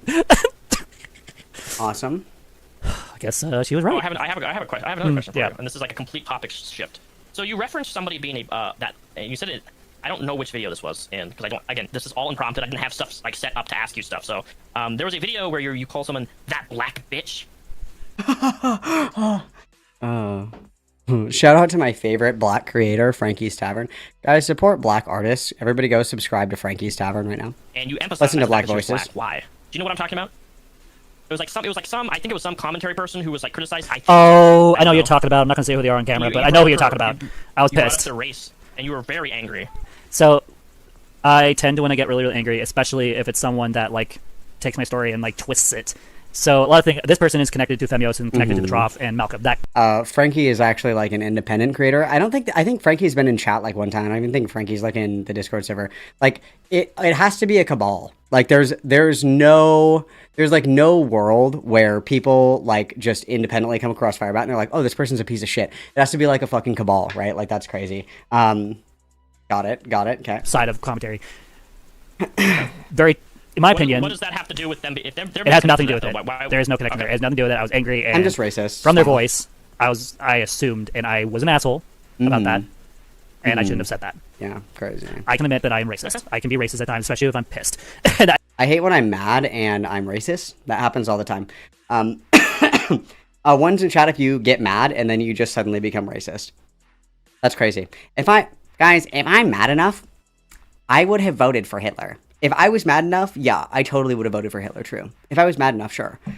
Got it, okay. And it's not okay, it's not okay. There's nothing okay with saying that. Look, I don't know if you can hear this. I'm giving you a clap. I mean, you're admitting that. That's good. Literally, Repsion, get off the fucking internet. Get off the fucking internet. Good job not being racist. Excellent job. Here's 2 thumbs up for not killing somebody today. Good job for not raping today. Awesome work. Like, what are we doing right now? Good job not being racist. What are you fucking doing, dude? What the fuck are you doing, dude? What are you doing? What are we doing? No, Claire. It's a good thing. You're admitting that you are racist sometimes when you get mad. Yes. She did say that the actor for like the 11th Doctor or whatever, he was what? I don't watch Doctor Who. I can't remember what Doctor it is or whatever, but the actor was a black guy and he was Scottish and Rwandan. And Firebat was like, yeah, that African American gentleman. Scotland and Rwanda, notoriously in America. Except now that here's the thing is that a lot of people will take that and go, oh yeah, firebat's racist 24/7. They love being racist. And I'm just like, no. I mean, your racism Guys, I'm getting kind of upset. Time to be racist. only comes out when you're angry. So then, are you really racist though? Yeah, actually, like, is Repzion serious right now, dude? This is like, it's like when you like. I think if anything, so let's be really real, really quick, okay? Everybody has been mad or upset or fucked up or said things that they didn't really mean or said things in a really aggressive way that they wouldn't normally say because, like, when you're mad, when you're drinking, like, all of these things, your inhibition is lowered, right? Like, your amygdala is not working the way that it should because your inhibitions are lowered. You're a little bit more reactive, maybe a little bit more blunt, maybe a little bit more mean, right? Like, all of these things are true. When people say drunk words are sober thoughts, that is true. In the same vein is when you are really mad, you might say and do things that you don't particularly mean, but at a very certain level and like an underlying level, it is something that you are thinking about when you're like sober or you're calm, right? Like, I get mad. I don't just like scream the fucking N-word. I think that if you racially attack somebody when you're mad, when you're drunk, whatever it may be, you're racist. Just because you don't do it when you're calm doesn't mean that you're not racist. Like, I'm so mad. I just said that all black people need to go back to their own country. That's not how that fucking works, dude. Like, yes, if you are so mad that you start to attack somebody's race, like you're that mad that your first instinct is like, yeah, I think that you're racist. Yes, 100%. Yes. That would indicate that you are racist. Yes. If it only comes out when you're angry, that's you gotta not. ask yourself that question. I have, and the answer is no. It's racist no matter what. There's no time limit to it. Okay, good answer. Good answer. I'm figuring out with words there. I wanted to see if you caught on, and you caught on. I'm actually really surprised. I was about to trick you. Keyword is in good frame mind. Good frame minds. Okay, well, my next Guys, don't piss me off or I'm going to be super racist. question was going to be like, why did you like pull your eyes back and make them little, super slitted that one video? We did the Chinese eyes. No, firebat, no. Oh, older videos. It's gonna be blunt. I know I did that. I can admit that I did that. I don't remember the context, so unfortunately I can't give much more on that. I think we're trying to say like Asian people don't know how to drive. I think it was.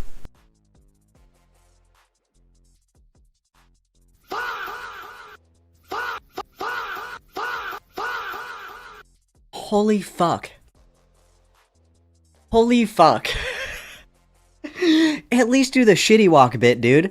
At least do the shitty walk bit. Like, come on. Like, you could totally be like, fuck you, dolphin, and fuck you, whale, because that's from South Park. It's like a bit. Like, you don't just, like, say a new sentence in an Asian accent. Like, you literally just do an already existing bit. I'm so upset. Something like that? Did I say that? Sorry, I make so much content that sometimes I forget the own content I make sometimes. Me too, firebat, me too. What the heck? Hey guys, Repzion is actually racist. kidding, I just about that. Fun fact, you guys, I do an awesome Chinese accent. I'm not doing that. I mean, it wouldn't be I've said the N-word before, like once in my entire career. I did it. Dude, why would you ever fucking say this? Guys, yeah. We've all said it, haven't we?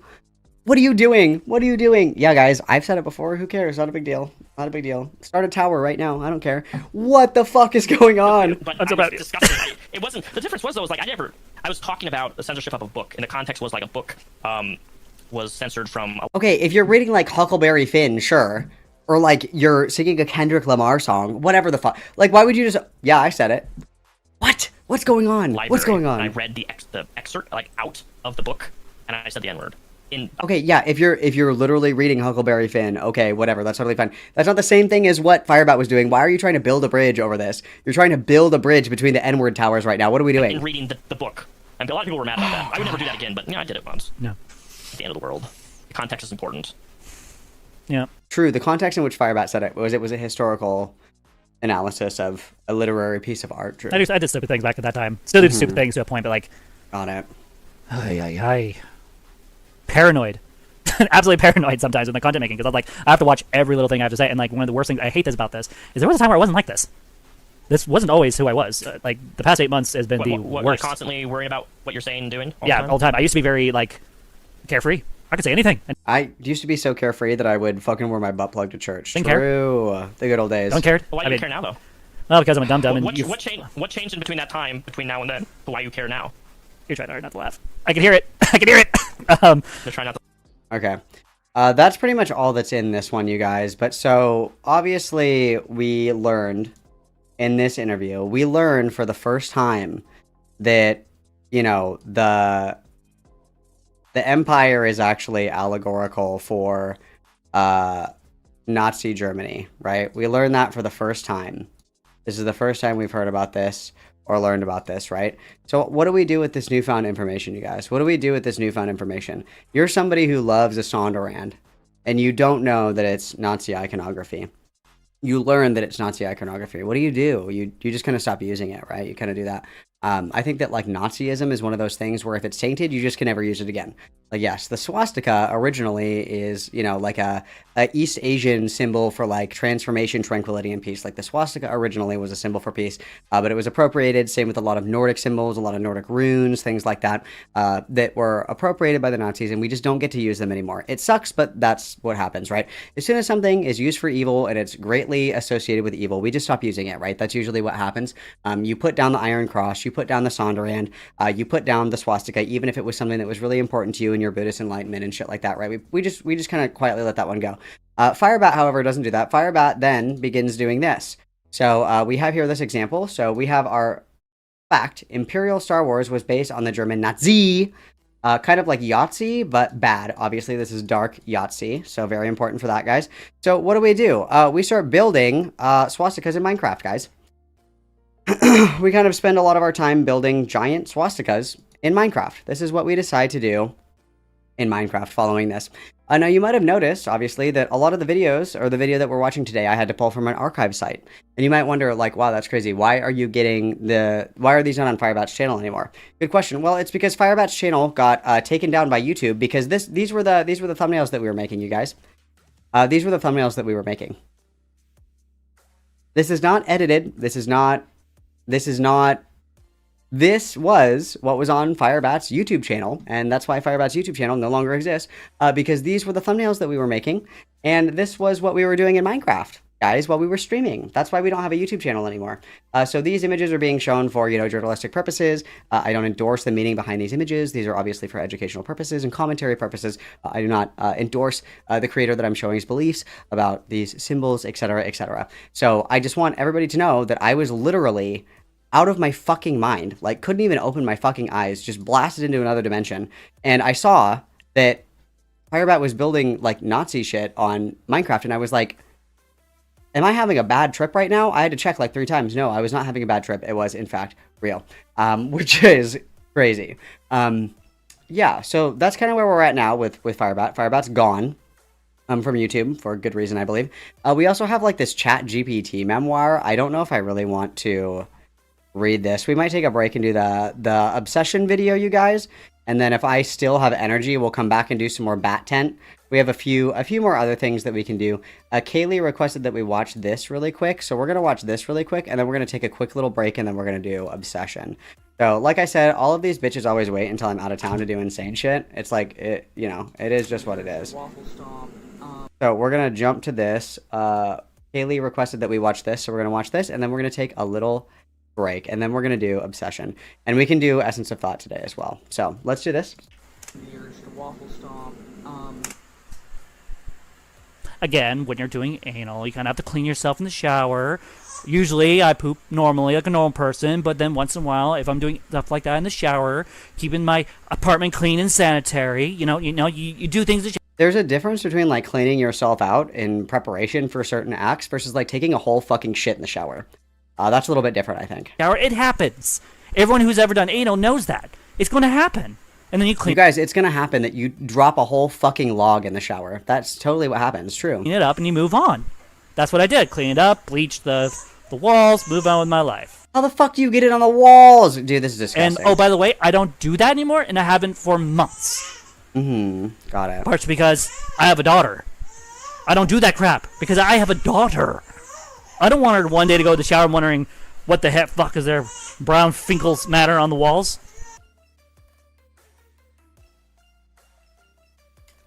I would say that that's a good reason to not have a child anymore. Just in my opinion. Just in my opinion. That's just my opinion.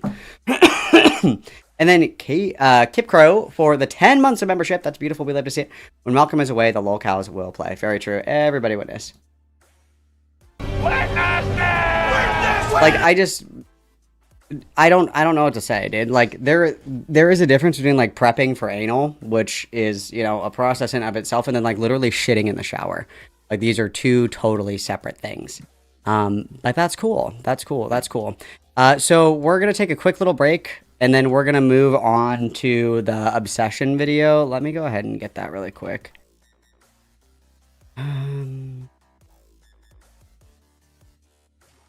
And then we'll do some essence of thought. We'll see how much energy I have today. We might just do a big long stream today. I do have warning. I do have a really juicy nuke, but I need to do it. That will be its own stream. But I am going to take a little break. We'll do this, and then we'll do some essence of thought, and then we'll see how I'm feeling. We might do Firebat's chat GPT memoir. We'll see. We'll see how we're going. Okay, we'll see how I'm feeling, because I mean, my sinuses feel better. The Sudafed is definitely helping. So we'll see how the stamina and the momentum goes. About 3.5 hours. So we're doing good. Okay, I'll be right back, you guys. We are going to do the obsession shit. So I'm gonna jump in here really quick and do. I'm gonna do for those who wanted. Wanted.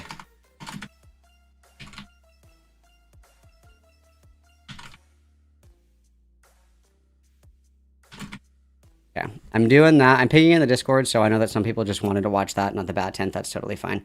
Okay, so I'll be right back, guys. Everybody behave. Make sure to like the stream while I'm gone, or I'll cry. I'll be right back. Love you.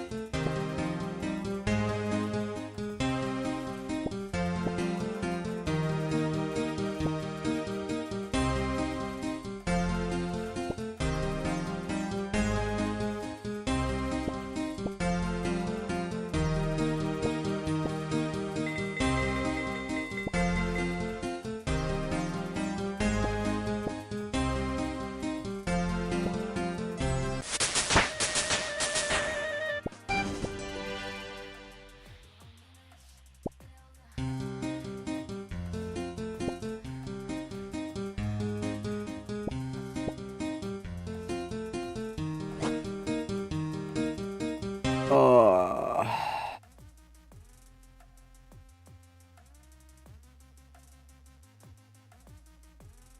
Oh, dude. Oh, you guys, you timed out Repsion. Twitch poll rules. Oh, Twitch poll rules. To get untimed out or unbanned, you have to come on stream.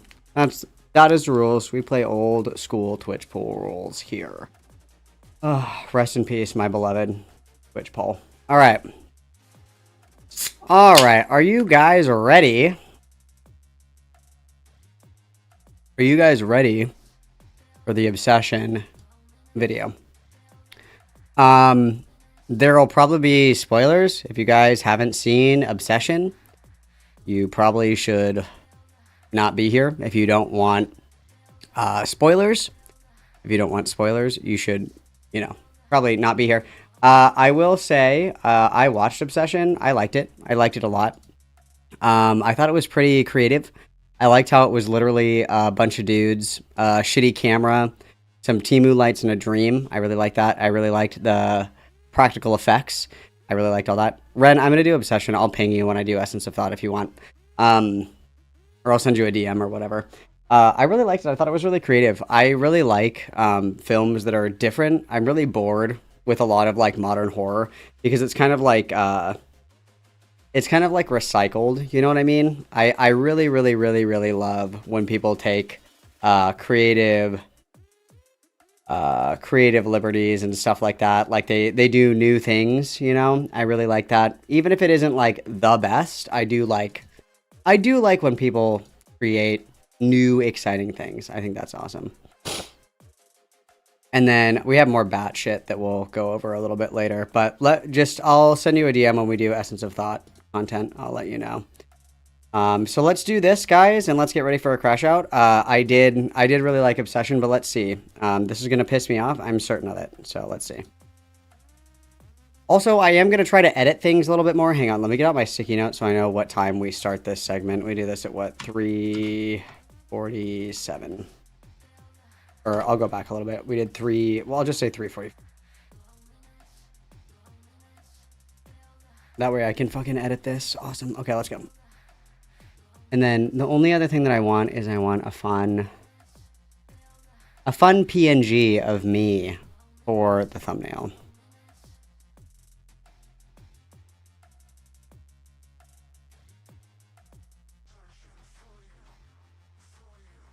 Perfect. All right.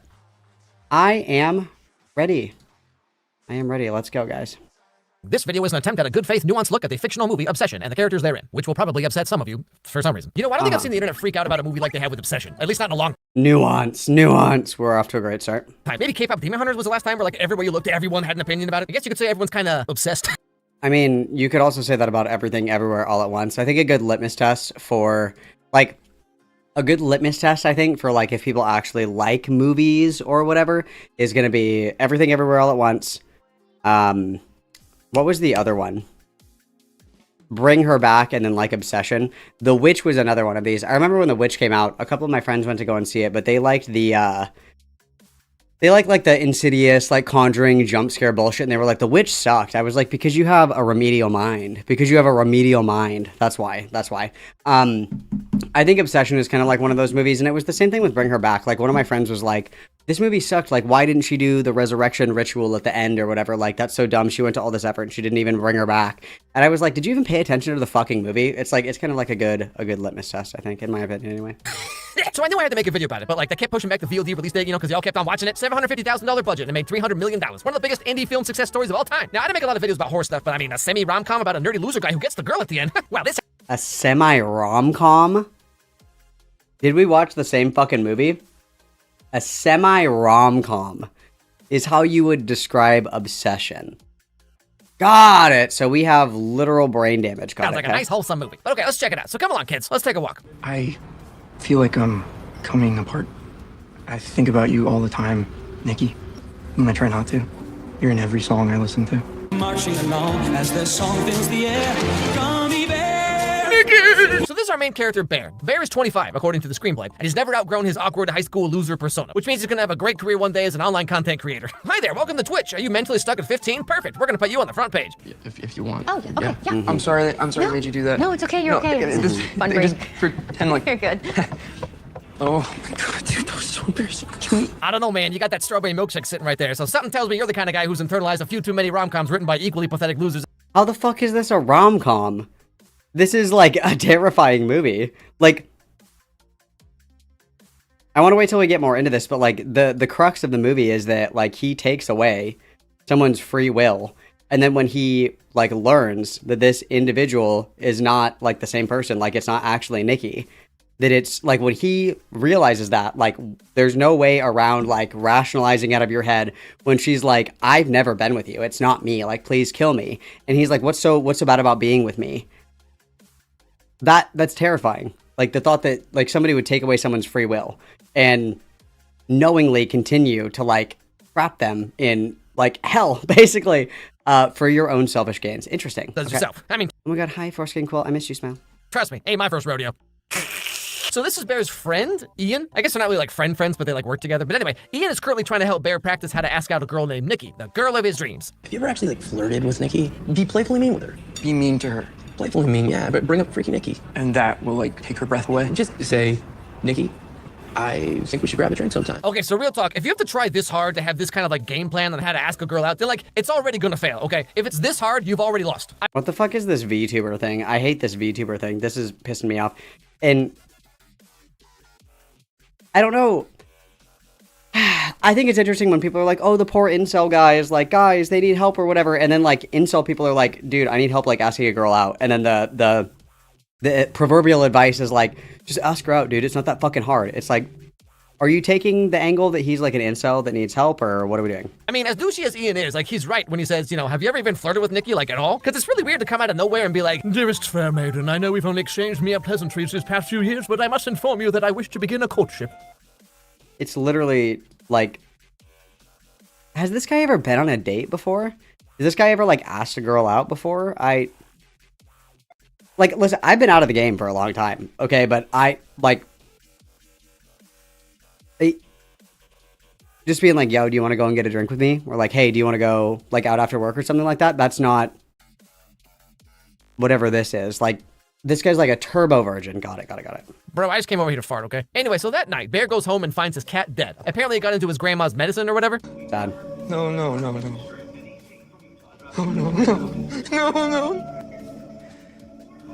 He's divorced. Oh, understandable. How did you get into these? Little backstory. So Bear's living in his grandma's house, who recently passed away. So, you know, it's full of all kinds of grandma stuff, like insanely racist paperweights. As you might imagine, Bear's got a lot on his mind. His cat died. He has no idea how to ask out Nikki. He's walking around with this haircut. Like, my dude can't catch a break. So it's Wednesday Post face. Let's see your haircut. I bet it's not as good. night, which means trivia night, because Bear and his friends are super cool. The team is Bear, Ian, Nikki, and their other friend Sarah, and they all work together at this like music shop place, which seems to have a lot of employees for a random store on the side of the road in the middle of nowhere. So I completely agree. That was the most unrealistic part of the movie, is how many people worked at a music store. I agree. he was feeling pretty down, as you could imagine, but Nikki, of all people, calls him up to ask if he's going to hang out with the friend group that night. I don't think I can tonight. I'm just catching up on some stuff. Yeah, so I'm putting in my 2 weeks. Really? Shit! God damn it! Are you okay? No, I just dropped my crystal necklace down the drain. Oh, no, crystal necklace. Bear, get out while you still can. But then again, Nikki is a hot Latina, so one can only remain strong for so long.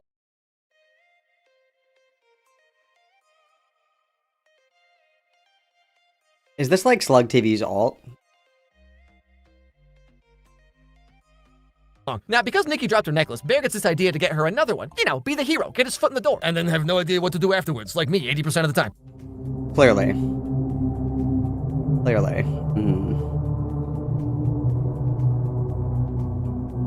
Not the big booty Latinas. The only person that does the hot Latina bit good, I think, is, oh, fuck. What's his name? He's the politics guy. The guy that threw that guy's shoe on the roof. He debated Destiny. What's that guy's name? Alex. Fuck. Alex. Pimp on a blimp. Pimp on a blimp. Is it Alex Clark? Alex Stein. Alex Stein, thank you. Alex Stein is the only one that does the Latina bit in a funny way, in my opinion. I think Alex Stein is really funny. Now, because Nikki dropped her necklace, Bear gets this idea to get her another one. You know, be the hero, get his foot in the door, and then have no idea what to do afterwards, like me 80% of the time. Clearly. Clearly. Not the big booty Latinas. The only person that does the hot Latina bit in a funny way, in my opinion. I think Alex Stein is really funny. And I'm biased because I talked to Alex Stein once, personally. I love how it says amaze your friends. Hey guys, check this out. Awesome, do it again. Yeah, well, they've been pretty popular since we put them out. You know, everybody wants a wish. Some people don't open them, but the people who do, you know, come back and complain. Or it does work and it like ruins their lives. Or they die, wish they were dead. Ah, yes, the millennial special. Rather experienced myself. Also, you know, it's kind of funny that Bear is better at flirting with this girl here than he is with the girl he acts. He's literally just talking to her. Like, what people, I was just bitching about this like literally yesterday or even earlier today. People confuse niceness with flirting all the fucking time. Like, I am like nice to people at shows. Like, I'm very social at shows. Like, day-to-day life, I'm not a very social person. I don't really talk to people that I don't know. When I'm around new people, I don't really talk to new people. But when I'm at a show, I'm talking to fucking everybody. And people like will assume that I'm like hitting on them or I'm like hitting on their girlfriends or something. And it's like, I'm literally just being nice, dude. I'm literally just having a conversation. If you think that like just talking to somebody is like flirting, you're fucked. You're fucking cooked, dude. You're absolutely fucking cooked. Like, you're just being polite and nice and talking to somebody. Like, how the fuck is this flirting? He's just having a conversation with the lady at the cash register. How old is this guy? Like, this is total Gen Z fucking brain rot, dude. Where it's like, you can only socialize on like Instagram or fucking Discord or whatever. But in real life, if you're polite to somebody, that means you want to fuck them. Like, what is this? She likes, which is such a real thing, by the way. Why does that happen? Anyway, so he buys the One Wish Willow to give to Nikki later that night at trivia. Anything else? I'll get a pina colada. Pina colada? Don't make fun of my drink. What? I like a man who's in touch with his feminine. Hey, whoa, didn't ask your opinion, Nikki. So here we get a look at who... If anything, you would say that that's like flirting. It's kind of like teasing, like kind of banter, right? Where it's like, oh my God, I love a man who's in touch with his feminine side. That's like kind of flirting. I hit my wife when we were like dating, but she didn't really know that we were dating, I don't think, because I would like buy her dinner all the time. And she said, so she texted me or something. And I was like, yeah, I'm just cleaning the house. I'm so domesticated. I have no idea why I'm single. And she was like, are you fucking hitting on me? And I was like, we've been dating for like a month. Where have you been? And she was like, I thought that you were just buying my dinner to be nice. And I was like, we've actually been like dating this whole time. That's crazy that you would say that. Really funny. But like that's like a flirty thing to say, is like, I love a man that's in touch with his feminine side. Even if it's like a joke, it's kind of like flirty. Are we all just like turbo autistic? What the fuck is going on? And then a watt for the two. He's almost 40, by the way. That's embarrassing. Everybody witness, please. I think when you're like 40 and you behave like this, you should qualify for death with dignity. That's what I think. Nikki is. And she seems like she's kind of one of those girls who's like those like ball buster types, you know? She's always like, ah, bitch can't handle all this. I've never met a guy who can keep up with me. And then they just lay there like SpongeBob. Also, again, This guy's probably a lot of fun at parties. If your bitch is starfishing, that's a you problem, bro. If your bitch is starfishing, that's a you problem, bro. Like, hello? What ironic, but earlier I was not a lesbian at the time. No, I was not. Your Bear was like, you want me to... I look just like fucking this. be mean to her? Why would I do that? But then she's literally doing the same thing to him right now, and it's clearly working, so... interesting. Okay, so trivia's about to start, and Bear's left standing there with Sarah, the other girl they work with that I mentioned, you know, and he tells her that his cat died earlier that night. What? Film trivia. Sandy died. Okay, this first one's a two-parter. What? You have to answer both. Here we go. Really? This animated film features a blue genie. Sure, I'm so sorry. Wait, hold on, back up. So the trivia topic was early film trivia, and the question was, this film has a blue genie that grants wishes. Ah, yes, the ancient year of 1992. But more importantly, so here we get a look into the dynamics of the whole friend group, okay? So Ian is kind of like a douche, right? Nikki seems like one of those girls who's one of the guys, you know? And Bear has a huge... I think this guy just has like really bad autism, I think. This is like 40-year-old Jar. This is like the next evolution of Jar. Crush on Nikki. That's actually a diss to Jar. Sorry, Jar. Even though Sarah over here is clearly into Bear on some level, and he just like doesn't notice, doesn't care. So Bear's choices are Crystal Mommy or Septum Girl. So like, this dude never stood a chance. Like, you might as well put that chassis belt in your Amazon cart right now, my dude. Anyway, so This guy is crazy. This is crazy. What? Everyone knows that the septum ring choker girls fuck crazy style, but they're insane. Everybody knows that that bitch has like a magical pussy, but she will ruin your fucking life. What are you talking about? Get the chastity cage out. What are you talking about? Stop. Has he ever been around women before? Night's over and it's time to go home. Nikki needs a ride, and so of course Bear's like, Long day. I don't want to go to the next fucking bar with My you car's guys. headed to Greedos. We could drop her off on the And look, what are you talking about? Like, she wants to go home. Everybody wants to keep partying, and he's like, I'm going home. I'll take you home. What? What? I can take you home. Okay. Ian, get your girl home safe. Ew, don't say it like that. See you later, Bear. All right, Bear. yeah, that's me. You're probably wondering how I got here. So Bear takes Nikki home, and of course on the way they have some kind of heart-to-heart talk, talk about life, man. It's all very life is strange, you know what I'm saying? Come on, Max, let's get out of this town. I hate my dad. I'm not happy there. I mean, it's just a job, Nikki. Yeah, well, I want to write. Oh, a crystal mommy and the writer. Well, something tells me this movie would have gone the same way for Bear, whether he made the wish or not. No. What? God forbid a woman. So this guy just hates women. Got it. This guy doesn't understand women and is therefore fearful of them and so attacks them. Got it. No riz, no bitches, no hoes, nothing. We're scared of women because we don't understand them, therefore we hate them. Got it. Okay, making sense. I completely understand now. Okay, I'm locked in. Got it. Oh, it's not a romance, it's a love story. Isn't that the same thing? You're the only person that I get to really talk to about this stuff. Ah, yes. Well, see, Bear, when a girl says that, what she really means is, you better not ask me out and ruin this friendship. Anyway, so Bear takes her home. I feel like we've ruined a lot of friendships by making advances towards women that are obviously not interested. I think that we're really empathetic to Bear because we are Bear. I think that we are somebody who is a coward, bitchless, rizless, hoeless, and we scare all the hoes. I think that we see ourselves in Bear, and I think that's why we're taking this position. Got it? He tries to flirt with her like Ian said, but I mean, you see the kind of sweaters he wears. You can only imagine what kind of game he has. Night, Freaky Nikki. Ew, don't call me that. I know, I was kidding. Do you like me?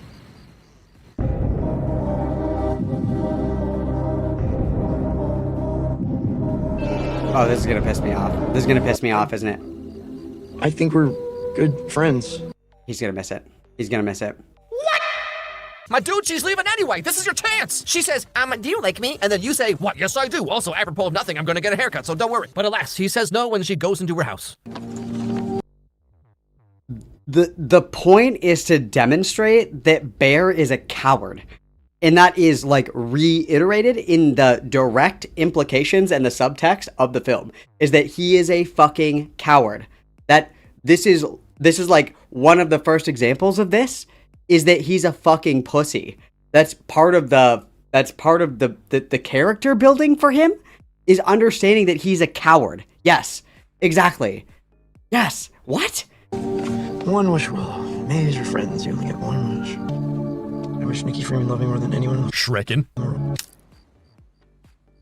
Okay, so jokes aside, up until this point, Bear was just a dude with a crush on a girl that he was too scared to talk to. Okay, a story of my life. He pulls out this we can tell $7 wishing toy. He's like, golly gee, I sure wish Nikki loved me too. But here's where everything changes, okay? Maybe you want to come inside? I mean, I did just lose my cat, Bear. You lost your cat? Oh, wait. I mean, you lost your cat. I'm so sorry. So as you can see, Nikki's starting to act a little out of character. She's saying things that don't make sense. She also demands to go over to his house to spend the night. Yeah, I'm sorry. Yeah. Nikki. Why? My dad's dying. And to Bear's credit, he's not immediately jumping at the chance to take advantage of her or whatever. Like, he gives her privacy and space. It's so great that he waited to rape. Yep, let's give him okay. He doesn't want to make it weird. He turns around when she takes her shirt off. And, based on what people were saying about this movie online, I expected Bear to be this, horribly angry, misogynistic... The point is the subtlety, okay? The point is this. We started this off by saying nuance, right? Nuance was what we said. Nuance was the word that we used. The nuance or the subtlety here is that people, men specifically, it's mostly men, let's just be real, okay? But people who are rapists do not see themselves as rapists, right? And it's very rarely, right? And we all know this is true. Statistically speaking, you are more likely to be victimized by somebody that you know, a friend, a family member, than you are the creepy rapist in the bushes outside of the bar. That's the point. The point is that it's subtle. The point is that he's not just holding her down and fucking raping her like Last House on the Left style. The point is that he knows that it is not her, and he still fucks her anyway for his own selfish gain. That's the whole point. Like, if you wanted to be really fucking annoying about it, you could even say, like, it's an allegory for, like, a date rape even, right? Like, in the same way where it's like, yeah, I fucked that girl. It's like, no, you didn't, dude. You fucking roofied her. You raped her.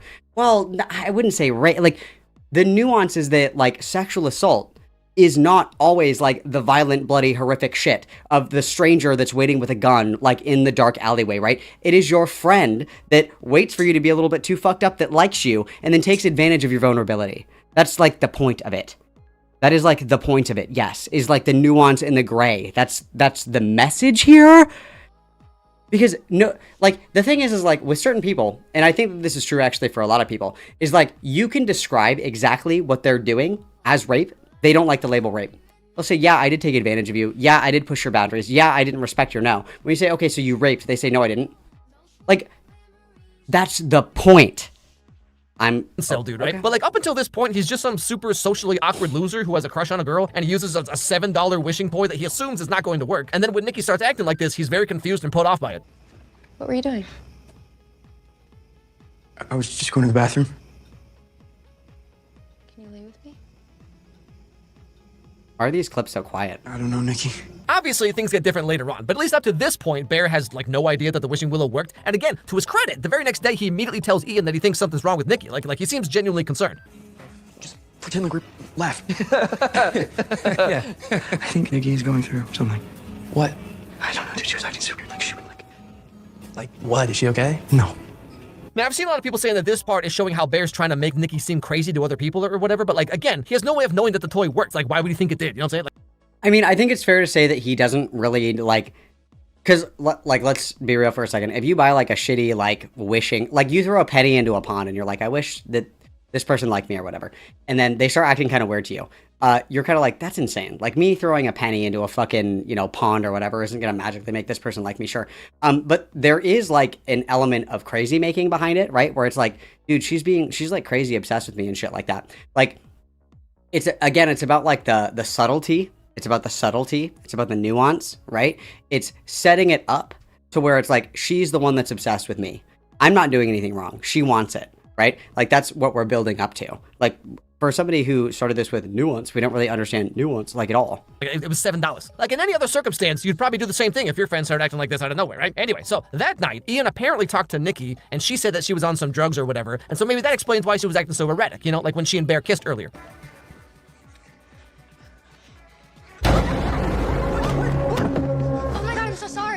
You kissed me! I know, I thought I saw something. So at this point, Bear thinks that Nikki was acting weird, kissed him, freaked out, etc. because she was on drugs, right? So again, to him, in this moment, it all seems totally above board. But then, out of nowhere, Nikki goes over to Bear's house to apologize. I was on MDMA, so if I was weird, that's why, and not saying that you took advantage of me. Nikki, I didn't know you were on drugs.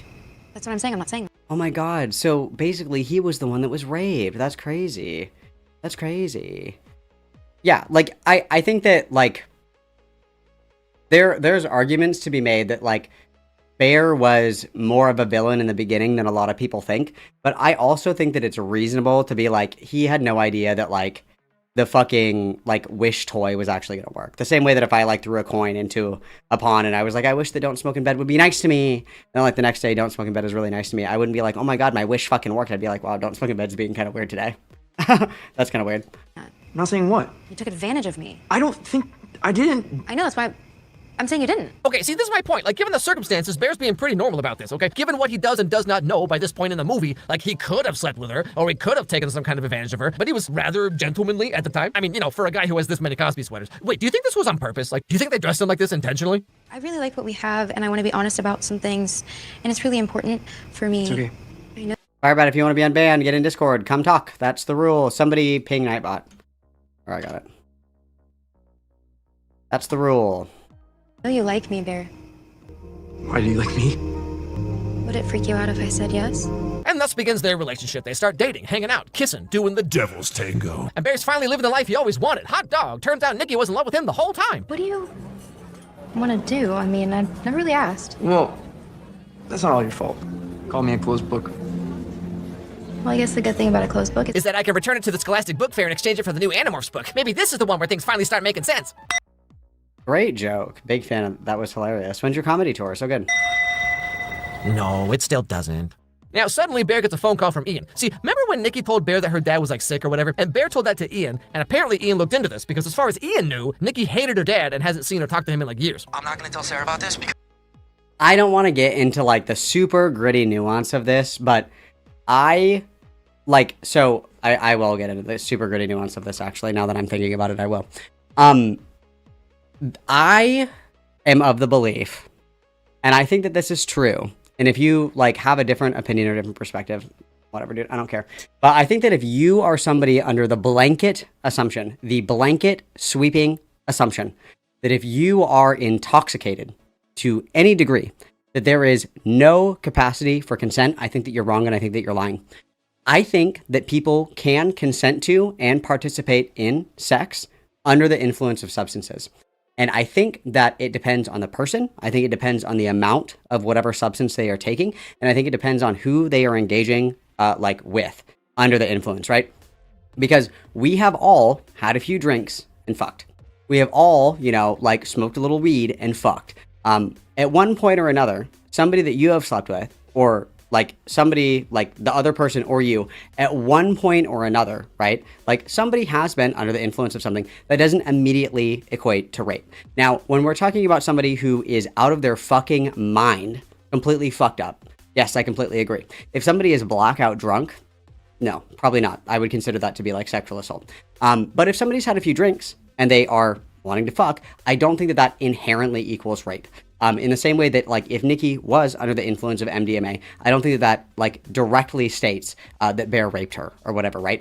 I would say, obviously, that if you are with somebody who is a friend, your friend is on MDMA, and they're acting like really weird, very out of character, that's not like a green light to fuck. Okay, I would say that for sure. But I think that it is untrue that just because somebody is under the influence of a certain substance, they completely lose their capacity to consent. I think it's a case-by-case basis, of course, because we have all had a few mimosas and fucked. We've all had a few beers and fucked. Like it's happened, okay? But I would like to be like very clear in saying that the assumption that she's on drugs paired with the really weird fucking behavior, I would say like, yeah, probably that would be an indication that you don't want to push through that. I think that would be fair, right? because I don't want to spread drama. I looked into Nikki's dad having cancer, and he's healthy as a baby. The heck does that mean? My dude, babies just have constant projectile vomit and diarrhea. The heck you talking about? Also, how exactly would you find this out? Like, pretty sure you can't just call up a hospital and they tell you someone's medical history. Okay, so is Ian lying about this? Or was Nikki lying to Ian and saying, oh, it's a movie crazy. About her dad this whole time? But okay, let's assume it's all true. Bear goes back to talk to Nikki about what he just learned. Does your dad really have cancer?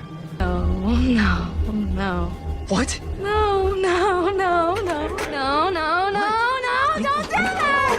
I thought we were having a nice day! That was literally me ripping the DMT pen too hard. No, no, no, no. Okay, see, Bear, I don't know why you're making this face. You wanted the Crystal Mommy Latina experience, and you got the Crystal Mommy Latina experience. But here's what... I don't think this guy has ever, like, dated a woman. Name a woman for $1. Name a woman. Like... What? Hello?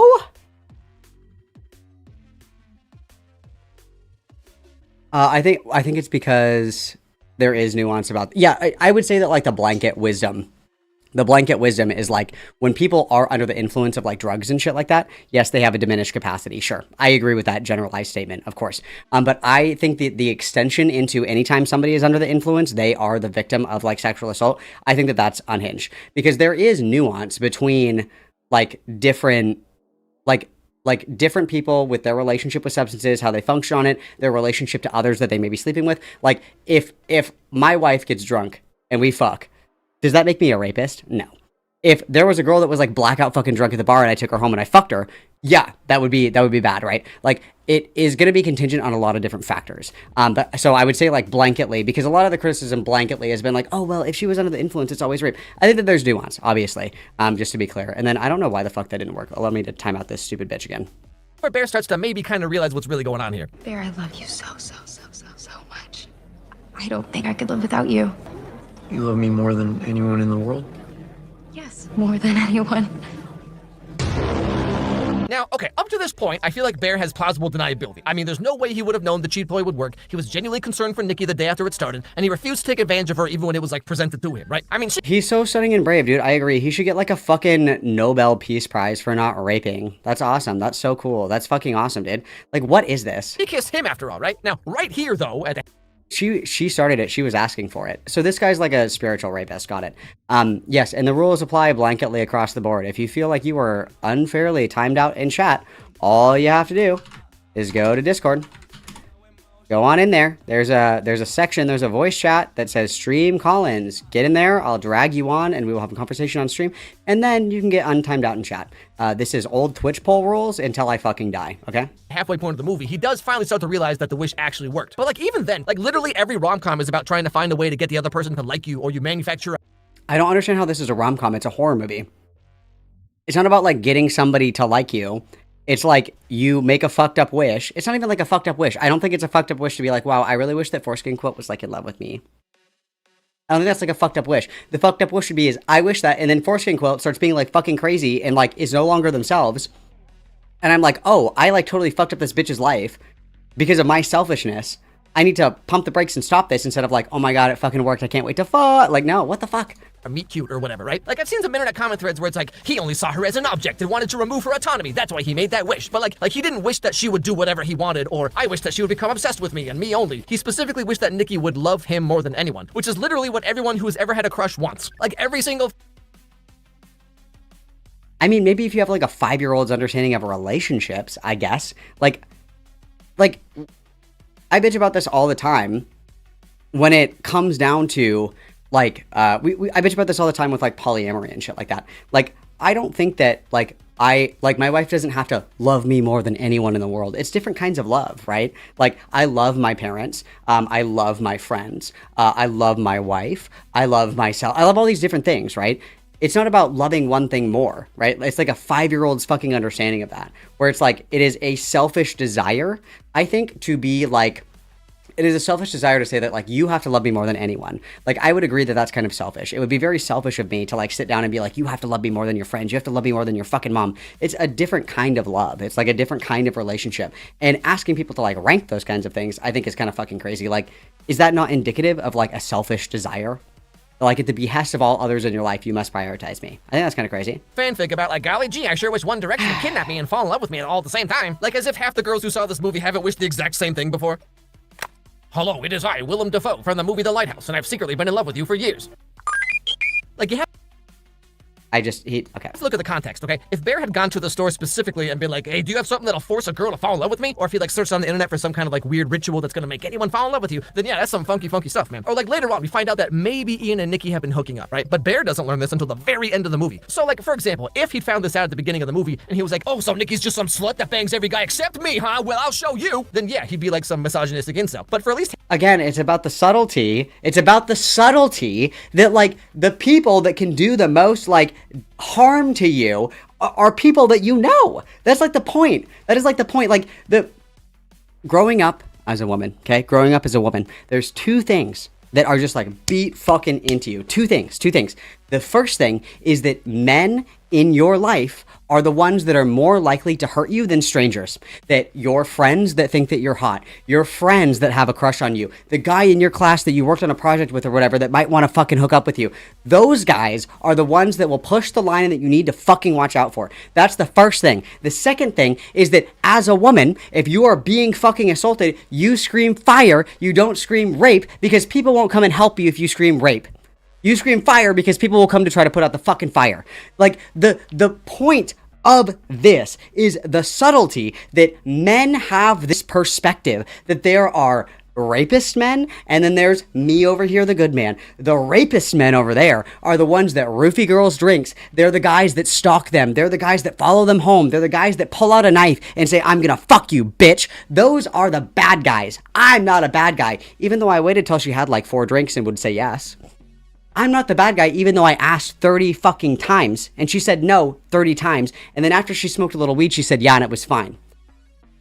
I'm not the same as that guy because I walked her home, so I was entitled to it.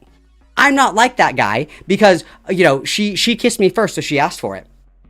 That is the subtlety and the nuance in this. That is the fucking point. The fucking point is that Bear does not see himself as a villain, and that most people in this situation wouldn't perceive themselves as a villain anyway. It challenges the idea that it's not the creepy guy hiding outside of the bar. It is your friend. It is your friend. It is your coworker. That's your pal that would do something so fucking fucked up to you and fuck up your entire fucking life because he's like a little horny and has a little crush on you. That's the point. That is the fucking point, dude. What the fuck? Half of the movie, he has no idea that this would work, and in fact, he's concerned for Nikki when she does change. To me, at least, it totally seems like a fanfic or whatever that he thinks would have no way of actually coming true. I'm not saying Bear is a blameless innocent. There's a difference when your fantasy becomes reality, right? Like, that's kind of where that becomes a fucking problem, right? Is when it crosses it. Like, I have a fantasy that I have a fantasy that I totally want to go, like, fucking Punisher mode and, like, beat up all the people that were super mean to me or whatever. When that crosses into reality, and I start being, like, fucking crazy and, like, beating up everybody that's mean to me and turn into, like, a psychotic vigilante, that's a problem, right? That's a problem, right? There's nothing wrong with having, like, a fantasy. Like, oh, you know, it'd be so cool. I'm, like, laying here. I'm fantasizing about me and Foreskin Quilt being married forever. Like, oh, my God, what a beautiful fantasy. That becomes a problem when I start fucking with Foreskin Quilt's life in order to get her to, like, be with me. That's fucking, like, that's the problem. Victim, okay? But I think some of you are a little too quick to attach motivation and subtext to this character that is not based on the movie. Like, it really seems like some of you want him to be a horrible, incel, intentionally malicious guy, regardless of... He becomes that, because at the beginning, it's kind of like, he's a coward, he's a pussy, he's kind of negligent, he doesn't really care. Like, it's shown that he's pretty negligent when the cat dies and he doesn't really give a fuck, right? It's shown that he is, like, pretty selfish and pretty scared when he's, like, willing to not pay attention to Sarah, but he's willing to, you know, lie to Nikki, all this other shit. Like, it is the progression, right? It is the progression of these things that, and the nuance here is the gray area, right? Because you have to ask yourself, what question are they wanting you to ask? And the question they want you to ask is, when does he become the villain? When does he become the villain? When does he consciously become somebody who is like the bad guy in this situation, right? Some people say he's the bad guy when he makes the wish. Some people say he's the bad guy after the first night. Some people say he's the bad guy after she is like asleep, like fake Nikki's asleep and real Nikki is like, Bear, kill me. Like that is the question that you have to ask yourself. Like, it is undeniable that he is the villain in this situation. The question is, when does he become the conscious bad actor, right? That is the question. What actually happens in the movie. Even the guy who played Bear himself said this about the character. I never thought of Bear as a villain, but what really drew me to this story was the gray morals of it all. Bear had... Yeah, obviously, because it's a nuanced, ambiguous approach to, like, actual issues. Yes, hello, that's the point. Yes, hello. Has good in him and has bad in him, like all of us. I do think that he leans more toward the bad in a lot of ways. Fully the antagonist, though? I don't think I would say fully, because the key thing is he didn't know that the wish was going to work. Sure, his desires were incredibly selfish, totally, 100%, but he didn't know the wish was going to work. And you have to assume that this guy was in close talks with the writer-director of the movie the whole... Wait, what did that last little bit say there? And then he dug himself into such a deep hole that he didn't really see any chance of getting out, so he just kept digging himself deeper. But I love it. I love the discourse. It's amazing. It's so much more interesting. So, yeah, like, I don't know if, like, reading comprehension is, like, our strong suit or not, but, like, what this is saying is that the guy who played Bear was like, I don't think that he started off as a villain. I think that it's kind of like a complex situation that he had a wish. He didn't think it was going to work. It started to work, and then it, like, devolves over time, right? Like, it turns into something, like, more than that.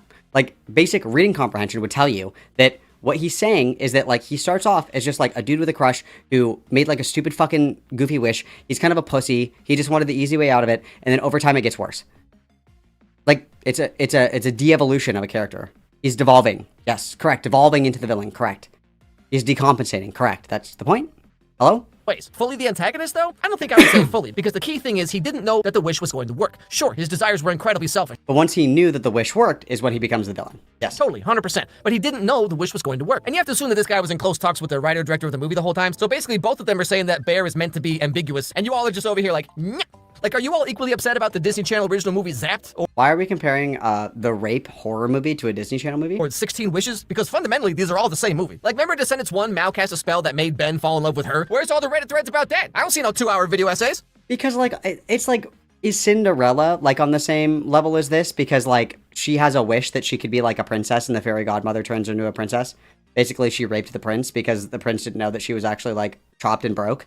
Like, what are you talking about? You know, I made a video years ago about the He would say the antagonist was Nikki, I'm sure. show WandaVision, and everyone got so mad at me when I said it's crazy that we're supposed to be so understanding about how Wanda enslaves an entire town and uses magic to force her husband to stay with her and have kids with her. Isn't that interesting? I found this comment in a Reddit thread that puts it so perfectly, so I'm just gonna read part of it. But remember, this sub attracts the most obsessed fans of the movie. They flex about watching it at the theater like 10 times already. They make several posts a day about it. They make crazy over-analysis and... I think that if you don't have, like, fucking brain damage, you would see that, like, he's the antagonist. Like, up until the point, like, in my opinion, the defining, like, coin flip, the defining, like, okay, fuck this guy, was when she's asleep, and then, like, she's sleeping, and she goes, Bear, it's the real me. Like, please kill me. And he goes, what would be so bad about being with me? Is it really that bad? And she goes, that's not me. Like, I've never been with you. And then he continues anyway. That is the point of no return. That is the point of no return. Only somebody who is, like, a total fucking piece of shit. Like, imagine you get your dream girl, okay? I'm manifesting Blake Lively. That's mine, okay? I get Blake Lively. We're in love. We're married. We're having the best life ever. She's awesome. She's super in love with me. It's the best thing that's ever fucking happened to me. And then one day out of the blue, she's like, kill me. I'm not happy. This isn't the real me. Kill me. I'm a piece of shit if I continue that. What are you talking about? What's going on? Theories that have no ground in the reality of the film, etc. It's not just a movie for them. They're incredibly emotionally invested and attached to an unhealthy degree. It's almost cultish at this point. And people who are chronically online or addicted to... Like, yes, he was evil before that, but I think that you can make, like...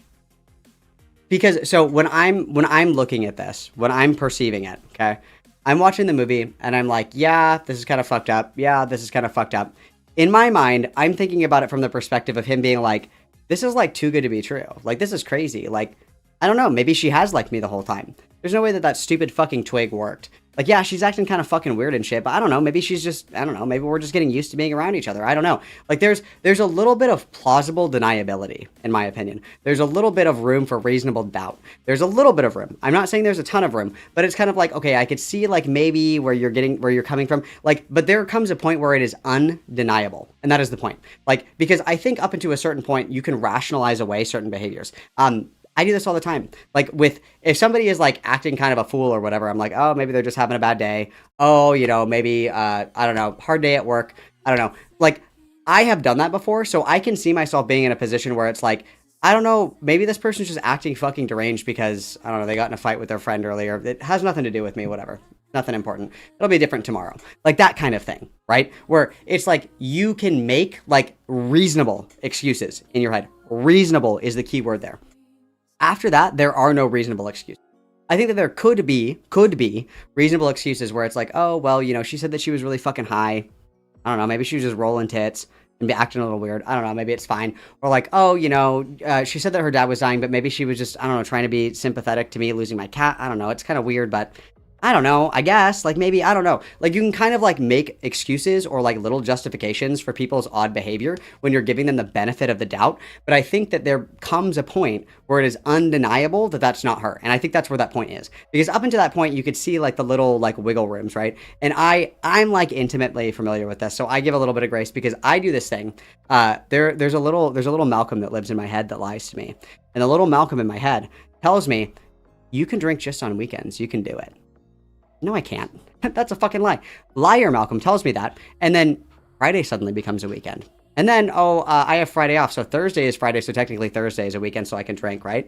And then, well, so-and-so's birthday is on Wednesday. That's like a special occasion. I'll drink on Wednesday. And it's like, Tuesday is actually a holiday. So that counts. I can drink on that day. And it's like, well, Monday is like still kind of technically the weekend because and that next thing I know, I'm drinking all week, right? Like your brain, if you are somebody like me, I guess, is that you will have like an expectation and then you poke holes in that expectation to like make excuses for your behavior, right? And that's something that I've had like a really hard time with trying to learn that I can't drink, is that if I set an expectation for myself, I always find an exception, right? And so when I'm watching this movie, I'm looking at the reasonable like exceptions where I would be like, okay, if I was in this situation and I made a wish, I wish that Blake Lively loved me forever. And then Blake Lively shows up at my house. I'm like, this is fucking crazy, but I don't know, maybe Blake Lively watches my YouTube channel. Maybe, I don't know. Like, why would I rationally think that my stupid fucking penny in a pond wish would make Blake Lively love me? I'm like, that's insane. That's like literally fucking insane. Like, that's not even like remotely outside of the realm of possibility, right? That's crazy. That wishing wells aren't fucking real. Dude, that's crazy. You must watch my YouTube channel. oh, you know, she said something weird kind of the other night. I don't know. I mean, she's used to being like in a mansion. I don't live in a fucking mansion. Maybe it's just like growing pains. Like I'm looking at like these reasonable explanations for behavior that like in any other situation, it would be like, well, maybe it was just kind of like she was in a funk or like in a weird mood. And then at one point it hits and it's like, this is undeniable. You literally cannot like pretend that you don't see this anymore. Like this is where the hard line is. Like up until this point, we're kind of towing the line. You know, we're kind of like putting our hand over and go, oh, you know, like, oh, I'm still in the safe zone. Once we hit that point, it's like, it is undeniable that this is like an evil action. You know what I mean? That's my opinion on the whole thing anyway. Yes, cowards cling to plausible deniability. Yes, exactly. And exactly.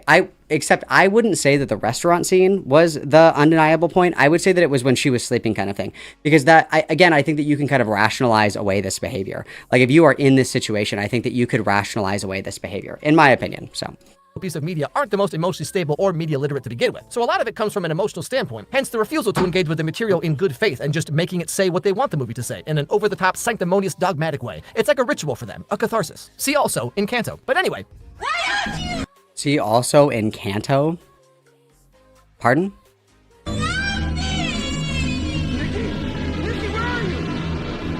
This part was crazy, bro. After we watched this, my wife and I took turns standing in the dark corner of the room to scare each other. My wife was like, I'm done playing, stop. So the movie goes on. Nikki gets more and more insane. She walks around like this. She cooks up his dead cat and feeds it to him. She waits for him to come home so long that she pees herself.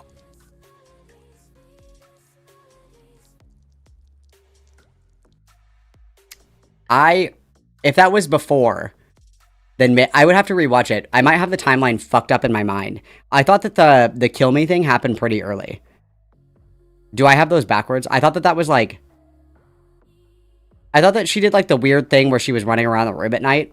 But like, what if you start dating a girl and you find out that she like sleepwalks? I don't know. Like, you know what I mean? It's just kind of like I sleepwalk sometimes. Like, you know, maybe she just sleepwalks and I'm just kind of like rationalizing away this like weird shit where it's like, I don't know, dude, maybe she's just had a bad dream. I don't fucking know. Maybe she takes like Trazodone. Or maybe she takes Ambien and then she didn't sleep very well and then woke up and did crazy shit. People do that sometimes. Like, that would be something that, again, it would be like, oh, well, maybe, I don't know. I might be like fucking up the order in my head. But like the hard line, like undeniable point for me is like when she's like, kill me. That would be it for me. Yeah. I thought the kill me thing was earlier. And what we come to find out is that the real Nikki is trapped inside of this demon Nikki. And every so often she gets to come out for just like a brief second. Which is why Nikki seems to be acting the way she does. It's like the more the real Nikki tries to break free, the more the demon has to overcorrect. I think that once he's aware that there's like two Nikkis is it. It was implied that he started... maybe I missed that. Where was that? That he was drugging her to sleep. I might have missed that part. Was he like putting... like... I might have missed that part.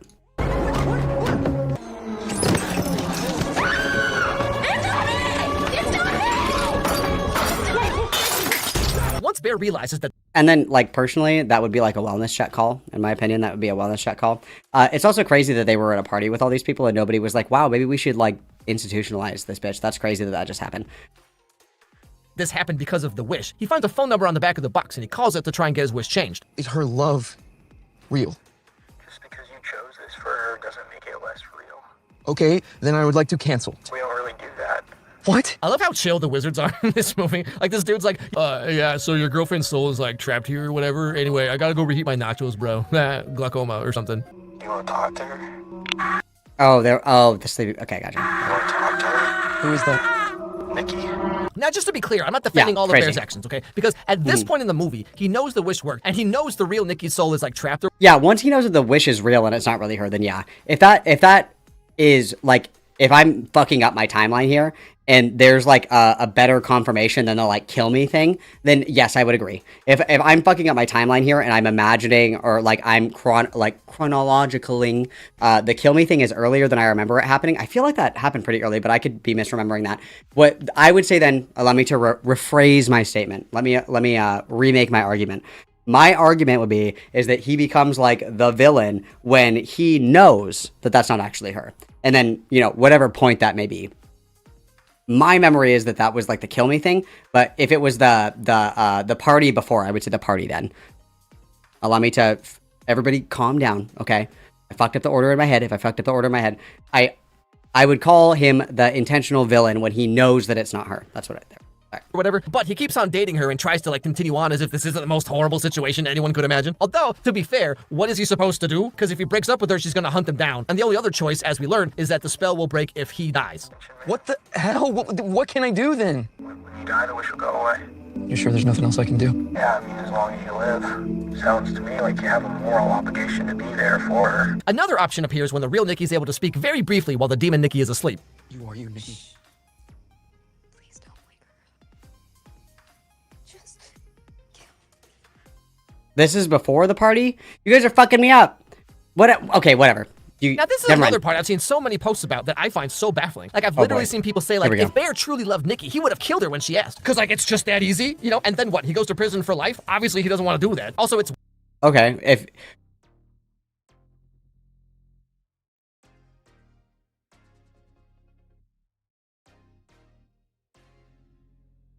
Even if... Okay, so even if the solutions that were given to him was kill her or kill himself, he doesn't even try anything else. He didn't even try anything else, is the problem, right? Because, like, I could agree. Like, if somebody was like, hey, you know, your wish actually came true and you ruined this bitch's life, it's like, you can kill yourself or kill her. It's like, well, there has to be another option here. He, like, doesn't even try anything else. He's just like, well, I guess it's fine. Like, that's the problem. That's the problem, is that there was, like, no effort. Like, his response to that is it that bad being with me? That was his response to the problem. That was his response to the problem. Well established in this movie that he's like a low self-esteem, probably depressed loser guy. So, like, of course, he's not going to suddenly do this completely out of character thing. Now, that being said, his reaction to this is very telling, though. What would be so bad? We're getting it kind of, maybe? Being with me. Okay, Bear, see, I was trying to be fair, okay? And then you go and you say that, like, maybe everyone's right about you, you know? And this is... Yeah, clearly. We literally didn't try anything else, dude. Literally didn't try anything else. Further solidified when he knows it's not the real Nikki, and he knows the real Nikki is trapped, but he still keeps going on like this. I'll be anything you want me to be. No, don't say that. Anything you want me to be. Let me be Nikki. You're not being like me. I can't be Nikki! But this also brings up another interesting thematic element of the movie, I guess, which is like people are saying, you know, if he truly loved Nikki, then he would do this incredibly selfless thing for her. But remember, his wish was not that Nikki would become obsessed with him. He wished that she... The point is that he's taking away her agency and her free will. That's like the point. Is that, like, it wouldn't matter if he was like, my wish is that Nikki would let me rape her. It doesn't matter. The point is that the autonomy and the free will is gone. That was taken, right? Hello? Would love him. So why isn't her love for him as selfless as you're claiming that his love for her should be? You know what I'm saying? Again, No. I'm not saying Nikki's the bad guy or Bear is some like blameless victim or whatever. I'm just saying there's many ways you could look at this movie. Like maybe the wish didn't work. I mean, yeah, if you watch it with your eyes closed, maybe? Could all. Maybe Bear's just that cool. You ever thought of that? But anyway, so the very end of the movie, Nikki has killed Sarah and Ian. Bear realizes that there's no way out of this unless he dies. So he eats all the rest of his grandma's Flintstone vitamins, I assume. Which, something that I would like to point out that I haven't seen anybody else talk about this, okay? So you're hearing it here first. Write this down. I find it very interesting that he chooses such a bitch way to unalive, right? Statistically speaking, this is how women krill themselves, okay? He had the gun, he bitched out, okay? Men have a higher likelihood of completing unaliving because they use more violent methods, and he bitched out of that, right? Like, I think it further indicates that it like cements that he's a fucking pussy and a coward. That's what I think. I find it interesting that he did the female-coded behavior of taking grandma's sleeping pills. And dies in the arms of Nikki, who is finally freed from the spell. And then he leaves out that he tried to bitch out of it, and the only reason that this happens is because possessed Nikki makes a wish that he would love her. That's the... Hello? We just didn't bring that up. And that's more or less the end of the movie. Why did we leave that out? That he, like, took the pills, and then she made a wish. Like, he tried to go back on it. He bitched out of that too. He bitched out of everything. Yeah, so whatever your personal interpretation of the movie is, it really is a fantastic film. It's a great horror, great writing, the acting is incredible. Nikki, obviously, fantastic job. But like with a lot of other movies and shows... A lot of other movies like Heated Rivalry, Hoppers, and The Digital Circus. These are all very comparable. We must have a really hard time with that fucking block thing where you have to put in the square, the circle, the triangle block. That must be like impossible for this guy to fucking use. Because what the fuck is this? Especially recently, the online discourse is just insane. And he also did not cover the rape scene, true. Like, what is it about this movie in particular that people made it their entire personalities? Like, there's because it's like a representation of like how a lot of people are sexually assaulted by like subtle like pressure, coercion, slowly stripping somebody of their free will and taking advantage of them in a vulnerable state instead of like violently, because again, like that's like the point. That is the nuance of it, right? That because it resonates with people, I guess. Something very funny to me about how this movie about the dangers of unchecked obsession has gone on to spawn one of the most insanely obsessed fan bases I've ever seen. Congrats, y'all, nailed it. Now you have clearly never fucking seen Star Wars, really. Again, I need to be very clear here, okay? Ultimately, Bear is the bad guy. He doesn't know what he did until late in the movie, but when he figures... I don't think that he knows that late in the movie, but okay. Figures it out, he just keeps on rationalizing to himself because, like, he wants Nikki, and he doesn't seem to really care that she's being tortured the whole time, but rather he wants the demon to just act like Nikki so that he can pretend that he's actually dating Nikki, you know? Like, this is a bad dude. Yes, absolutely. Nikki is completely innocent. Her life is forever ruined because of some depressed, selfish loser guy, okay? Yes, like that's the outcome of the movie. But how we get to that point, I think, is a lot more nuanced than a lot of you were giving the movie credit for. What are we talking about? Oh, got it. So he's brain damaged. I don't understand, because this is just something that resonates so truly for a lot of women, that it's not the creepy guy that jumps out of a fucking van and kidnaps you. It's like your friend Jonathan from science class who waited till you got too fucked up to take advantage of you. Like, why could people passionately be talking about and engaging with media that offers a nuanced representation of sexual assault? That's crazy. I have no idea. Okay, we're gonna watch his apology video, but first I have to go piss, girl. You're gonna hate me. It's pee time. Oh, you're gonna hate me. It's pee time.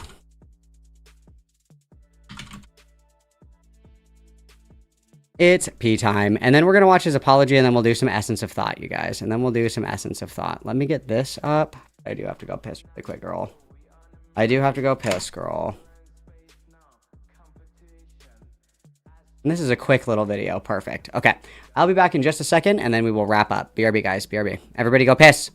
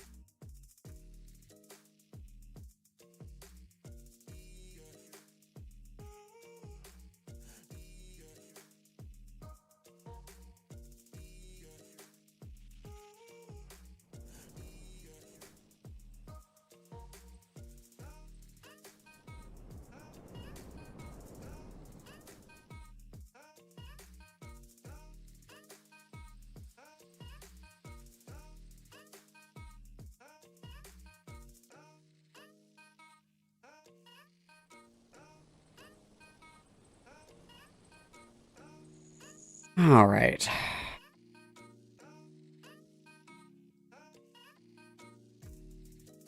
Let's go ahead and check out his apology. So, and then we can call her a day.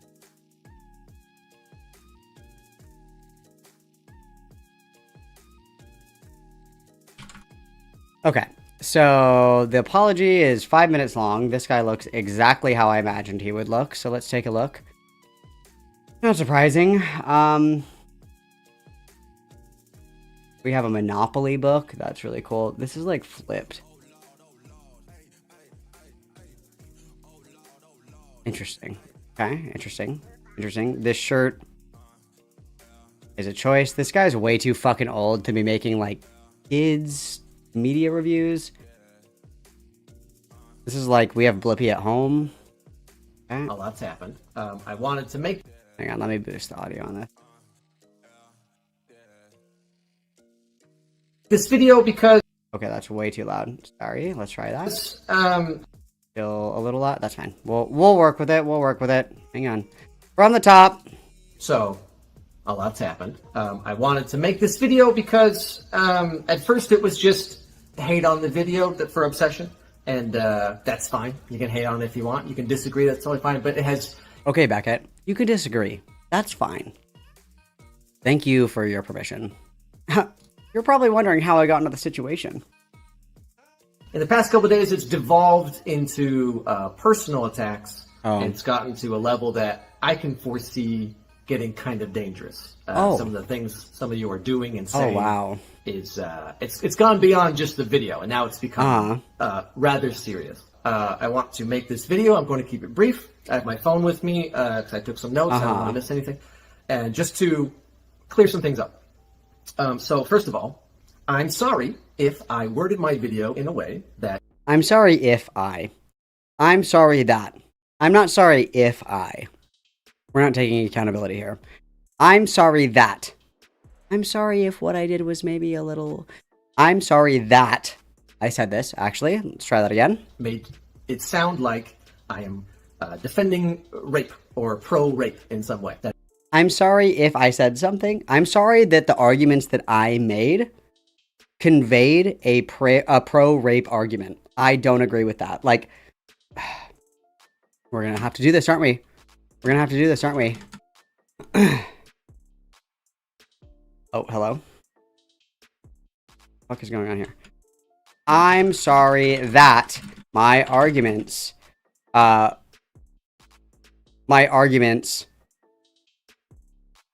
endorsed or supported pro-rape talking points in support of Bear, the character. I can't spell, so you guys are just going to have to deal with it. You're going to live. Not the intention of the video. As I said in the beginning, it very much was meant to be a good faith sort of attempt at sort of looking at this movie as a... My intention was to explore the gray area and moral ambiguity of Bear as a character, but I see now that my arguments could be used to endorse or defend rape. There you go. Boom. Fixed that one for you. What's next? Work of fiction as a piece of media to be consumed the same way you would do with a book or anything like that. So just to clear things up, sexual assault is bad.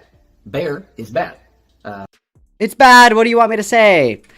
To be more clear with my arguments, language, and positions, I believe wholeheartedly that rape is wrong and immoral. Upon further reflection, I see that I did not clarify well enough, but I believe that Bear is the villain, and his actions were wrong, immoral, and would definitionally be rape. There we go. That's our next part. What do we have next? What Bear does in the movie, very bad. Bear is the villain of the movie. I think I said this in the video. Maybe I wasn't clear enough. That's my fault. Bear's the villain. Good. There you go. I wasn't clear enough. That's my fault. Good. That's good. I like that. So let's keep that in there. My lack of clarity is my fault, and I apologize. Perfect. Excellent. Great job. What's next? Bear does many, many bad things. I elected to not show every single bad thing he did because, A, the video was already very long, and B... 20 minutes is not a long video. So let's refine this. We're refining this because I don't even really know what the thing he's trying to say here is I did not include all of Bear's morally bankrupt actions due to, and then we're not going to include because the video is already long. It's a 20-minute video. That's not too long. I had already said that he was bad, so I didn't feel the need. Actions due to, or I'll just say morally bankrupt actions, because I wrongly believed that I had clarified my position early in the video. I see now, after feedback, I was not nearly clear enough. And regret not including more content to make arguments against Bear's actions to make my criticism and positions more clear. That's a little wordy. We can fix that. That's a little bit wordy, but that's okay. To show every example of that because I tried to make it clear that from like the diner scene onward, he is bad. So what he does is bad. We didn't do that. Okay. Having sex with Nikki after the diner scene, bad. Trying to alter the wish, bad. How is trying to alter the wish bad? That would be something that is good, right? Like, okay, so we also need to put in here, hang on. Stop crucifying yourself. Stop digging. Short, sweet, concise. Concise. Okay, we're talking too much. Stick to the point. Full reaction to sleeping Nikki, talking to him like in her sleep or whatever. I didn't show that full thing because I thought I had already said that he was bad. And so yeah, but so we need examples as to why he's bad. So I would do that here. List, and I'll say that. I would do this here. List. I would say, in my opinion, or I would just say, from the clips that I left out, it is clear that following the sleeping Nikki scene, Bear engaged in rape and was henceforth the villain. I believed that was evident in my video, but I see now I was not clear enough. And again, I'm kind of rambling. This could be refined, right? But we need to keep coming back to the idea that like I did not make my point clear enough that I believe that this was bad. I did not make I was spending too much time playing devil's advocate. The devil has enough advocates. I was spending way too much time doing that. I wasn't clear enough. That should be the entire fucking apology. So his reaction to that is very bad and very telling. It's very bad. In fact, it's bad. What do you want me to say? I can't remember everything in the movie, but just everything he does after that point is bad and it gets worse. And I tried to make that clear. And if I didn't, I'm sorry about that. Not if I didn't. I'm sorry. I didn't. That is a statement. Not if I didn't do that. I was not clear enough.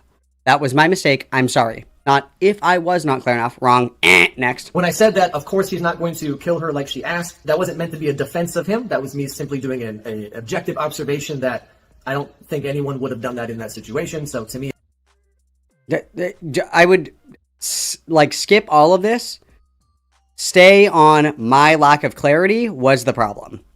My lack of clarity was the problem. Let's stick on that. That he made that choice, not because it's a good choice, but because that seems like a normal reaction, especially for someone who is bad, like Bear. The video is not meant to be a defense of Bear. I think I say that in the video. It is a sort of an objective observation of how he gets from... It's not objective. It's definitionally not objective. It's your opinion. My mistake was framing my opinion as objective fact. I see now that interpretation is subjective, and at the time, my subjective opinions were not clear enough and were read as a defense. That was not my intention, but my lack of clarity is to blame for that misunderstanding of my intention. The beginning of the movie to the end of the movie. Addressing some other comments, the Latina jokes were conceived by a Latina woman from Central America. Just leave this out. Leave this out. Leave this out. Leave this out. Leave this out. Don't even bring this shit in, dude. Don't even bring this shit in. Guys, actually, my black friend said it was totally fine if I said the N-word in this video. This looks terrible. Well, my Latina friend said that it was fine that I made big booty Latina joke. No, just don't mention it.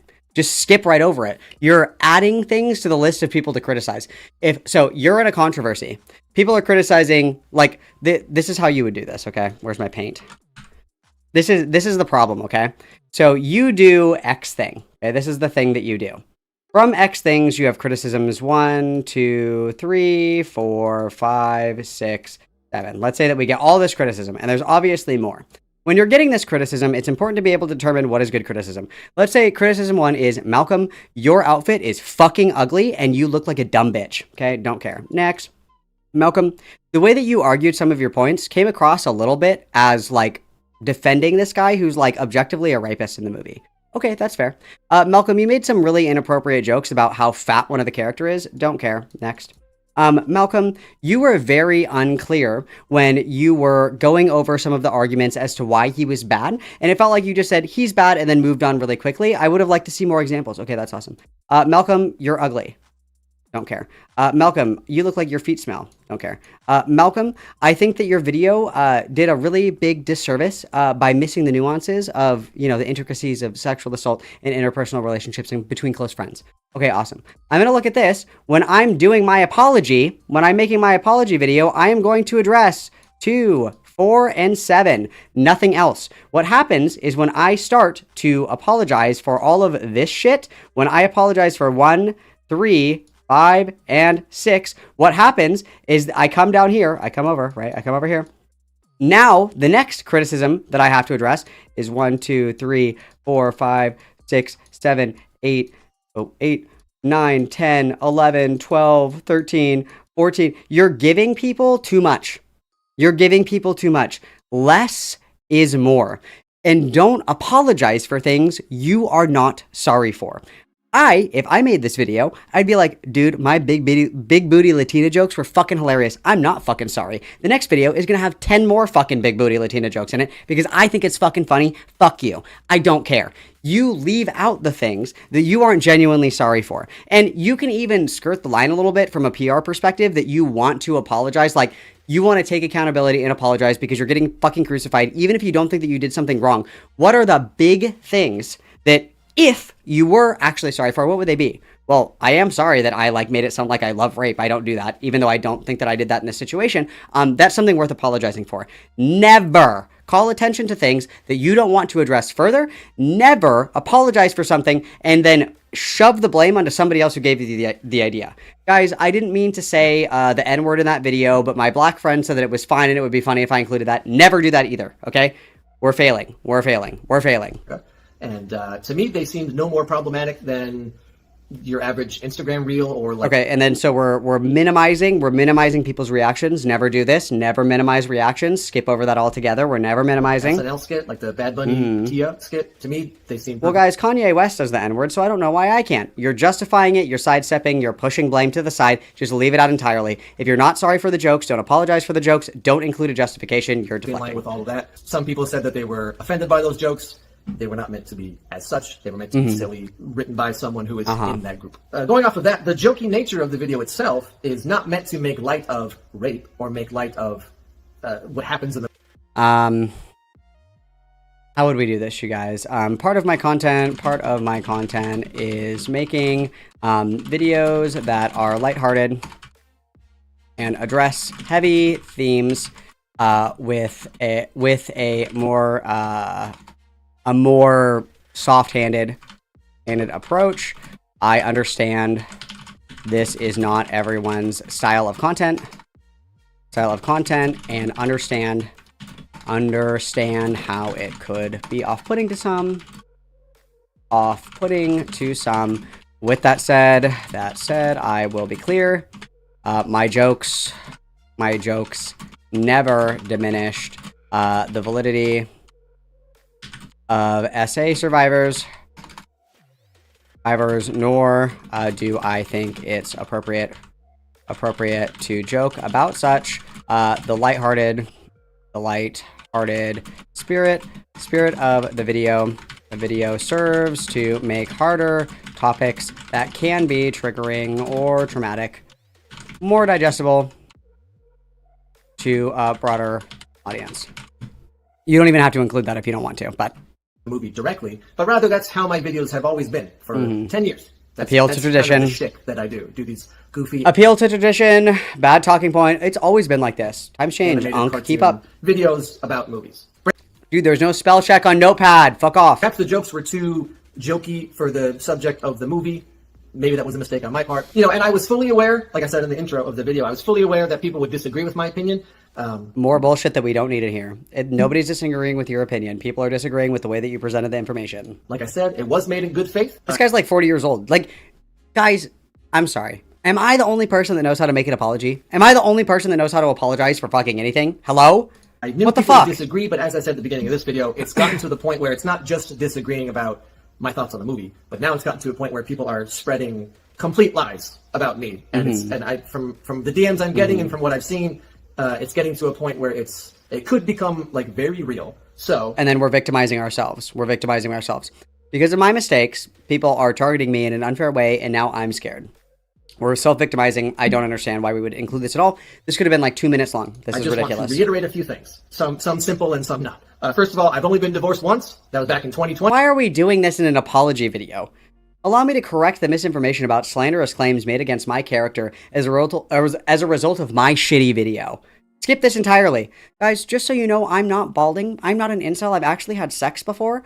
Guys, I just want to make that clear as I'm apologizing for defending a rapist. Awesome. There was no recent divorce. That was a one-time thing. I am not a rapist. I do not condone. Nuke this guy's channel into orbit. Like, literally fucking destroy it. Destroy it. Destroy his YouTube channel. Burn it down. Like, may the bridges that we burn light the way. I'm apologizing for defending a rapist in a movie because I totally fucked up my movie review. I would like to clarify that I'm not a rapist. Okay? I do respect women. I do not think women deserve to be raped. Why are we doing this? Why? Why? I need to say this very clearly. So, that is my thoughts on the topic. And to close things out, I am not a thought leader. I'm not a politician. I'm just a random guy on YouTube who's making cartoons about movies. Okay, again, more minimizing. You were somebody that has a massive platform. People come to you for your opinions and shit like that. Like, take some fucking accountability. I'm not God. Okay, you can still fuck up. You could be a random fucking person on the street. You can still fuck up. Hello? Movies. And some of those movies have heavy subject matter. Sometimes it relates to you in a very direct way. But ultimately, I'm just making mostly jokey cartoons about movies. And maybe you don't think they're funny, or you don't think they're good, or whatever. But that's all I'm doing. And I've never claimed to be a perfect person. I've never claimed to. I'm not perfect. I make mistakes. Then actually, I'm sorry if what I said hurt your feelings. I'm sorry that what I said was interpreted as me defending rape because I don't agree with that. That was my mistake. I should have been clearer. And in the future, I will be clearer. I'm sorry. And you're done. What is this? What is this? Oh, guys, everybody's being mean to me. An arbiter of morality. I'm just a dude on YouTube making jokes about movies. So, thank you for your time. So, what a fucking loser, dude. Nuke this guy out from orbit. Rock his shit, dude. That's crazy. Are you kidding me? That's like the most fucking dog shit apology ever, dude. Like, I literally from the top, you guys, from the top. Oh, hang on. Let me get out my apology, KP. Where's my apology, KP? Hang on. Fuck, hang on.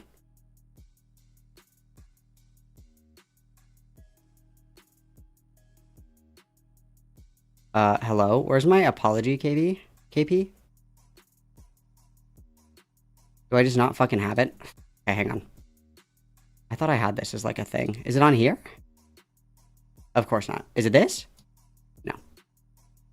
Okay, hang on.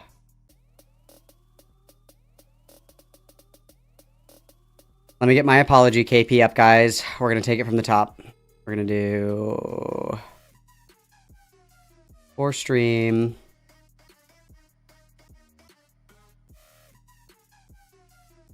Where is she? Where is she? You guys draw me so much art. I never say thank you enough. I never say thank you enough. Thanks, guys. Thanks, guys.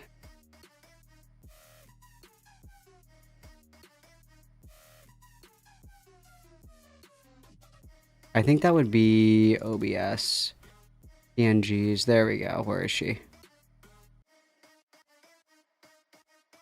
Dude, what the fuck? Oh my god, this is like just fucking the content right in the ass. Holy fuck, I'm so sorry. Where is my apology KP? Where is she?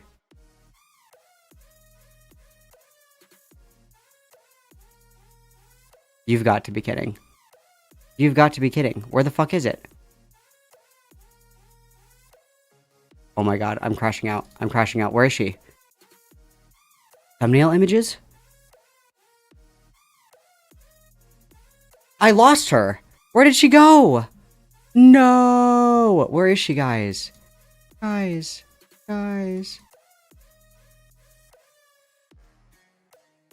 Guys, I lost it. Somebody send me the KP. Send her to me. Where is she? Guys. Oh no. I think I lost it. I'm not kidding. Did I not save it? No, I must have saved it. No. I must have. This isn't real. This isn't happening to me. This can't be happening to me.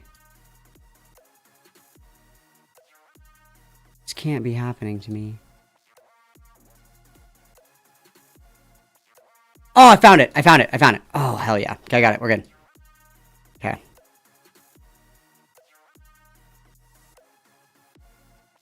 Oh, fuck. Hello? Oh, I should probably put the chat away. Okay, you're right. This is a serious topic. There's no chat. Okay. Okay, guys. Hello. It's me, Alex, the guy that just made this obsession video. There was a lot of backlash against the video that I made about obsession. That video was kind of outside of my wheelhouse. I typically do, like, kids media because I have the media appetite of a 6-year-old. This was something new that I was trying, and I see now that in my effort to try something new, that I failed. I'm sorry that my arguments endorsed or supported pro-rape talking points in support of Bear the character. My intention in making the video originally was to explore the gray and moral ambiguity of rape and the dynamic between Bear and Nikki, and I see now that I failed in that. Upon further reflection, I see that I didn't clarify well enough, but I would like to clarify now that I believe that Bear is the villain and his actions were wrong, immoral, and would definitionally be considered rape. My lack of clarity is my fault. The reason others misinterpreted my statements is my fault and mine alone, and I apologize. Some of the feedback that I got was that I did not include all of Bear's morally bankrupt actions in clips because I wrongly believed that I clarified my position well enough in the beginning of the video. Normally, I make pretty short form videos, and I see now that I should have made this video longer to include more context and more nuance that a serious topic of this nature required. I believed that it was evident in my video, but I see now that I was not clear enough. My mistake was framing my opinion as objective fact, and I see now that my interpretation is subjective. This was not my intention, but my lack of clarity and the lighthearted nature of my video was my fault. My jokes were never meant to diminish the validity of SA survivors, and I do not think it's appropriate to make jokes as such. I know now that that was my mistake. The point was to be lighthearted, to make this topic a little bit more digestible because it is a heavy subject, and for that, I need to apologize. Moving forward, I will no longer be making videos that require this caliber of nuance, expertise, or seriousness, as I believe that you guys have demonstrated and shown to me that I am not capable of handling such subject matter, and thus will not make this mistake again in the future. Thank you for your patience and for your understanding in this matter. Sincerely, Alex, the dumb fuck. Also, just in case anybody was wondering, I'm not a rapist, and I was only divorced once. So, write that down. Like, how easy was that? How easy was that? How easy was that? I just don't get it. I don't get it. What a fucking loser. What a bozo. Hopefully his shit is rocked forever, dude, and he doesn't make any more videos. Hopefully. We can hope. We can hope. Crazy. Crazy, guys. Wow, that's nuts. That is nuts. Why is apologizing so hard? I don't get it. Why the fuck is apologizing so fucking hard? People should hire me. You're right, they should. Malcolm and Don't Smoke in Bed, PR expertise. 100%. I still have that image. Where the fuck is that image? I should put that up too. Hang on.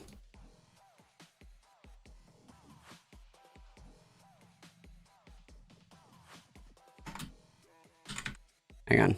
Let me put this up. You guys will love this one.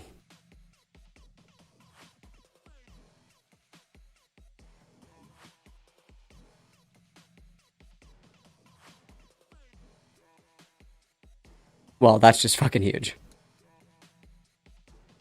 There, look at that. Let's get a little advertisement. There we go. Perfect. Perfect. Yeah, it's true. It's true. Oops.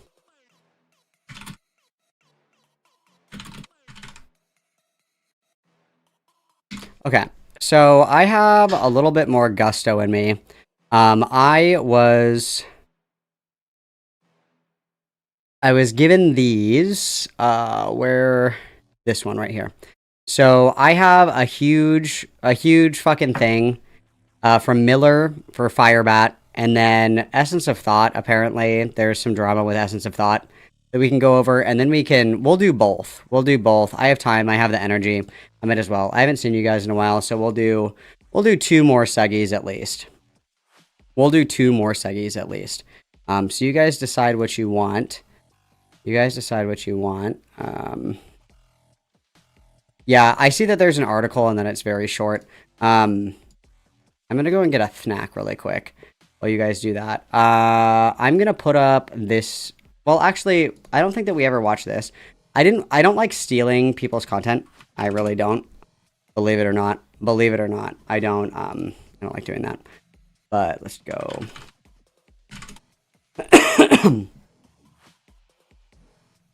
If you guys are not familiar with Frankie's Tavern, I would highly encourage you guys to become familiar with Frankie's Tavern. Okay, Frankie's Tavern is another Firebat A-logger, which, I mean, totally independent, has nothing to do with me or Femyaz or anybody else. Just somebody who came across Firebat and likes documenting their stuff. I would say that Frankie Tavern has the best kind of like chronological, like video essay style coverage of Firebat, because like me, Femyaz, like everybody's been like live streaming about Firebat. Frankie actually has like comprehensive videos, which is actually really nice from a timeline perspective. So I would encourage you guys to check that out for sure. Okay, I would encourage you guys to check that out for sure. I'm going to put Frankie's thing in the chat. Make sure that you subscribe to Frankie, okay? Frankie has awesome content. I want to see Frankie's subscribers through the roof, baby. Through the roof, baby. Okay, I'm going to put this on for you guys. I'm going to go and get a snack really quick, and then you democratically vote for what we want to do next, okay?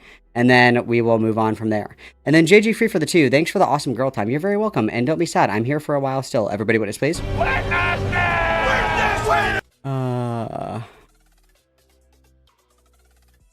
I can't follow the tyranny of the majority. We'll see. We'll see. How long? Somebody tell me how long the Essence of Thought chunk is, because if it's like 15 minutes, we'll do that first, okay? Everybody behave. I'll be right back. This is for your Firebat slop just for the moment while I'm gone. I'll be right back. Everybody behave, okay? This is my life. I can do whatever the fuck I want. If I want to be a Christian who does fetiches, does art, and sells it, I can do that. Second thing I want to address while I'm on this roll is I'm on here making a lot of content to keep myself distracted. Help me focus on things that matter, like my daughter and my wife. For those of you who don't know, at one point in my life, I had obsessive, over-sexual issues with corn. And so in order to deal with my corn addiction, the only way to deal with that is to replace it with something else. And so I replace it with doing what I love, making content. I mean, she can come to my home right now, and I would look at her face in the eyes. I'll record it too and say, I don't give a fuck about what I did to you 10 years ago anymore. I am done.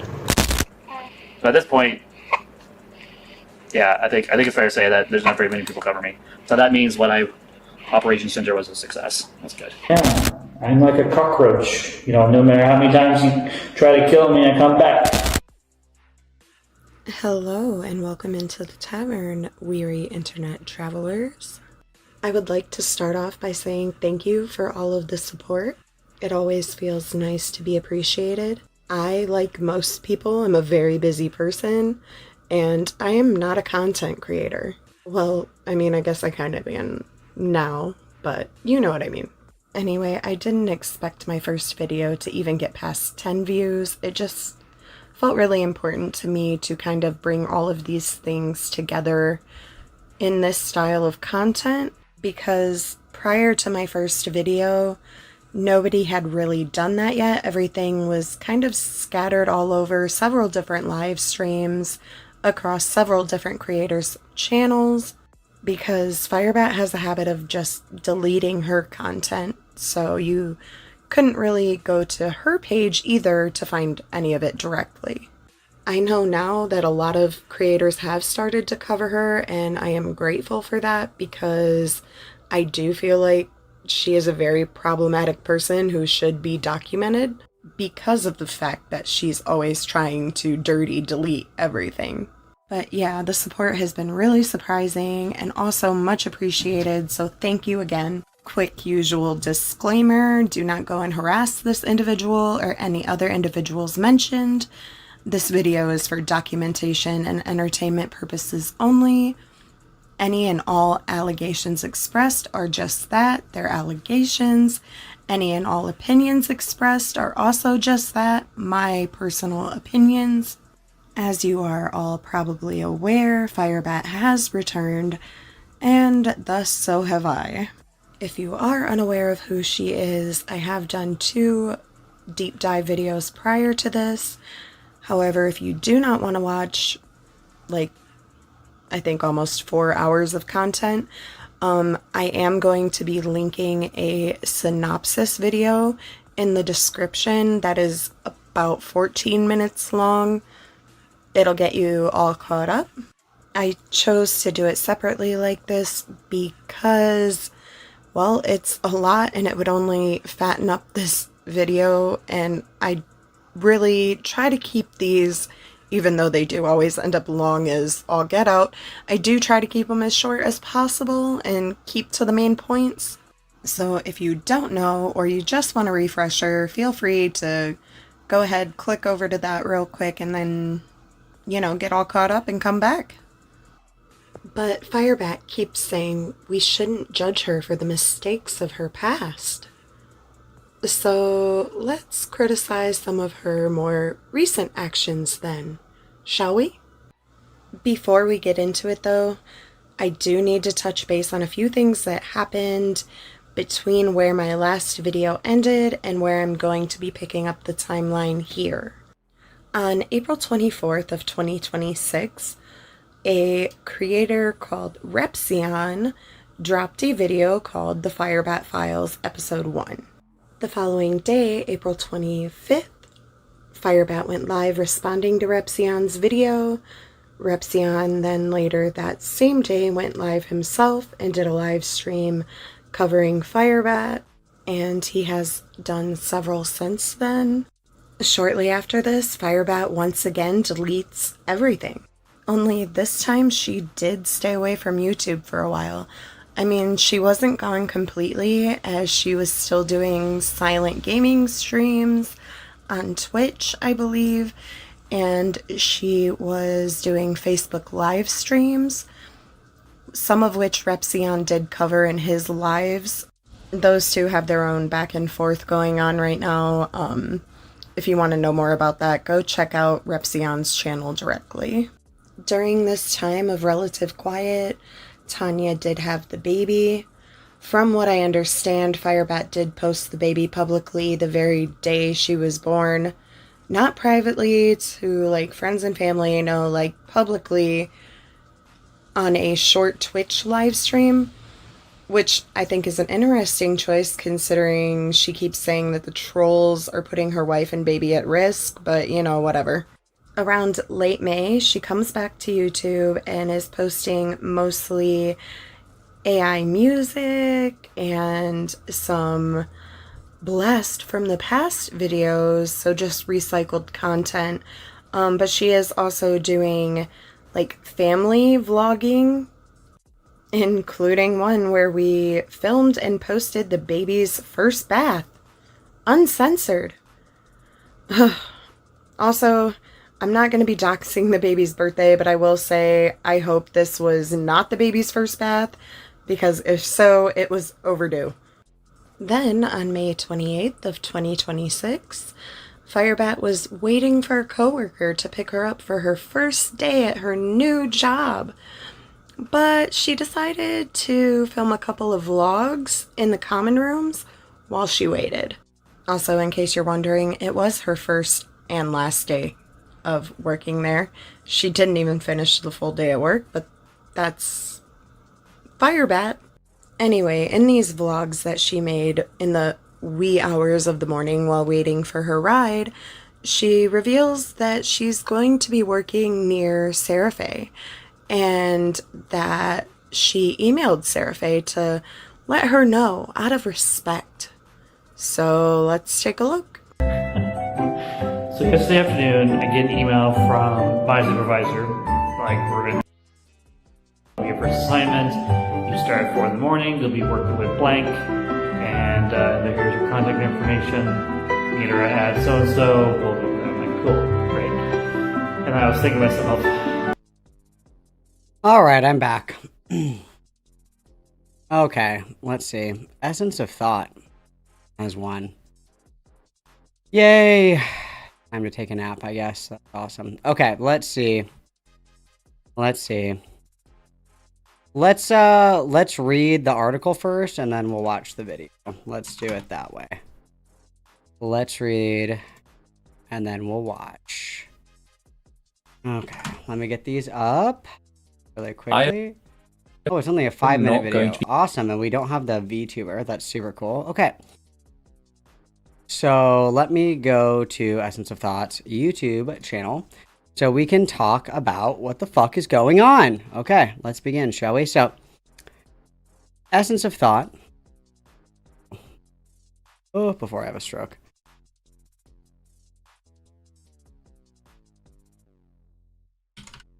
Okay, so Essence of Thought is a YouTuber, kind of like rose to popularity in COVID times, I would say. Mostly like woke scoldy content. Like you can kind of see, like looking through these, as like J.K. Rowling is a bigot. Like, oh my god, everybody hates Eli Ehrlich. A lot of trans shit. Essence of Thought is a trans woman YouTuber that lives in India for some reason. And so Ethel's most popular videos are about a YouTuber named Lily Orchard. And if you don't know who Lily Orchard is another trans woman who makes YouTube My Little Pony incest rape fan fiction galore. Allegedly raped their real sister in real life. Allegedly fucks dogs. Like all kinds of crazy shit, okay? Ethel used Lily as like a pay pig, basically, and blew up in popularity talking about Lily Orchard. She's also very popular for talking about Evangelina Skov and what's her name? Rachel Oates. Two people that have done literally nothing, but Ethel is the biggest crybaby in the entire fucking world, okay? The biggest crybaby in the entire fucking world. Everybody else is the problem.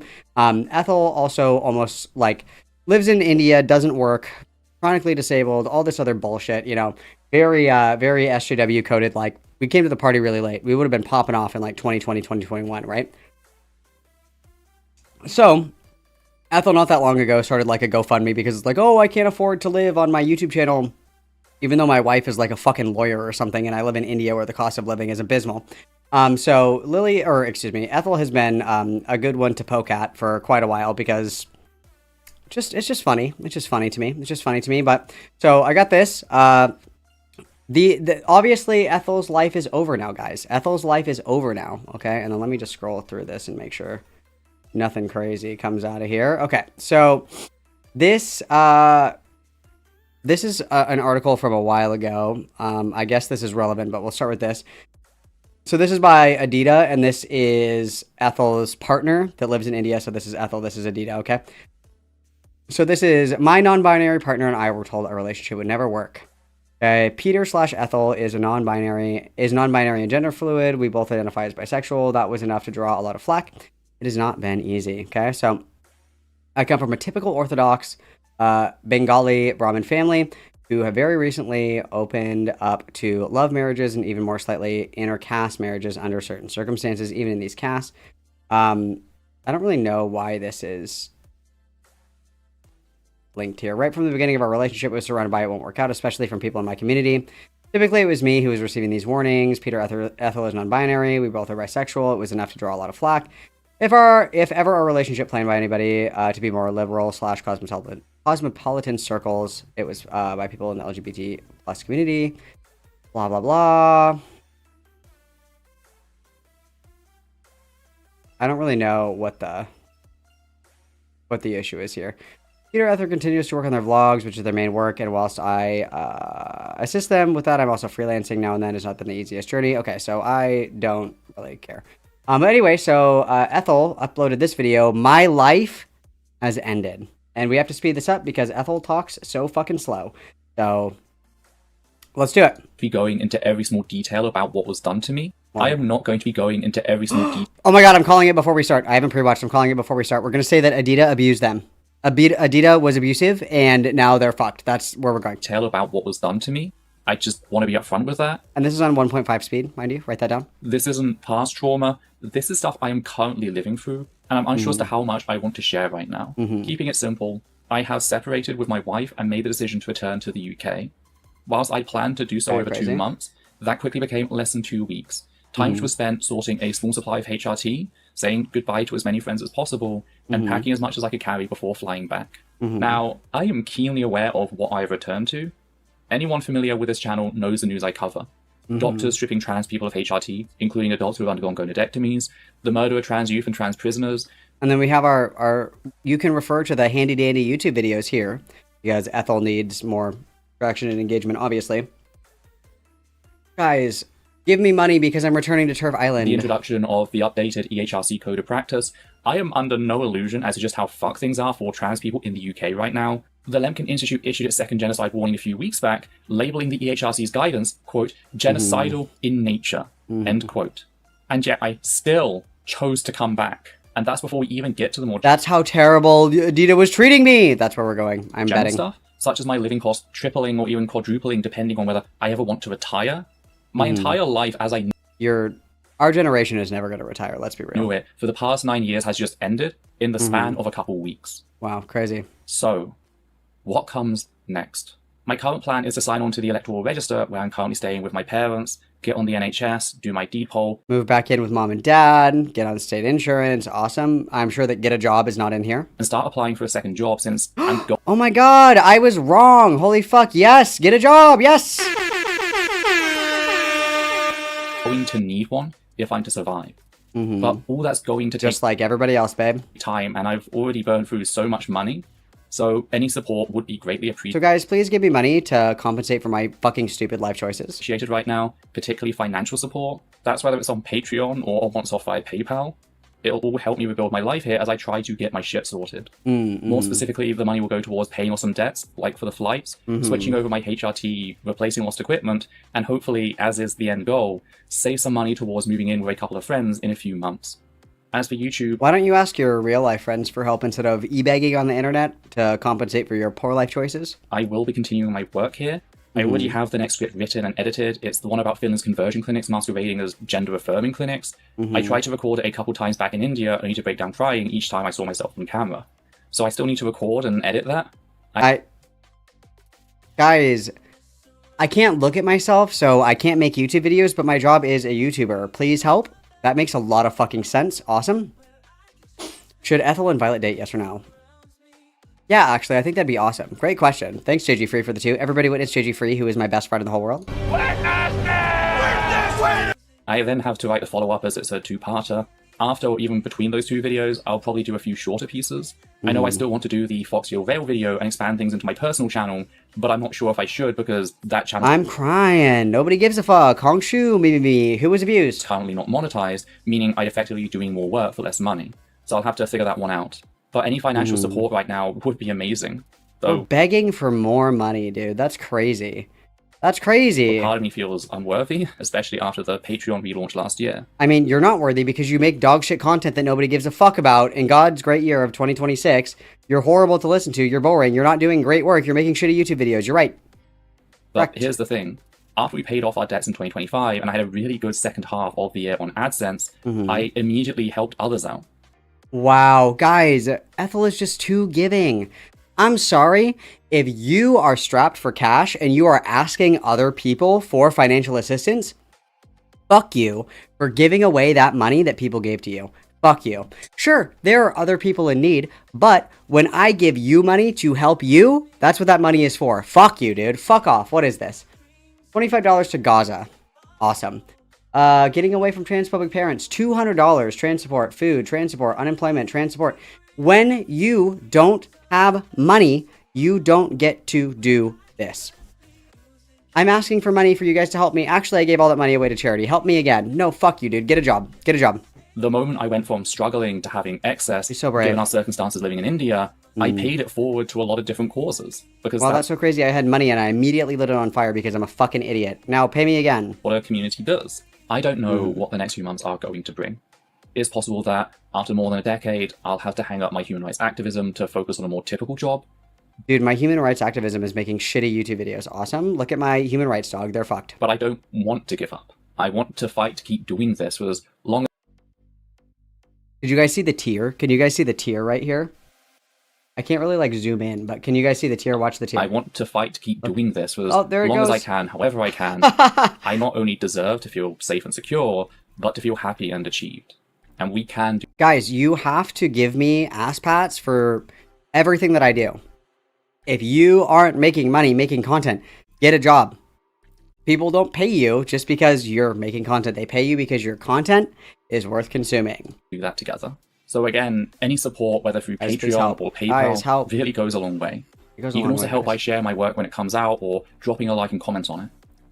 I'm Wow. going to Guys, please like, comment, and subscribe to end genocide. try and build a new life, a better life.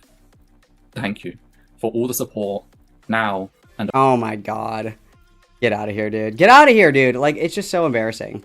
Guys, guys, please give me more money because I can't responsibly handle my money at all. Crazy. Absolutely fucking crazy. Boring. Honk shoe, I sleep. Honk shoe, I sleep. Honk shoe, I sleep. Okay. Let's, get my... That's very disappointing. Okay. No. Ethel can't volunteer because Ethel can't go out in public because Ethel is scared of everything. But it is what it is. All right. Back to Firebat, guys. Back to Firebat. And then we'll have a special stream on Saturday. All right. We're starting here from Miller. From Miller, you guys. From Miller. We're starting with July 21st. Bat is ableist towards Lulu. This is very concerning. I'm very concerned about this. Let's see what this is all about. Let's see what this is all about. This is very sad. This is very sad. I don't like to see this at all. I just don't understand why people, like, I have autism. They warned you about. Like, ew. Ew.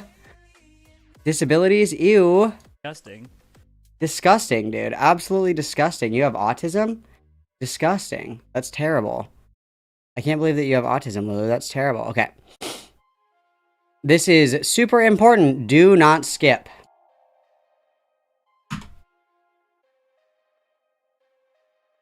Oh, this is Firebat cooking. Okay, but this says do not skip. We're going to 24.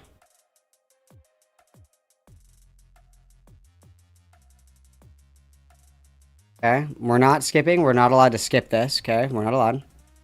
With a woman, 100%. With a female. Yeah. Hang on, let me boost this.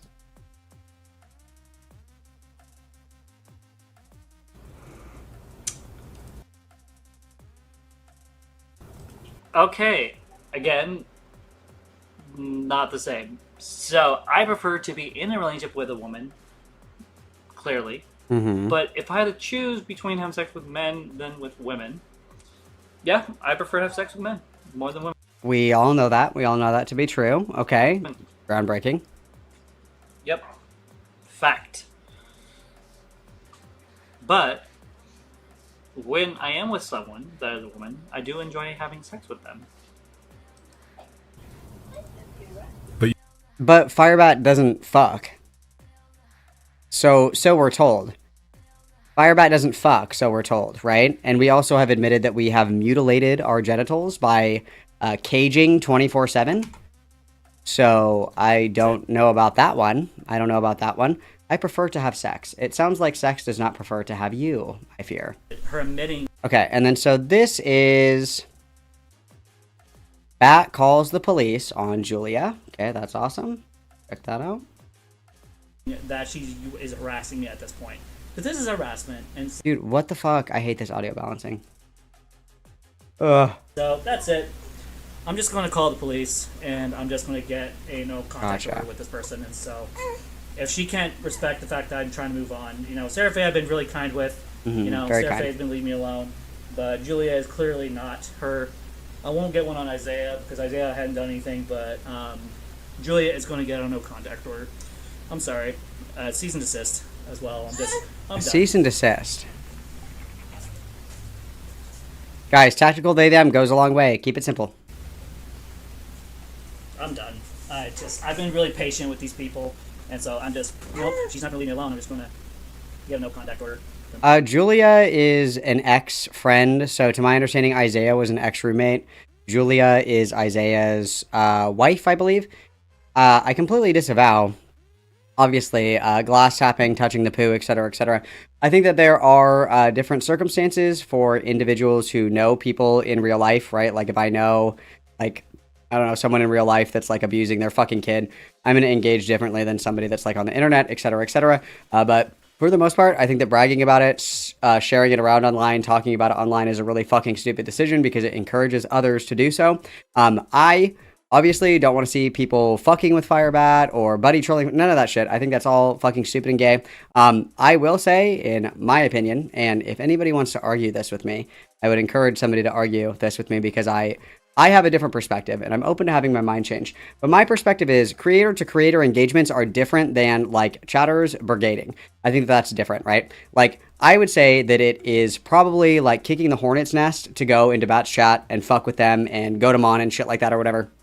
I think it's different creator-to-creator. So I have been in Firebat's chat before. I consider that different because it's creator-to-creator, and I'm not, like... It's not like I'm brigading, I'm not harassing, I'm, like, engaging with the content. I'm like, fuck you for fucking up my clam chowder recipe. That was very dear to my heart. Like, that kind of thing, right? In the same way that, like, if Poppy tweeted something and then I responded to Poppy's tweet, I think that's different than people, like, going and brigading and, like, harassing Poppy, like, that kind of thing. In my opinion, it is different from, like, creator-to-creator engagement. Like, I would say, guys, don't go and brigade and bother Beckett. But if I, like, send something to Beckett or I'm talking to Beckett while Beckett's streaming, I would consider that to be a different standard. Like I said, I'm open to having my mind changed on that, but that's my opinion. So do as I say, not as I do, as the wisdom goes. Place, so. Lacey, police department, non-emergency number. This is awesome.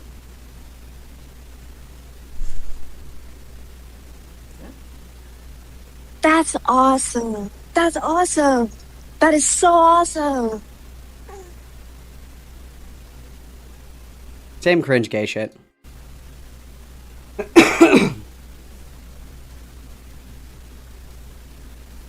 No, this is not emergency. Thank you. This is so funny. Guys, hang on. I'm just going to call the stream, or I'm just going to call the police on stream, unmuted. That's awesome. Hello, 911. Yes. I'm being snarked.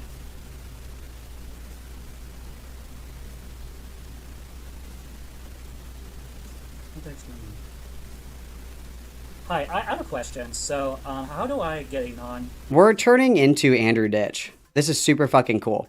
For people who don't know who Andrew Ditch is, I won't bog us down too long. Andrew Ditch is somebody that is like a pretty well-known or prolific lolcow.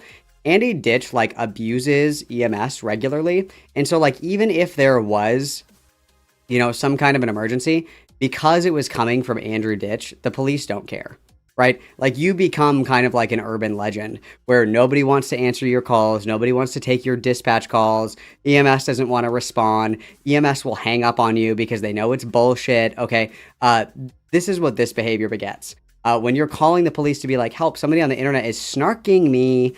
You're just never going to get the cops dispatched to your house. It's a boy that cried wolf situation. Contact order done. Or the girl that cried blueberry, I guess. I don't know. Hi, I have a question. So, how do I get a non-contact order done or a cease and desist? Through a lawyer? My address is... Give me a second, I need to eat myself on something. Nice. We're learning at least, I guess. Even though we've already streamed like the front of our apartment. That's super cool.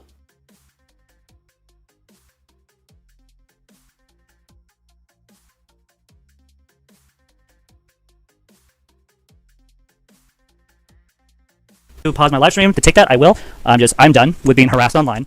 I have apologized to this person. I have done everything I can to basically make peace with this person, move on with my life. And oh, that's it. Hang on.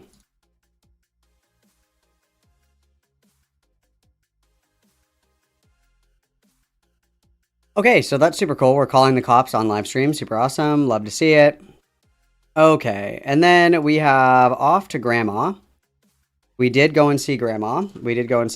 So for the uninitiated, Firebat was using this like as kind of like a I don't even know what phrase I would use to describe this, but Firebat was like, "You guys stop being mean to me. My grandma's dying."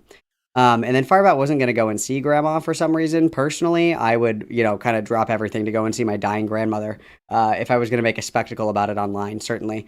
But Firebat's going off to visit Grandma Bat. So let's go see what Grandma Bat is doing. Let's go check out Grandma Bat. Short little live stream. So hopefully this is up. So as you guys are aware, not even an hour ago, I was attacked by Julia Morgan again after people warned me that her most recent video that was archived. Whoever archived that, thank you for doing that. Thanks, guys. Basically made a video admitting to harassing me recently, and so I had to deal with that on my last computer live stream. And on top of that, Batmaw. For a second. Sorry, guys. Batmaw. Repzion came in, kind of cleared the air with why he makes the content and all that stuff. Things that probably would have been cleared if I talked to him like a decent human being. Unfortunately, I'm not. I can admit that, at least. But then I got a text from my dad saying, "Hey, Grandma is going downhill." And so right now he's down there with her, and so I've decided, you know what, I want to go down and visit my grandma one last time. I don't care if she died or not. I mean, well, yeah, I would, like, if you actually, like, gave a fuck, I would imagine that you would go and visit your grandma, right? Like, I would imagine.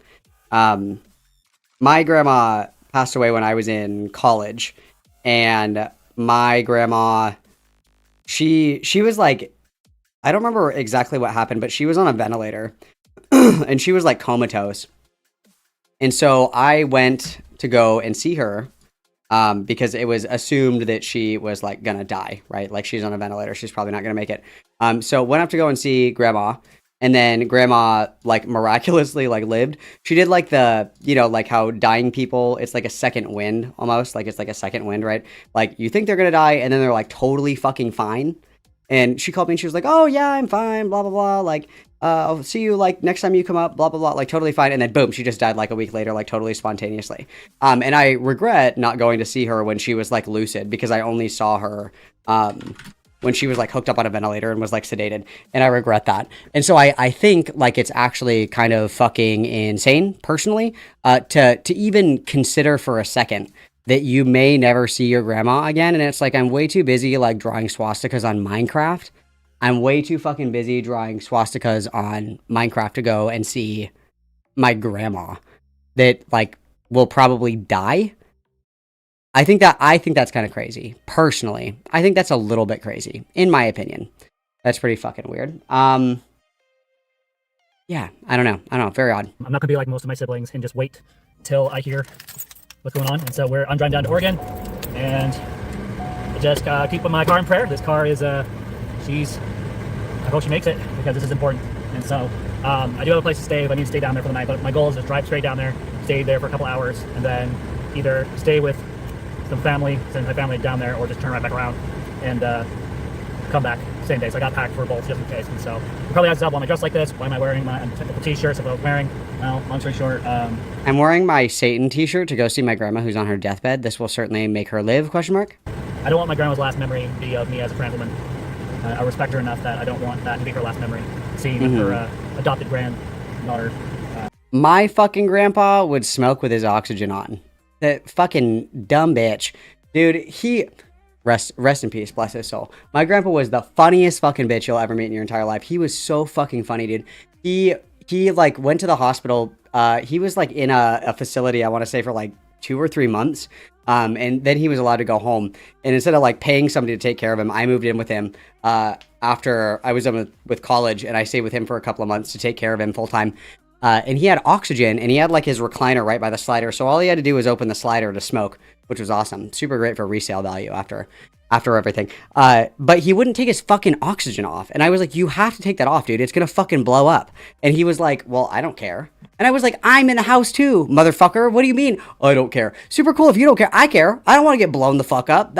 It's great that you're at the end of your like cycle of life. That's super cool. You know, go out on your own terms. Love ya. Whatever you want to do. That's awesome. I'm right here, bitch. Take your fucking oxygen off. What is your fucking problem? Like, are you kidding me? He was the worst, dude. I also brought this girl over one time. Really stupid idea. Really stupid idea. I was like, hey, you want to come back over to my place? It's my fucking grandpa's house. While he's there. Yeah, watching Fox News on the recliner in the living room. And the second that I bring this girl over, he's like, hey, what's your name? Do you want to go in the garage and get me a Pepsi? Like, the garage is right there. Can you? And I was like, what are you doing right now? Like, you can't have Pepsi. You have diabetes. Your blood sugar is fucking insane right now. You can have a Diet Pepsi. And he's like trying to... He is trying to get this girl that I brought over for me to get Pepsi for him. I'm like, you're killing my game right now, dude. You're cramping my fucking style. What are you doing right now? What's going on? You know that you can't have it. Wait, you're gonna... Obviously, it didn't work out with this girl, but it was like, what the fuck are you doing, dude? What the fuck are you doing, dog? What is your problem right now? And then this man would fall asleep, like sitting up in the recliner. We got him one of those like kitted out bougie recliners that laid down like almost entirely flat. He would sleep sitting up in a t-shirt and jeans. And it's like, why don't you put on like some sweatpants or something? Why do you? No, I don't want to. Why don't you recline to sleep? No, I don't want to. Just sleep sitting up in the fucking recliner. Wouldn't go to bed. Nothing. It was like, what? You're an asshole, sir. You're an asshole, sir. Everybody that came over, hey, can you get me? And I'm like, don't listen to him. He can't have it. Don't listen to him. He's a liar. He's a liar. A thief and a liar. Don't listen to him.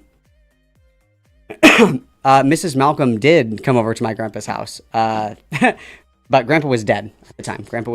Grandpa had recently passed. Me and my wife knew of each other in high school. This is like fun Malcolm lore. You guys will love this. We knew of each other in high school. We didn't go to the same school. We knew of each other, and I was friends with her current boyfriend, who was like a friend of a friend. So it's very confusing. Allow me to draw you a picture. Very confusing. Okay, so there's me. Ooh, that's terrible. There's me. There's Mrs. Malcolm. There's BF. Okay, and then there's GF. And then there's friend. Okay, so Malcolm was dating this girl. Okay, this girl was friends with this guy. This guy was friends with this guy, and Mrs. Malcolm was dating this guy. It's a very convoluted web. Okay, very convoluted web. But we knew each other through mutual friends, basically.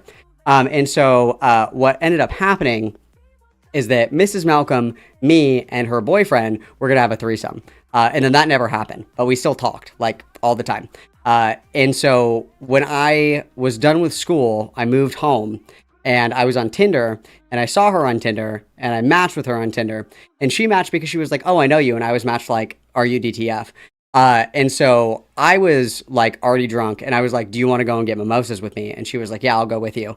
And so we get mimosas, and I'm like, do you want to come back over and hang out with me? Like, I promise I won't be weird, you know, like we'll just like hang out or whatever. And she was like, yeah. So she comes over, I get more fucked up. Obviously, like, I was risen it up. Okay. I was DTF. I was going for it. And then she just never really left, but it was a dead grandpa's house. We went to brunch. I was getting drunk off of mimosas, brunch, if you will. And then she came over to dead grandpa's house, and then she just never left. It was awesome. It was a great time. Yeah. That's how we met, was planning a threesome. That's how we met. Crazy, isn't it? I don't want that. I don't need that. So I will be documenting my trip down there and back and all that. And so, I just really wanted to watch Alias Grace. Alias Grace was awesome.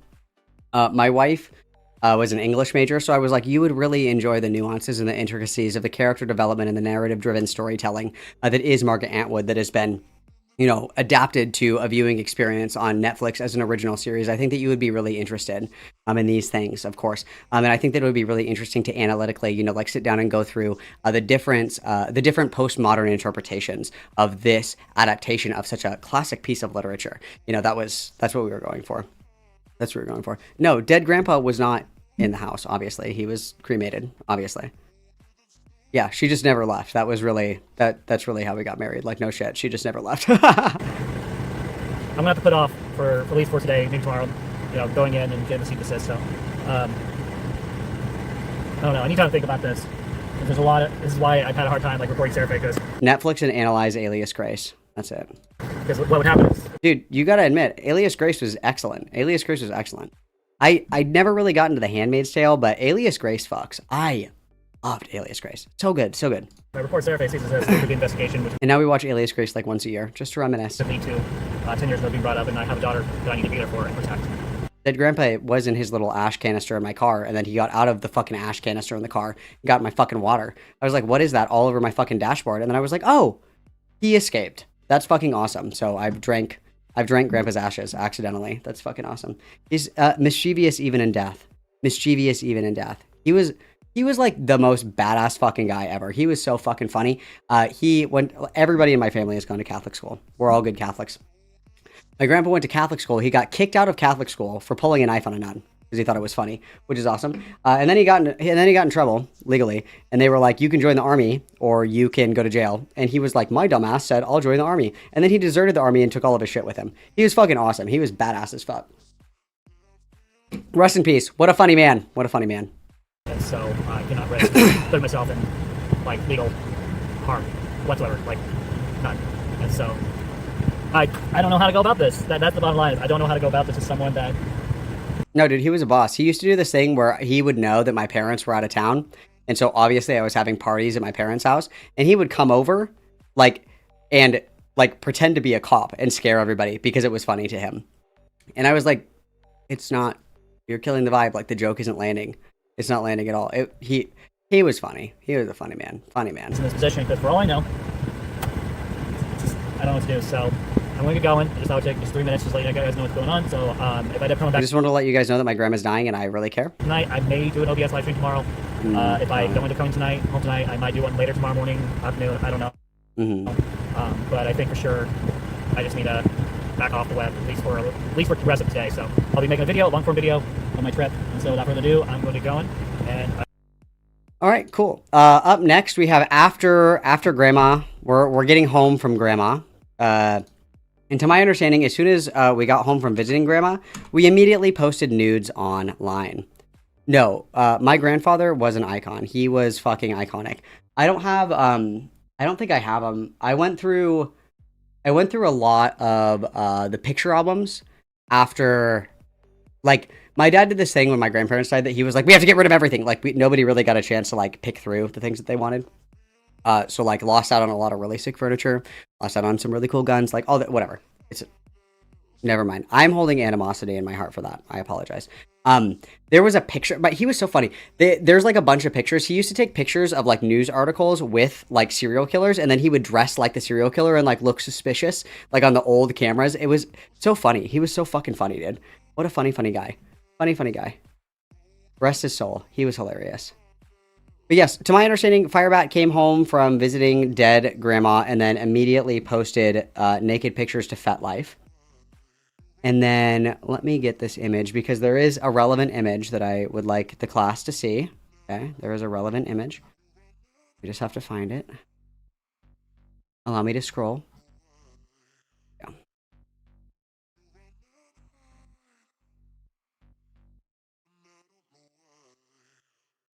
Okay, so this is the relevant image. So Firebat was posting on FetLife and was like, "Oh, you know, it's not fetishized. It's not like that. It's just my beauty." Okay, so we have here no fetish, no makeup, haven't shaved yet, no cloths, etc. Just me. 1 yeser of HRT. This isn't a sexual thing. Sharing this, it's a beauty and self-confidence thing. I'm glad I chose to be myself and transition as myself. It's been bumby, but worth it. Again, not a kink, just expressing myself. And so this is one of the coveted Malcolm PNGs from Shambhala. And then so I'm told that the pickle was mapped appropriately according to size. So to my understanding, the pickle, this is mapped to the actual size. So this is not, you know, this is not embellishment. This is not exaggeration. This is true to size pickle representation, which I think is crazy. Okay, so let's hear about grandma dying. Apartment. So, I made a 38-minute video, and I started uploading it, and then I made another like 50-ish minute. That is impossible. Bat did not share ass pics. Bat does not have an ass. Video and started uploading that as well. And then I decided after an hour of just sitting in silence, just listening to music, processing my emotions, and I said, you know what, I'm done. I don't want to make a video about what happened today. I'll have those videos for sure, but they're going to be offline. I don't want to desecrate grandma's I think I only did that spirit. video for myself and not share those two online. Yeah, for true. personal use. For personal use. Oh, God. I had fun this morning. I definitely needed the trip. I had fun. I had fun going to see dead grandma. That's a statement, I guess. It was definitely worth driving down, seeing my grandma one last time. And so I'm just going to give you guys kind of a short version of my trip. Long story short, I got to see my dad, hang out with him for a little bit. I got to speak with my grandma alone, without my dad or anyone eavesdropping, and just spend time with her alone. And got to kiss her head goodbye for the last time.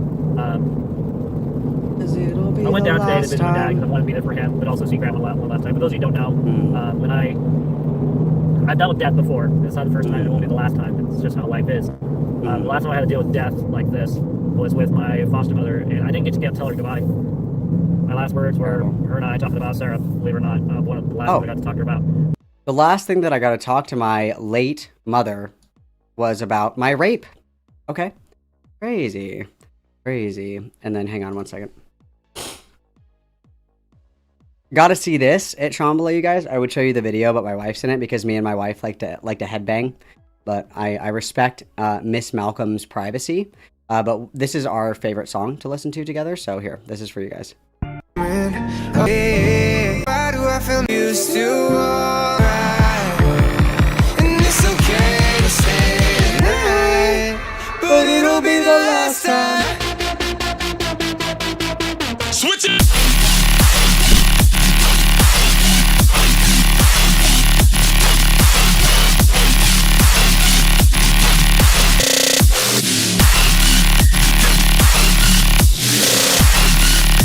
Such a great song.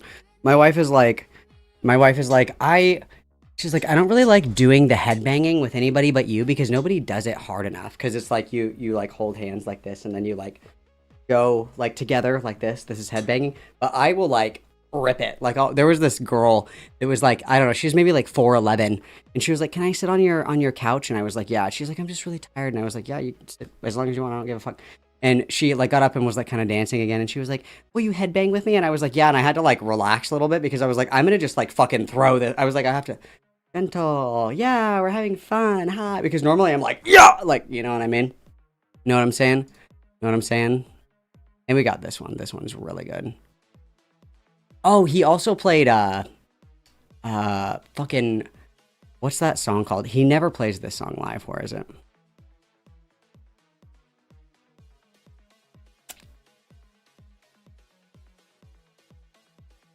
Where is she? I'm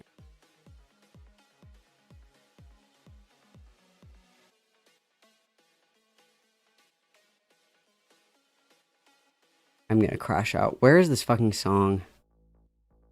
I'm gonna start thrashing around. It's not this one, not this one, not this one. But I just like, let's go to his artist page, I guess. I hate this shit. Let's see all of our discography here. It's not in Necrosis. It's not in Drown. Holy fucking shit. Where is this song? Not Clinch. It's this one. Here we go. Love this one.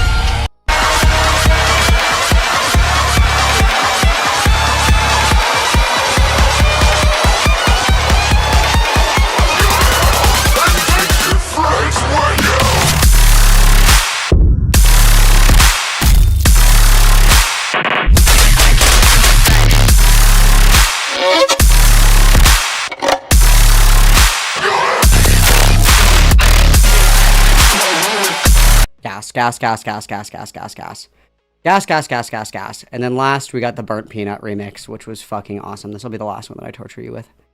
DZ is rolling in his grave. Where's the burnt peanut remix? Where did it go? I just had it. You made a big mistake, pal. Not my... Who I followed. I remember. No, there's a snake. He's not my friend! Now make peace with your God, motherfucker! Cause you're seeing him right now! Right now! Watch it.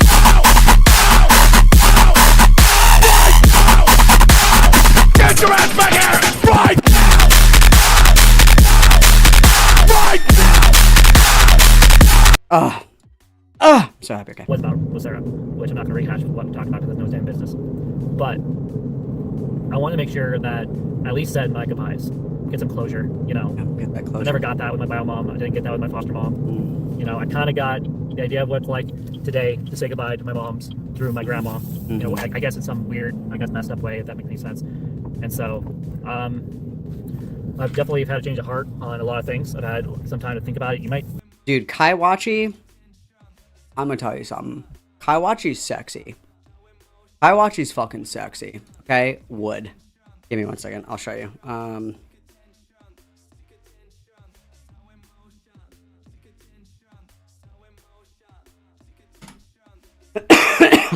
Excuse me. Quite sorry about that. All right, let's go. Kaiwachi's sexy. Kaiwachi, smash. Kaiwachi, smash. Like, this guy, girl, okay, say less, okay, girl.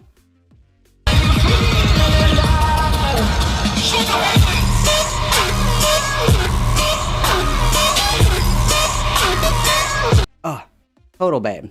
Total babe. Not think that 4 hours of driving would be enough time for me to think, but I've had time to think, and I decided to call off my decision to go after people again. And people are going to get on my ass for it. They're like, you need to do this for your own sanity and shit. This. I want to show compassion, and not to prove a point or anything. I want to show compassion for once. I will say this. I want to show compassion, guys. When you see your grandma dead.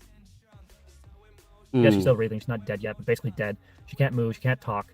The back of her head has internal bleeding. The most she can do is just turn her eyes a little bit, if she's even conscious enough, and it's almost as if she's high all the time, is what it looks like. I don't know for a fact if she could hear me or not. My dad seems to be convinced that grandma could hear me or hear anyone that talks to her when she's awake, but there's no visible signs.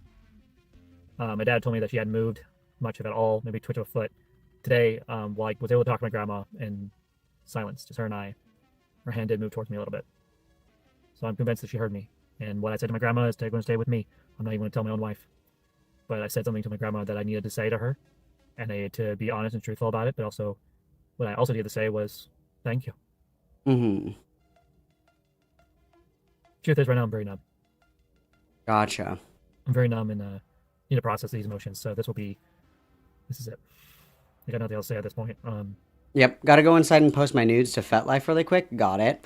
Okay, so we have cooking omelets.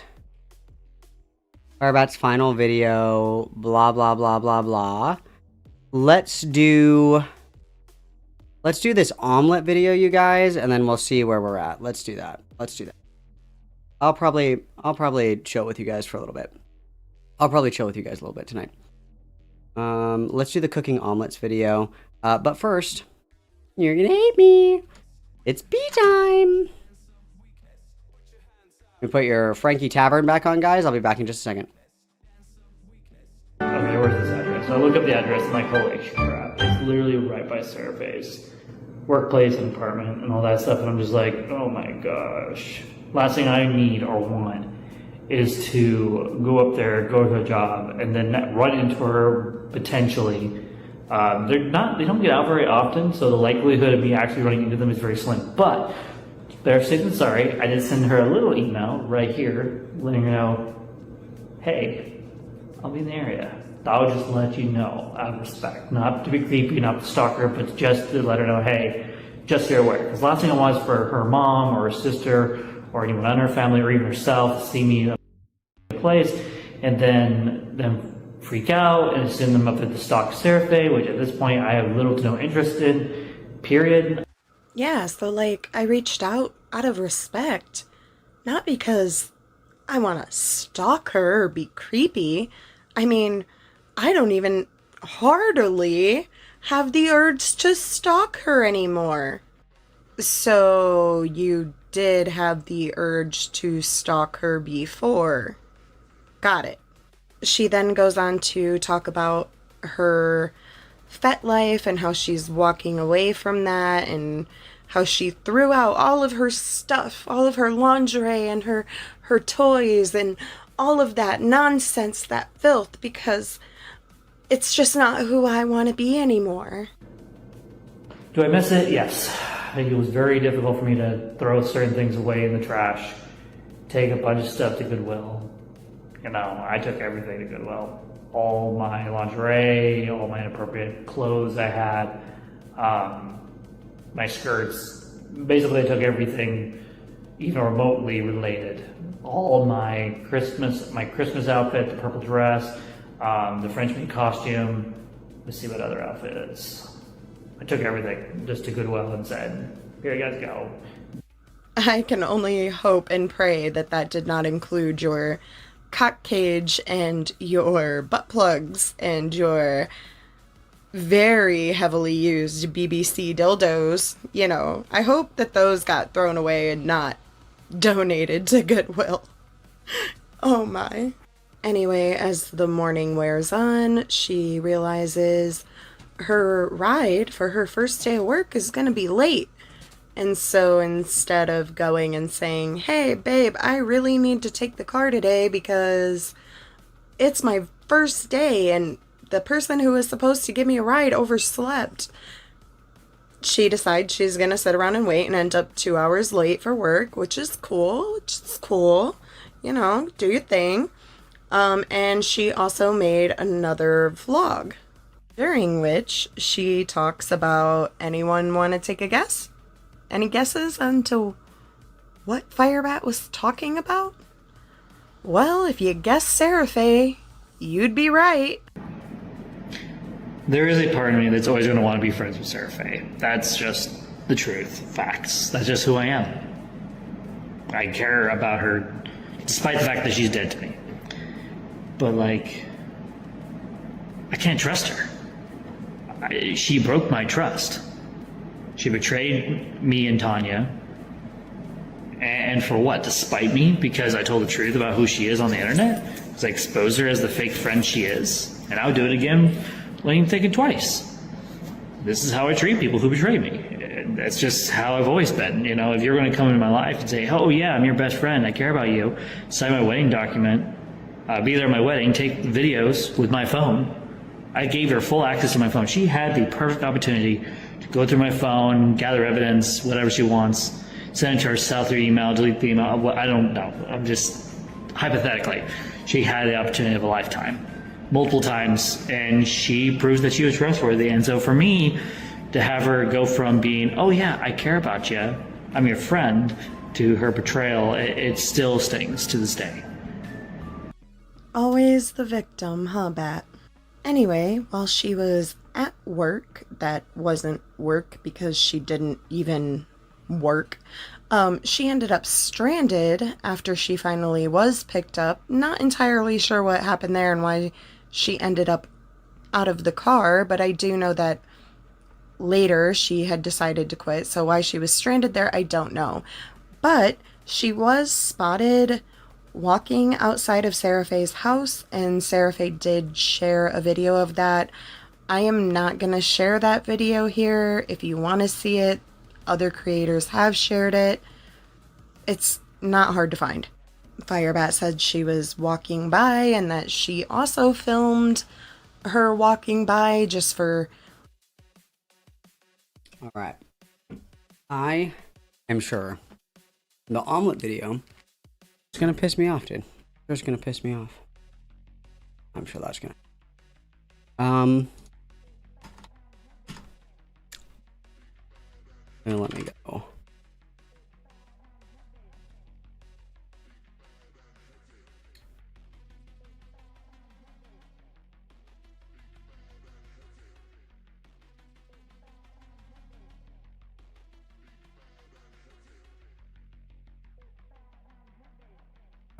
Let's do some omeletting, guys.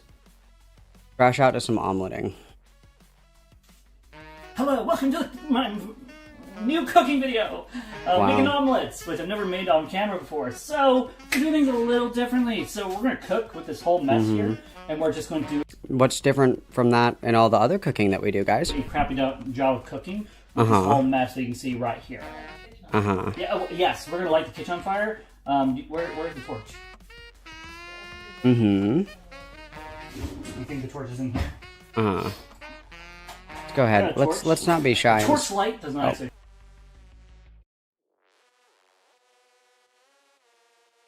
Oh no. Can I not speed this up? Please, God. Hello, welcome Oh, fuck. Where's my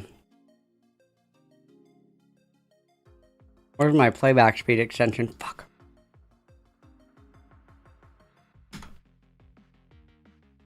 I don't know, this is the one that I had last time. I like fucked up my shit, so I had to get rid of it and then put it back. Okay, it's been added, so let's refresh. Fuck. Okay. I want this on 1.5. Let's see if this works.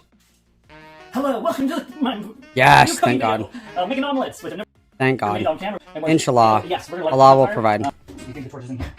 Okay. A torch. A torch light doesn't actually torch light. Hey, I have a question for you guys are watching. Oh, Tanya and Firebat keeps fighting in the video. Awesome, gas. You guys, are sorry, tell me my thoughts about this kids. So, first things first, before you start cooking, is clean up your station. Make it look nicer. Make it more usable. And so that's what we're gonna do. We're gonna clean up, get some leftover crackers, from chowder. I don't know why they're kind of like that, but they are. We're gonna move over here to the side. And so, we are creating omelets from scratch. So, you'll need eggs. Clearly. Cook omelets. I'm just gonna double check it here. They're good. And, Why would you not check them before you leave the store? What a stupid fucking thing. You always check to make sure the eggs aren't broken before you leave the store? You'll need this whole purse. So you have money coming out of your mouth while you're cooking. You'll need tomatoes. You'll need green onions. Why are we buying cherry tomatoes for an omelet? Why wouldn't we buy, like... Well, I take that back. When your knife is really fucking dull, I guess cherry tomatoes are easier to cut. Well, yeah, that's not true. You cut tomatoes with, like, a serrated knife, and then it doesn't matter how sharp the knife is. Except we got tomatoes. You said either tomatoes or salsa, not both. So I picked tomatoes. Yeah. So we'll have... Yeah. That would activate my fight or flight. Then we got peppers. Let's see if we cut We'll these also right. have two varieties of different colors for authentic looking for the pepper side things. Gross. We got a thing of fruit to share between me and Tom. I fucking hate peppers. Bell peppers specifically. Also, like, when you're broke, fun fact, the already pre-cut fruit is way more expensive. Just buy a cantaloupe and cut it up. This is crazy. And we got your mom. No, kidding. I decided, since we don't need that much onions, I really didn't feel like going through the hardship of getting another onion, cooking... Oh, so we're just buying everything pre-cut and spending more money on bullshit. Because we're too fucking lazy to cut shit up, even though we don't have a job and live at home all the time. Got it. This is more than enough onion for me and my wife for this. Green onions, we got white onion, and then we got, of course, our favorite, which is Baby Bella sliced mushrooms. So... They're white cap mushrooms, idiot. There you go. Alright, awesome. So, this will go over here now. This will go over here. And then we got like a whole bunch of freaking food stamps. And so, something new we're trying in our relationship is on her days off, we're just gonna walk the store, pick out something we want to eat at home, bring it home, and make it. And so, we're gonna add a little splash of this in it. I'm kidding. That's a great way to save money is, like, not buying in bulk. Yeah. Let's spend my entire budget for groceries for one meal. That's awesome. Awesome. Yes, I'm kidding. I'm not gonna put freaking... Not that one YouTuber that put a freaking can of soda and just do like, eat it. Why? So, it's gonna be weird because I don't have... I wish I had two pans for when I'm cooking things, but I don't have two pans. So we're gonna have to experiment here and do something a little inventive. And so, we're gonna use this. What exactly do we need the pot for, do we think? And put all of our ingredients and it all up, and then we'll be able to put into the... Here's a crazy idea. Get a plate, saute all your veg, put it on the plate, put the pan back down, put the eggs in the pan, cook the eggs, add the sauteed vegetables back, and then just use that plate to eat off of. Let's make as many dishes as humanly fucking possible. Awesome. So, let's get cooking. So, we got a frying pan for the egg. Mm-hmm. We're just going to have it on low so as we start the warming up process. Mm-hmm. And then we have While we're sauteing our vegetables, which takes time, by the way. Yep. other pot over here. Mhm. This is just for everything I need. And so I love raw vegetables in my omelets. Delicious. Gonna be real. We're gonna be sauteing today the onions and No oil, nothing. Just right in. Got it. Delicious. Disgusting. Mushrooms. Those are gonna burn. Ah! Like... You have to let the onions cook to, like, everything's going to be a different level of done if you just dump like, they have different cooking times. so I'm going off of my wife's wisdom. So Mhm. she seems to have the impression that I need to put all this in here like this and just cook it all up at once and then move it over to the omelets when I'm done. And so whatever's left over, I'm The assuming easiest way to do this is to cook it in the omelet pan, set them aside, and then cook. Yep. we can just move over. Why do anything easy? Why make it easy, guys? That's stupid. Why make it easy? And so we are being very cringe for sure. Uh-huh. I think the tomatoes will have fresh and the green onions will have fresh without cooking. Yeah, we're not going to wash anything, of course. So, for advice, when dealing with these suckers, if you want it the easiest way, you take your fingers, you go into this, you push in Mm-hmm. until it does that popping sound, Mm-hmm. and then you pull it out, and you'll get a good chunk of the seeds in core. Mhm. And then, a lot of people don't do this. And then we just dump it into the sink for some fucking reason, okay? Cold water, take your onion, or sorry, your pepper, Mhm. wash it out, get all the seeds out, because I don't know Mhm. how many people like having seeds in their omelets, but I know I don't. Man, it's a little green, isn't it? It's like a hybrid between green and all that. And so, you do that. I don't think that firebat knows that the longer they grow on the stem, that's why they change colors. Like, they get riper. Like, they're not like, there's not like a green bell pepper plant. There's not a yellow plant, a red, like, it's how long they stay on the vine. I do that to peel off the sticker. Duh. I don't think you want to have stickers in your omelet. Might not taste very good.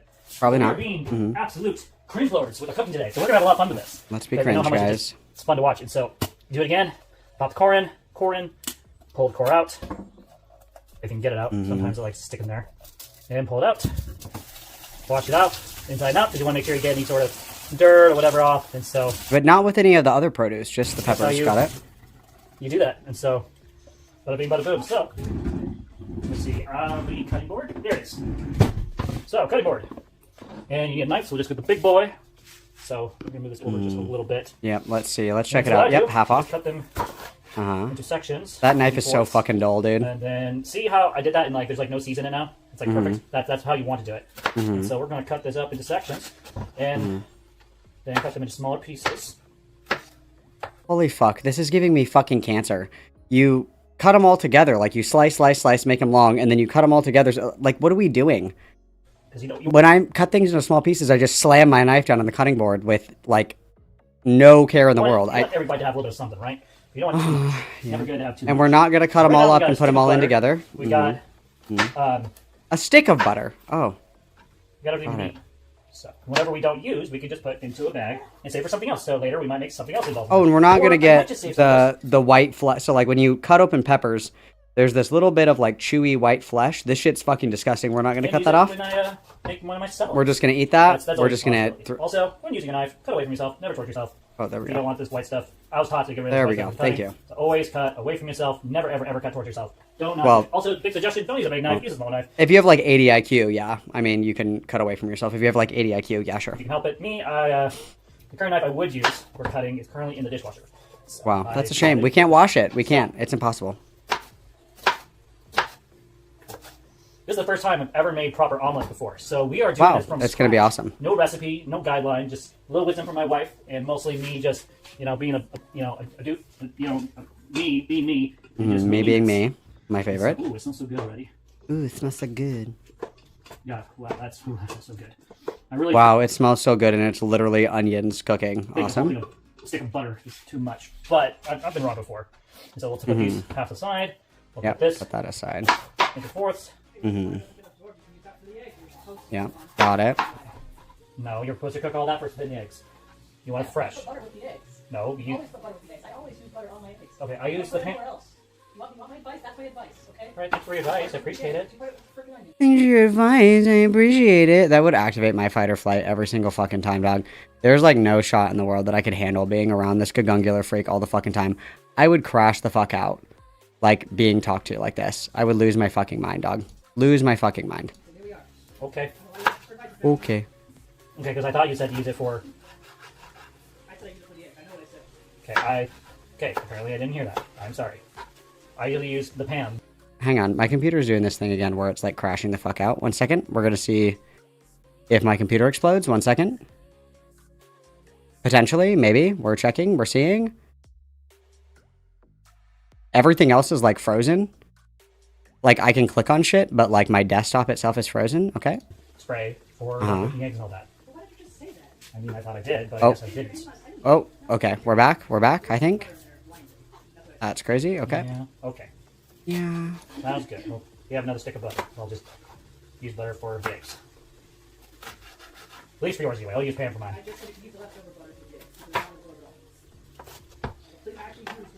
Okay, Tanya, you can stop yelling at me now. Okay. This isn't even yelling. Oh my god. Literally. Widowy. Stop. Widowy. I'm not making up my own narrative. Okay. Again, I'm sorry. You're right. I'm wrong. I'm sorry. Can we please stop arguing over this now, please? True, dude. Don't ask for my advice if you don't fucking want it. Great point. Excellent. Tanya W. Tanya W. I'm making this omelet, with my wife's advice. Oh, this is how I do it. Shut the fuck up, bitch. Got 'em. That's awesome. We love to see it. I think I need to download these. No, I don't. I don't need to do that right now. What am I doing? I didn't make you sound like you're an idiot. I'll just tell the truth as it is. I'm sorry they can't handle the truth. I'm sorry you can't handle the truth. That you're a fucking idiot. Got it. Awesome. No. Mm-hmm. Okay, sounds good. Okay, Sounds good. I see you Yep. and I starting to fight, and I'm just going to say you're right and I'm wrong and I'm sorry. And moving on. Awesome. So, while we're doing this, we are going to finish cutting this up. Mm-hmm. I see there's Finish a little cutting bit it of butter up. left, so I guess we'll somehow skillfully get this butter out. Mm-hmm. Skillfully. Mm-hmm. Transfer it over to the egg pan. Oh my gosh. Wait. Why can't we just... Why are we doing everything so difficultly? Like, we're doing everything on, like, extra hard mode. Just get a spoon. What are you doing? Or just, like, cook the vegetables in some butter and put some more butter in this. What are we doing right now? I know there's definitely plenty of butter in there. Alright, I'm sorry for being a butt. I'm not trying to be a butt on purpose. Mm-hmm. I legitimately did not... Can we stop fighting? Continues the fight. Awesome. hear you say that exclusively, so I'm sorry. And then when Tanya says something, it's going to be like, shut up, bitch, we're moving on, even though I can say as much as I want after the fight. But if you say something, we're... Okay, so we are going to cut that. Mm-hmm. Cut this a little more. And then chop off our fingers! Kidding. Don't chop your fingers. Bad for your health. Bad for your health. So, Cool. That's awesome. here we go. Why are we so slow at cutting? I don't understand. I'm speeding this up. Like that. And we'll chop that and throw that away. Okay, now we don't need that anymore. And then, so while these are doing their thing, Mm-hmm. being sauteed, we can get the onion, like this can do it. And I wish there was no butter here, because there's not enough butter. Let's try moving some of this butter over. Holy fuck, just put more butter in the pan. What are we doing right now? What? And that butter's burnt. Look at it. You can't really see it. It's like dark brown. The butter's burnt. Too much butter. Let's just put the burnt No, fucking wait, no. butter in it. Great. That's awesome. Move things over. That's awesome. I love my omelet with burnt butter. This is fucking disgusting, dude. Ooh, that Holy smells good. shit. That smells really good. So, it smells so good. We'll take the green onions. You don't need a whole thing of green onions. And we're still like, and we're gonna put the green onions. The green onions are garnished. Like I don't understand. Like how are you this fucking stupid, dude? But we'll get at least Oh my god. at least 2 of these. I think 2 is more than enough. And we're not gonna clean them, The I'm rest of it sure. We'll put it away in the fridge later. As our butter continues to burn. Again, cut the ends off. Cut the heads off. We're not gonna clean them. And then, not a lot of people do this with the green onions, but I like to cut off like a little bit off the top. So it's nice. That's why you peel because, them. the tips are always what are first to wilt off, and so you always. And then want we're to just wilt crushing the fuck first, out of so them. nice And fresh, these big ass fucking chunks of green onion. Whatever. And so my dad likes to do that, and so Fuck. that's something I've come to do myself. So. And we cut off, so that's not even the tip. That's like, all, we're wasting so much produce, dude. There's like this much of the green onion. We're cutting the tip off and we're cutting like this much off. What are we doing? So cut these up into little pieces. We're just crushing the fuck out of We're it. gonna do something a little different. We're actually gonna Just crushing the fuck out of it. Come on. Come on, buddy. Yep, gotta tear it up with your Come fingers on. because your knife is so fucking dull. Holy fuck. I really need to This sharpen is this crazy. at some point. This is insane. My brother Benjamin was supposed to come over. You're so inadequate you can't even sharpen a knife, Oh, Goss. Goss. sharpening the knives for me. I was going to do something for him in return. But he never came over, and so I never got to sad. help these things to help me with. So at some point I'll just do it all myself. Yeah, we're actually going to put those in there. Very onion forward. Very onion forward. Okay, now time for the tomatoes. So, come on. Let's pinch some more. And then we're too stupid to open the fucking tomatoes. The butter has been burning for about 15 minutes. Why isn't it opening? Delicious. We're too fucking stupid to open this. Cool, cool, cool. Ah! Sheesh. Cool, cool, cool. Okay, okay. So we got that. We got the tomatoes. Those will all just cut as need be. The peppers, we'll put them in a Ziploc baggie, and we'll take as much... Your butter's burnt. The vegetables are burnt. And so we're probably going to use this later today when I make us lunch. And There's like 2 vegetables in the omelet. we'll do Awesome. that. That's awesome. So you go like that. You go for this, make sure everything's going well. We're not supposed So to cook next the green step onions. They're a garnish. in the cooking is we need to scramble some eggs. Not scramble, we need to squabble. Squabble, squabble, squabble, squabble. Oh, are we just going to put the whole fucking cherry tomatoes in there? Squabble some eggs. And so... Are we just going to put the whole... Not usually. And also, those little things, like right here, there's a piece of paper that you like lift up and then you reach into the container and get the tomatoes, by the way. like to... If I can find it. Oh, there it is. This has never been washed. Gross. We got our whisk, eggs. We need a whisk because we're a child. Got Take it. our eggs, Mhm. crack them, dump them in. Like, comment, and subscribe, guys. Okay.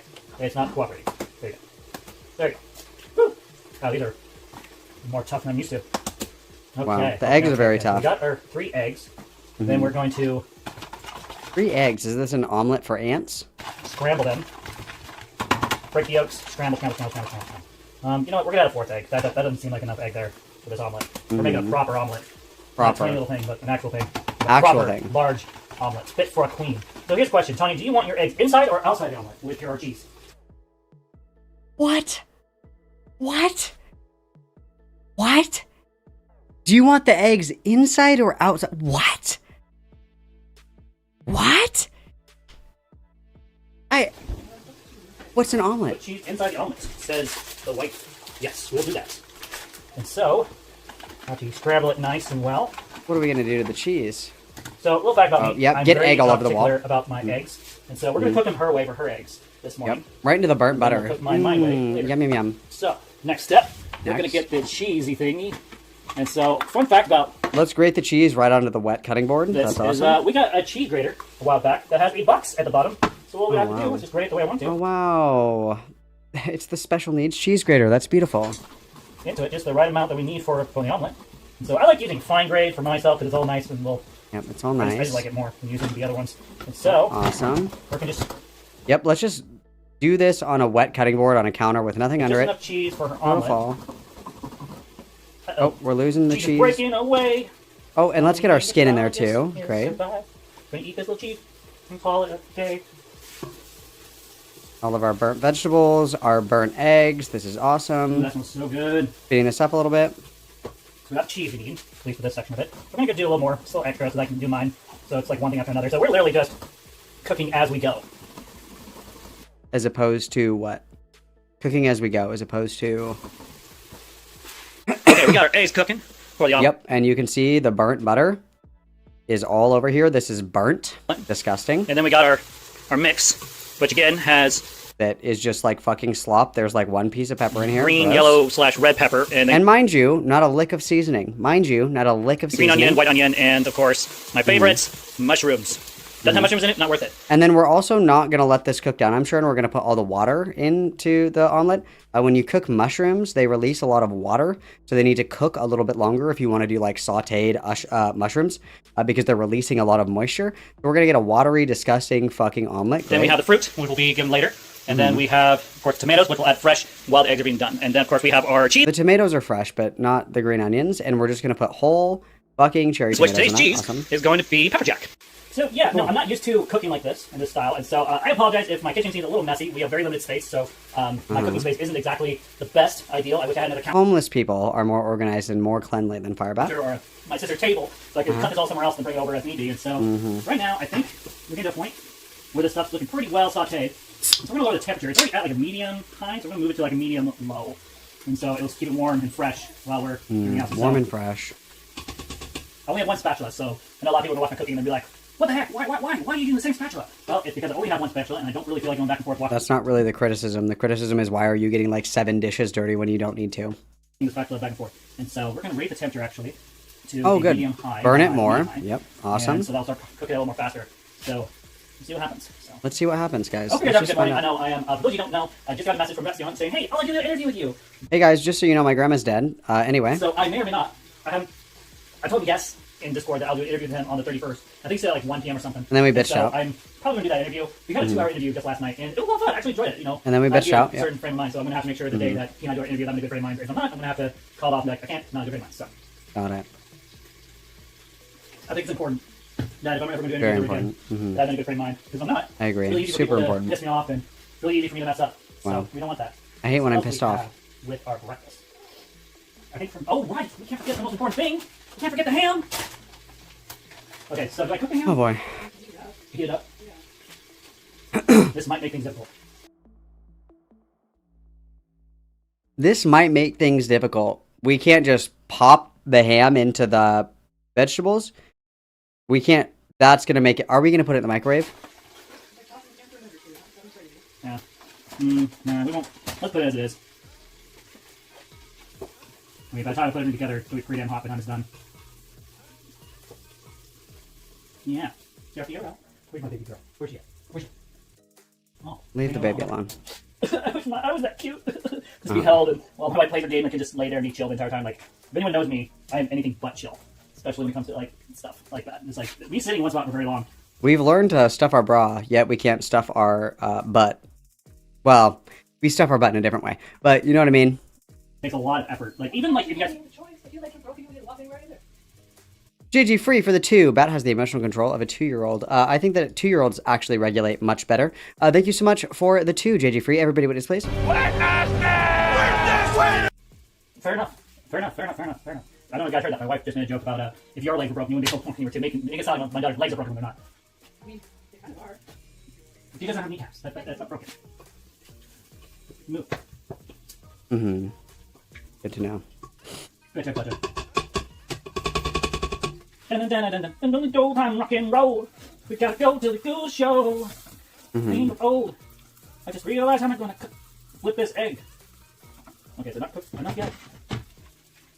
I feel like, see, that's the thing I don't like about eggs. Like, they're really fragile, so I don't know how to flip the eggs. You just wait till they're cooked? This is gonna be very, very tough to do. You have to have an ass to lift, unfortunately. I feel like it's like literally flippable, but like I'm worried that if I try to flip this. Oh, we're getting lucky today, folks. We're definitely getting lucky. I don't really understand this. You, like, normally, like, when you make an omelet, you, like, cook it. Okay, so you have your pan, right? As you're cooking it, you kind of lift the edge with a spatula and then, like, tilt the pan so the uncooked egg, like, cooks. And then, like, once it's, like, pretty well cooked, you put all your shit in it and then you just fold it. Like, why are we... We're doing everything on hard mode. For no fucking reason. We got it! We got flipped! Took a second, but we got the flip. We got the flip we wanted. That's so awesome. We're going to clean this off our hand really quick. And we're going to get our ham, and we're going to lay it in there. Oh, just put whole... Oh. I'm going to do a little weird. I'm going to basically put 4 slices of ham. Yummy, cold ham. And I'm just That's not going to fuck up the cook of the eggs at all. Do like that. No. And then we're going to take our cheese. Yeah. And we're going to take a good handful. We're going to spread it just on one side, because we're going to flip everything on top of it. Uh-huh. So far, it looks pretty damn good. Mm-hmm. So far, and we're going to skimp our wife out on the cheese. Okay, got it. And then we're going to take our tomatoes. And we're Just cut put... them. Oh, we are going to I cut don't them. mind That's good. Whatever I'm cutting over here, get some cheese with a tomato. I That's don't good. mind it. So we're going to cut this tomato. And we're going to lay it out. Cut it with a serrated knife. Your knife is too dull. You're going to cut yourself. Into small little pieces, cut in half. I mean, it works. I don't flip omelets, no. Yeah, there you go. Now that looks like an omelet. It's easier to make them on a flat top, but very few people have a flat top or like a Blackstone. Okay, That's the easiest way to make them. More, just one more. That's 1, 2, Yep, 3, 4, 5. Our little tomatoes 3 in line. tomatoes. That works quite nicely. So now what we're going to do is we're going to take the omelets and we're going to slide it peacefully or very violently. Not a lick of seasoning, no salt, no pepper. Hopefully you do this right. Again, I'm new. I don't know what the fuck I'm doing. I'm unprofessional. I'm not a professional cook by any means. So we're going to shake it a little bit, get it loosened, and then we're going to just So the ham is cold, everything's cold. shake it on to a plate. Like that. Bing. And omelets are folded, so that is actually a quiche, a very embarrassing quiche. But boom! And so, So not an omelet, a flat quiche. Got so it. good. So that's what it looks like so far. A fucked That's up what it looks like so quiche. far. And so Okay, now we're got going to add our it. cockroaches to this. I'll make sure that it tastes as beautiful as possible. So Good job. Getting the right cockroaches, being overly dramatic. We're just going to get a nice thing like this. Put this It's on top of wet. it. Yep. We do at least 2 scoops. I think it's enough material 2 scoops. 2 big. Okay. here to put at least 2 scoops on each. That's- of these omelets. Ooh, that looks okay. that actually looks really good. Mm. Okay, we got that. We got that. We did good. We did good. We did good. And then we're going to take some more cheese on top of it. I feel Gotta hold like on to like a Discovery Channel like monkey expert. This is Okay. something. Just a little Something. here, a little there. So you can't never have too much cheese. As Repsion, the great mighty cook, taught me recently. Mhm. Can't have too much cheese. And so this is what it looks like on the inside. That's what it looks like. Mhm. And so now we're going to take our egg and fold it over. Oh. And there you Just go. with our fucking dirty paws. So now I'm God. going to clean up this plate. It looks You can't eat at everybody's house. like it has a little grease on it. So we're going to take a paper towel. Wow, I wonder why it has grease on it. Maybe because we burnt the fuck out of the I'll butter. clean it Maybe, up I don't just know. to make it a little nicer. And then we're going to divide some Mhm. fruit onto this. If I can open And this we're one. not smart enough to These open look it. really weird. I'm not used to these. Again, why are we buying pre-cut fruit when we're poor? That's not an option. We're going to take half this fruit and just put it down here. Yeah, get some strawberry, get some kiwi, get some pineapple. Uh-huh. Maybe a lot more pineapple than that. Oh, there you go. Then And we're skimping out our wife on everything because we're such a gluttonous fuck. off the Good. side. And then so my wife also loves eating these tomatoes, so she'll get a couple extra tomatoes. Just eat as you see fit. It's kind of like a little garnish of sorts. So Uh-huh. that worked quite nicely. And so there you Maybe. go. All right, so here is the omelet. It doesn't look too bad. I mean, I don't understand why it lets this coloring though. Because the butter is burnt. That's a why. little worrisome. I think it might have been from the fact that I used stuff in here mixed No, into that. it was because you burnt the butter. So we got our fruit, got some extra tomatoes because my wife I don't understand why it looks burnt. I don't understand why. Because you burnt it. loves tomatoes. We got the omelet. It looks really good, at least to me. Like I would eat this. I would have had like cilantro. So Dude, get your fingers out of the omelet ussy. Let me just finger the omelet ussy before I feed it to you fucking looks pretty freak. appetizing. So let's see what my wife God, eats, ew. and we'll see how she likes it. So this is the second omelet. We're about to show my wife eating her omelet in like a second. But this is the second omelet. Didn't end the way I hoped. It's kind of like spilling out there. And Uh-huh. I think I put a little too much into this one. But it still looks appetizing, I think. At least to me it does. Okay, so it's time for my wife to test her omelet and tell me how amazing or disgusting my omelet is. So let's go. Here she goes. She's going in for the first bite. Wow, I wish there was like salt on it, maybe. Maybe that'd be There's cool the if there omelet was so like far. seasoning. So good. She's picking up a bite. And So I'm let trying me to put my anyway. Morone at Fighting with it a 11. little bit. Put in her mouth and I have not a clue. It shouldn't be. Why is it sweet? Because you put fucking yellow bell peppers in it, you dumb fuck. You fucking It's sweet. idiot. You fucking stupid fuck. Because you put yellow bell peppers. Oh my god. And probably because the fruit juice is getting all over it. Hello? So far, what do you think? Fine. Yay! Way up. It's fine. Success! It's Oh my edible. god, please fucking jerk me off because I cooked one single meal without blowing up the house. I deserve Otherwise, we praise. Some of the meat. I feel like you're like a science experiment. Dude, she's literally sitting there going like, what do you want? This is awesome. What? Awesome. I'm just seeing nothing progress. Seeing can you eat it? What is this, Fear Factor? Fair enough. Okay. Pretty So, much, yeah. all right, there you have it, folks. And so the last part of this thing is before I even eat my own omelet, I'm going to put Mhm. this into the microwave and just let it sit there so it keeps warm. And I'm going to prepare my wife's medicine. Why would we put it in the mic? And I'm going to clean up this entire kitchen, and then I'm going to enjoy my food with my wife.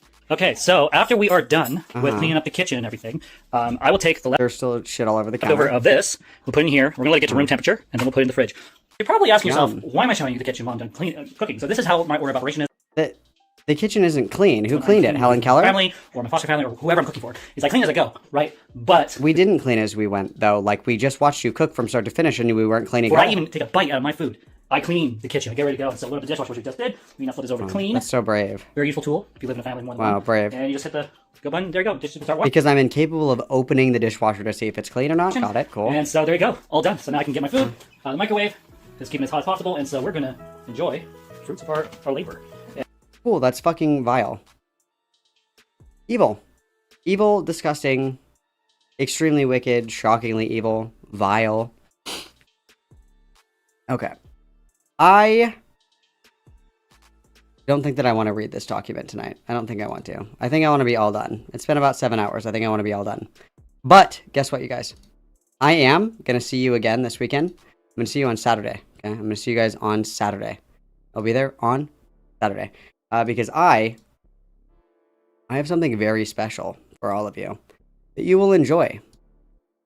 You will greatly enjoy. I have something very special and very exciting for you to witness that I am excited to share with all of you. I'm very excited to share with All of you. You're going to be very happy to see it. Very special, unique, show-stopping, and brilliant content coming to you on Saturday. Saturday is for Da Boys, okay? It's going to be awesome. It's going to be big, okay? It's going to be big. You guys are going to be so delighted. You're going to be kicking your feet and going tee-hee-hee-hee-hee the whole time, okay? That's what's going to be happening. So, I am going to jet. Thanks, you guys, for hanging out with me. I'm glad to be back. I'm actually not glad to be back. I'm very sad that I'm back in real life and not out wandering and traversing the universe. Very sad about that. But nonetheless, I will come back to you very soon. Thanks for hanging out with me today. I appreciate it greatly. You guys are so incredible, show-stopping, and brilliant. I don't know what time. I'll ping you and let you know. Unsure what time. But with that said, I'm going to send you guys over to Keldoge. I will catch you guys later, alligators. Hug, hug. Kiss, kiss. I have no idea what time. We'll have to wait and see how I feel. I love you guys so much, and I will talk to you later, alligators. XOXO. Gossip Girl. About it. I'm not getting all my clothes wet. No, we are not having a Keldoge wet t-shirt contest. I'm pressing play now. What the fuck She is really wrong did with leave you a special place people? in this area. She did. She's the one that helped me move to paranormal. Mm-hmm. Oh, thank God. You act like that's a physical place. She took you. It's not. She took me to paranormal. Like, she's not.